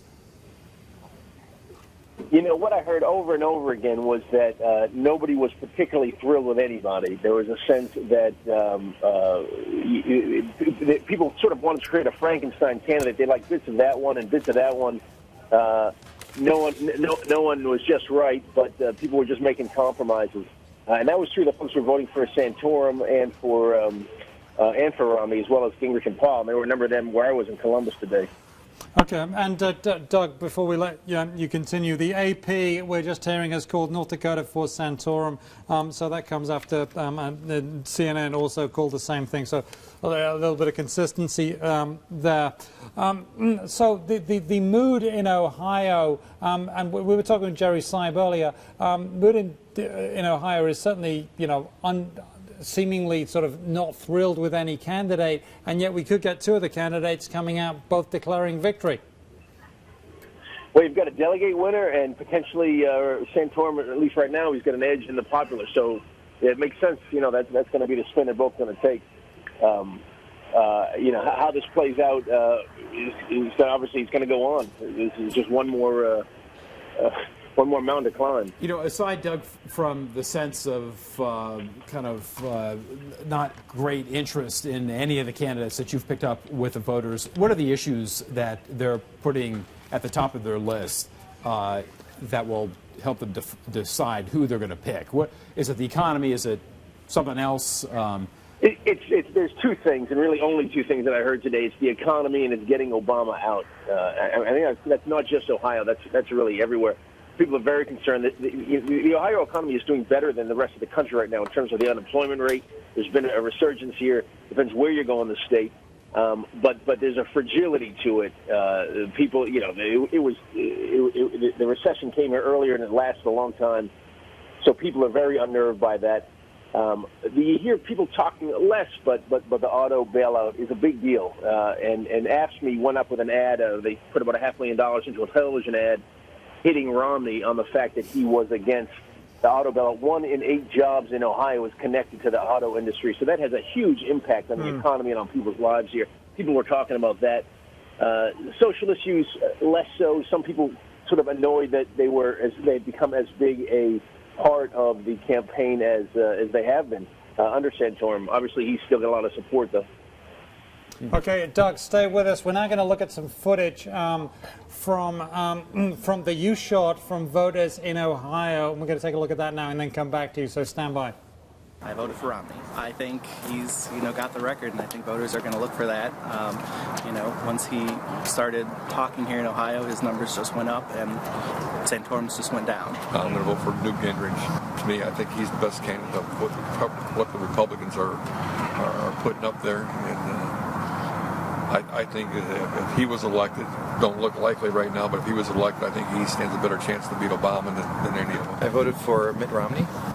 Between the candidates, he's just a bit more stronger in his leadership positions, and it's just his character as a person. So the commercial of Mitt Romney and profiling Rick Santorum's switching of his vote and his position about abortion funding, and that commercial certainly swayed my vote. Okay, that was footage taken by Doug Belkin, who we still have on the phone. And Doug, where did you interview those voters? This was on the outskirts of Columbus, on the northeast. So it's a sort of a upper middle class neighborhood. Some black, some whites. They said overall turnout was moderate to light across the state. That particular place was pretty busy all day. It was 60 degrees here today too, so people didn't have an excuse, crummy weather to stay home. It is interesting how the auto bailout's going to play in the national election. You're seeing voters there sort of go against a bit of the conservative norm, because autos are so important in Ohio, but they're also important in a number of other Midwestern states, Michigan certainly, and this is probably going to be a theme that we're picking up on for the rest of the campaign. It certainly seems so from the folks that you were talking with. Yeah, it's a major issue across Ohio, and if you don't work in the auto industry, your cousin does, or the guy who used to live across the street from you do. It's an everyday issue here, and it's the folks who are up for grabs here, who are going to determine this race in November, are probably the white working class voters, and they have a disproportionate. That auto industry is going to affect a lot of those folks. The other big thing that wasn't really talked about at the polls today, but it's going to be a big issue going forward, is SB 5. That was a Senate Bill 5 that it stripped collective bargaining rights from public employee workers in the state, including police and firefighters. That the unions got around that. They generated like 1.3 million signatures in 90 days. They brought it to a vote. It went down. 61% of the folks in Ohio, including a lot of independents and some Republicans, voted against it. Kucinich's, the governor's approval rating tanked after that. The Democrats had something to unify around.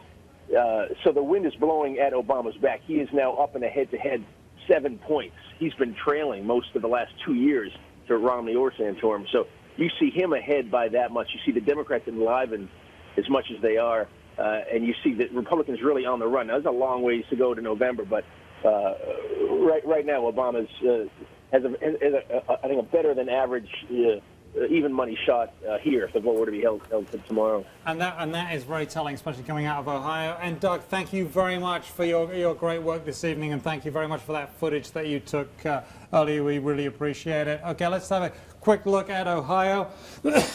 Excuse me. 73% of precincts reporting Santorum coming back a bit, 37.8 versus 37 for Romney. So, it ain't over yet. This is very, very close here. 7,000 votes separate. 7,000 votes. So clearly, Romney could come back when these big urban centers start to report. And I think we got some sense of that from the video from Doug Belkin. Gingrich and Paul nowhere clearly. Let's have a look at some of the other races.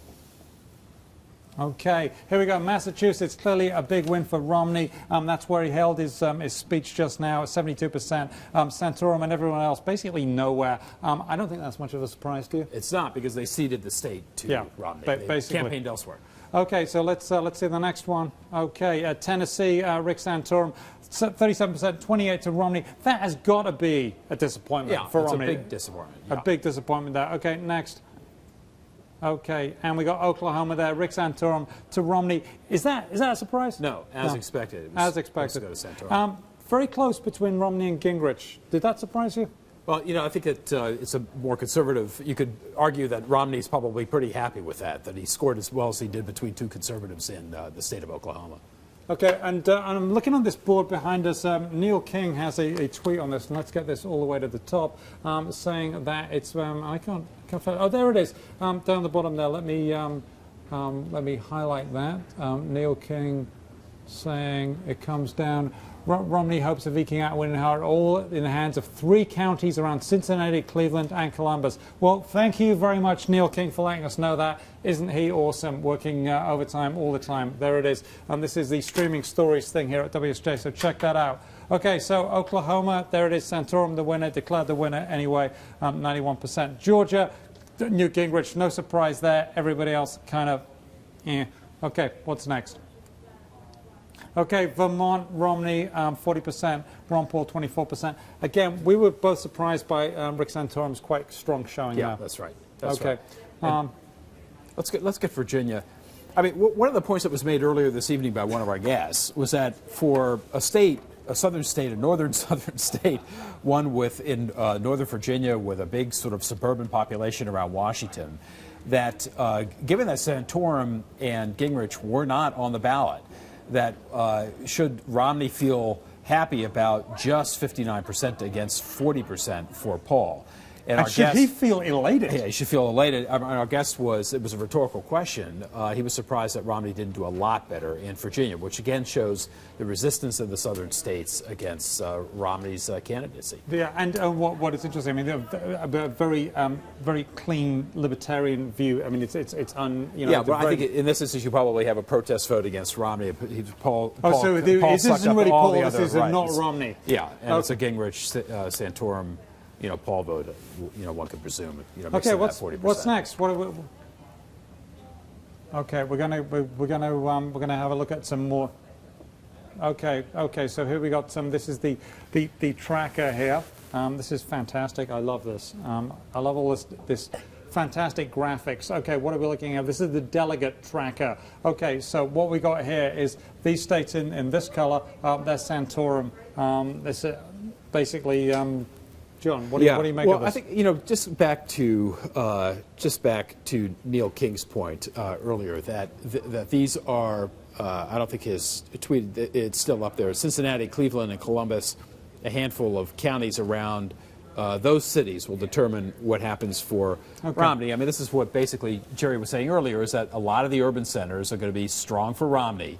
And so it's not over until all of those urban centers have reported. Here's the delegate tracker. Here's what we got. The GOP delegate tracker, the total number of delegates going to the various candidates. Romney, 293, clearly in the lead. And then Santorum second, and Gingrich third, and Paul down there with 31 delegates. So how this stacks up after tonight is the key question, right? Yeah, and Romney's going to have more delegates than anybody else, and had it coming in, he's going to have it going out.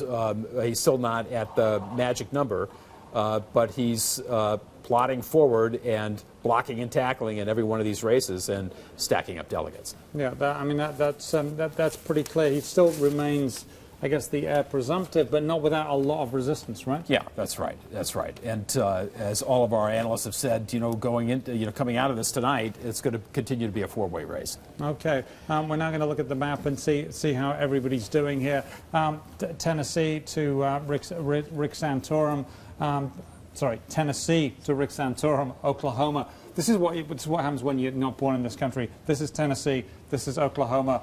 This is North Dakota, all going to Rick Santorum. This Ohio, it's uncalled yet, but looking that direction, right? And that's the one we were talking about earlier. Virginia going to Romney, and clearly Gingrich getting that, and Ron Paul getting nothing, basically. Yeah, and these northeast states also going to Romney. That's too. right, and a reminder that in Massachusetts and Georgia, they were going to the favorite son, candidates there, and the other candidates simply didn't campaign. Georgia went very healthily to Gingrich, Massachusetts to Romney, where he was a former governor.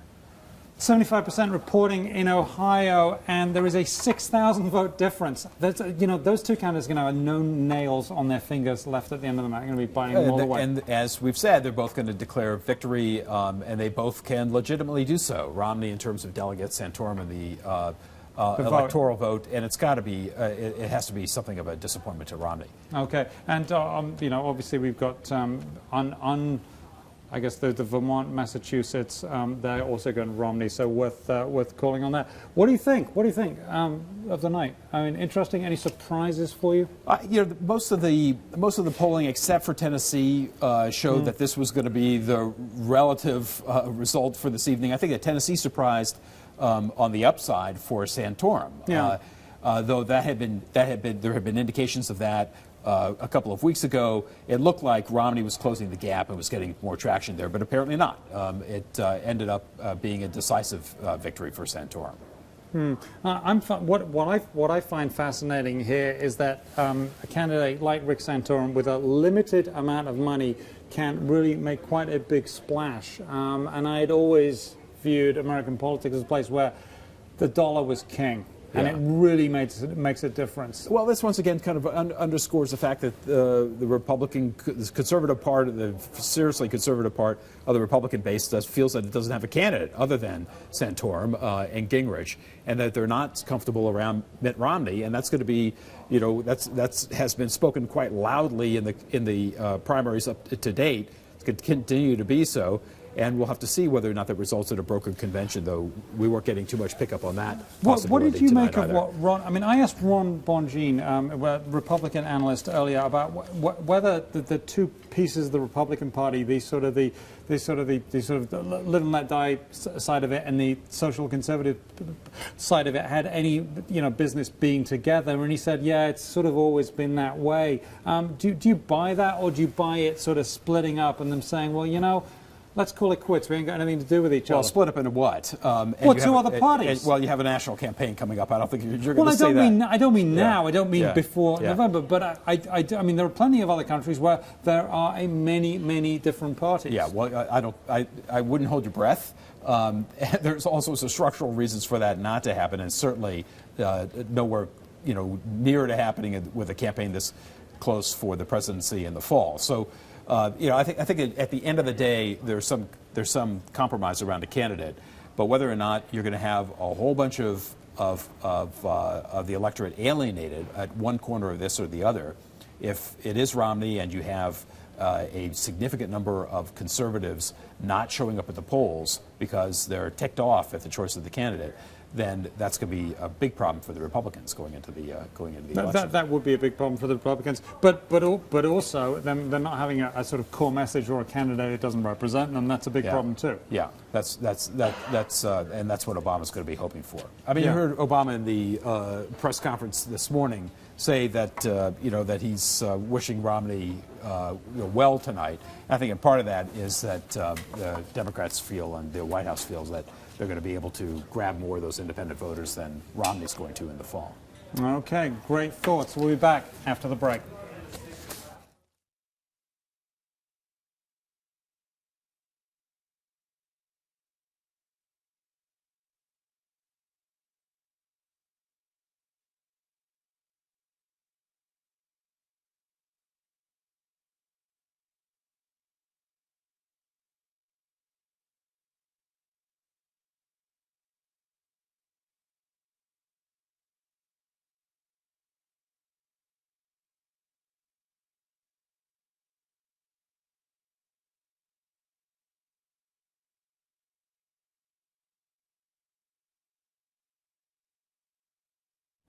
We're back with more Campaign Journal here on Super Tuesday here at WSJ Live. I'm Simon Constable. John Bossy is still with me. We haven't let him go home yet because we're not finished with him. And we've got Neil King, who's still working. And there he is. What do you make of it? What do you make of all this, Neil? Really close race in Ohio. Could be two victors.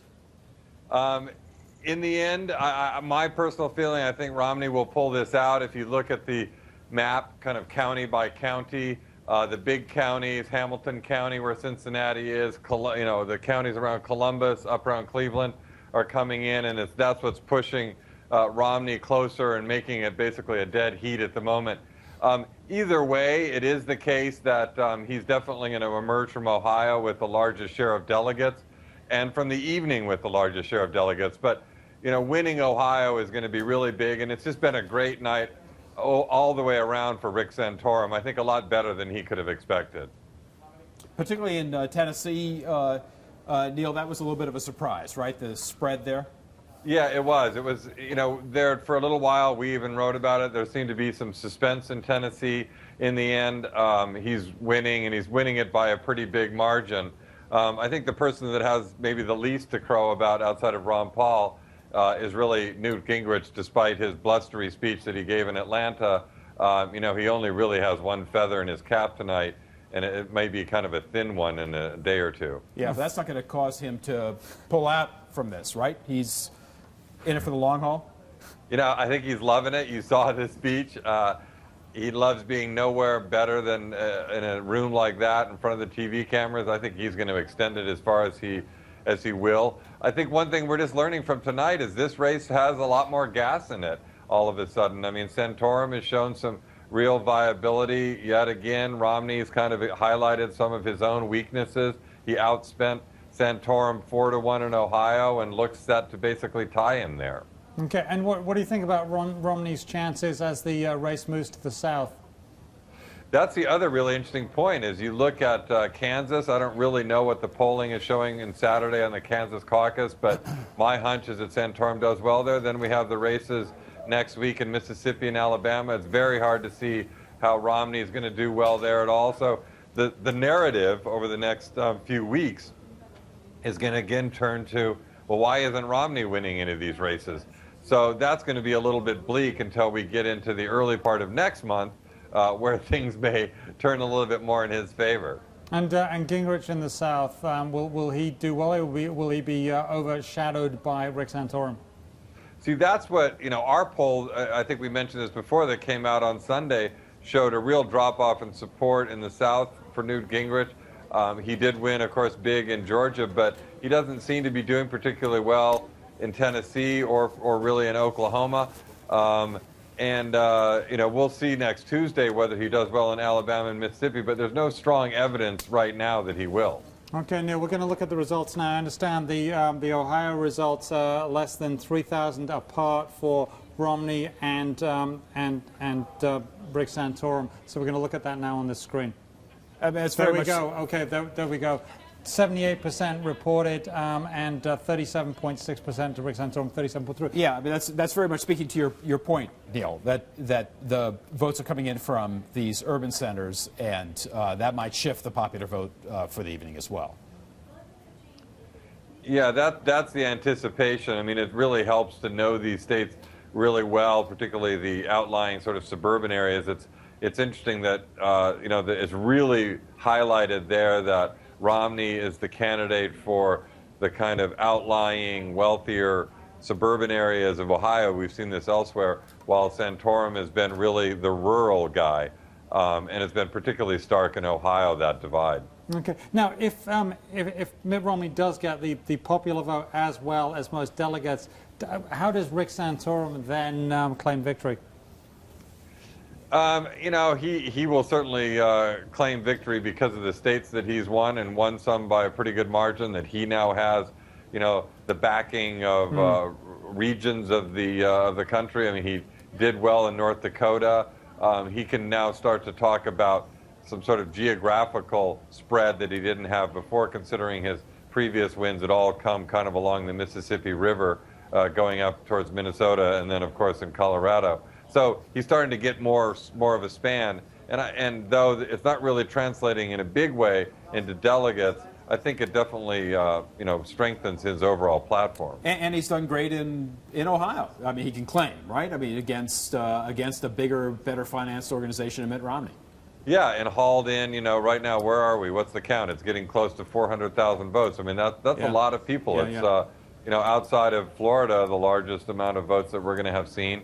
And, a truly, truly significant state, the state that matters more than any other for Republicans. And an important secondary message, right? So it's not just the primary message of who's won that particular primary, but the secondary message that, hey, look, once again, the conservative voter continues to galvanize around me, not around Mitt Romney. And it's shown explicitly in Ohio. Yeah, and all the talk after Michigan was, who did Romney win it, or did Santorum lose it? And I think in a lot of ways, the Santorum having lost it was probably the better narrative, because he really kind of flubbed his own message in the last few days. And it makes you wonder if he had kept to his message, if he had done better, even won in Michigan, how much better he might have done in Ohio now. I mean, Rick Santorum is not done by any means. He's got a lot more gas left in his tank, and it's just, this race has just gotten to be a lot more dramatic all of a sudden, when folks were thinking it might be over, at noon today. And it's interesting also, I mean, Doug Belkin's point about the auto bailout, how that's playing with Republicans in a state like Ohio, where there's a lot of Democrats and Republicans in the auto industry, that down the road, if this is working against Mitt Romney tonight, it's going to work in Obama's favor in the fall. Yeah, I mean, I would love to look a little more closely at the map, because we all think of Michigan and Detroit as the auto industry, but, you look around Toledo and that whole part of northwestern Ohio, that's about as big an auto country as anywhere in Michigan. I mean, you know that, John, and it's, and it'll be interesting to see if it's really the case that was a particular stronghold for Santorum. Okay, and Neil, can you stick around with us till 11 p.m.? It's about another 4 minutes, or do you have to go and write your column? Oh, great, you can. Great. Let's take another look at the Ohio results and see where we're coming in now. Very, very close. 79% reported, and basically less than 3,000 votes separating that. Dead heat. Yeah, that's right. Dead heat. And you worry that once again this is going to be another Iowa where a box of votes someplace that's being kind of transported and delayed is going to decide this, after it's called tonight, and it's going to shift, once again, it's so close. So yeah, if you're watching and you've got a box of votes, send them in. I mean, I guess that's what we need. Every vote counted, right? Statistically, it's always kind of fascinating to watch these votes come in this close. Though by the end of this, we still got about 20% of the precincts, and a lot of those are, Neil, as you point out, around Cincinnati and Columbus and Cleveland. And so we might have a slightly more decisive outcome of this if, in fact, those are Romney voters. Yeah, I mean, to put the spotlight for a second on a different place, it's really fascinating to look back at Virginia, a place that everything was transformed by the slip-ups of the other campaigns, not having enough signatures, therefore not getting on the ballot. And in the end, I mean, Mitt Romney won the state 59%, so you say, wow, that's a big victory. But if you look at it the other way, Ron Paul got 41% of the vote in Virginia, which is a big suburban kind of state, and that's by far his biggest performance of the year. And it makes you realize that if others had been in the race in Virginia, who knows where it would have gone. Yeah, I mean, you have to presume that 40% represents everybody else, right? The folks who would have voted for Gingrich and Santorum, but they couldn't, and so it was a sort of an anti-Romney vote, a lot of that 40%.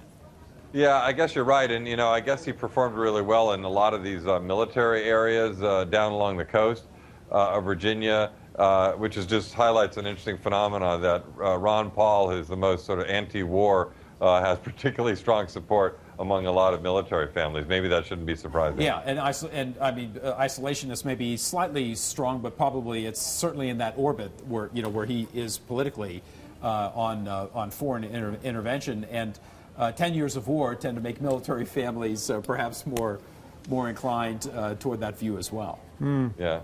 Okay, well, we've got to thank you very much, Neil King. We understand you are going to be on the morning show, 8:30 a.m. here at WSJ Live. It's the Omni Neil. The Omni Neil. My morning would be empty without it.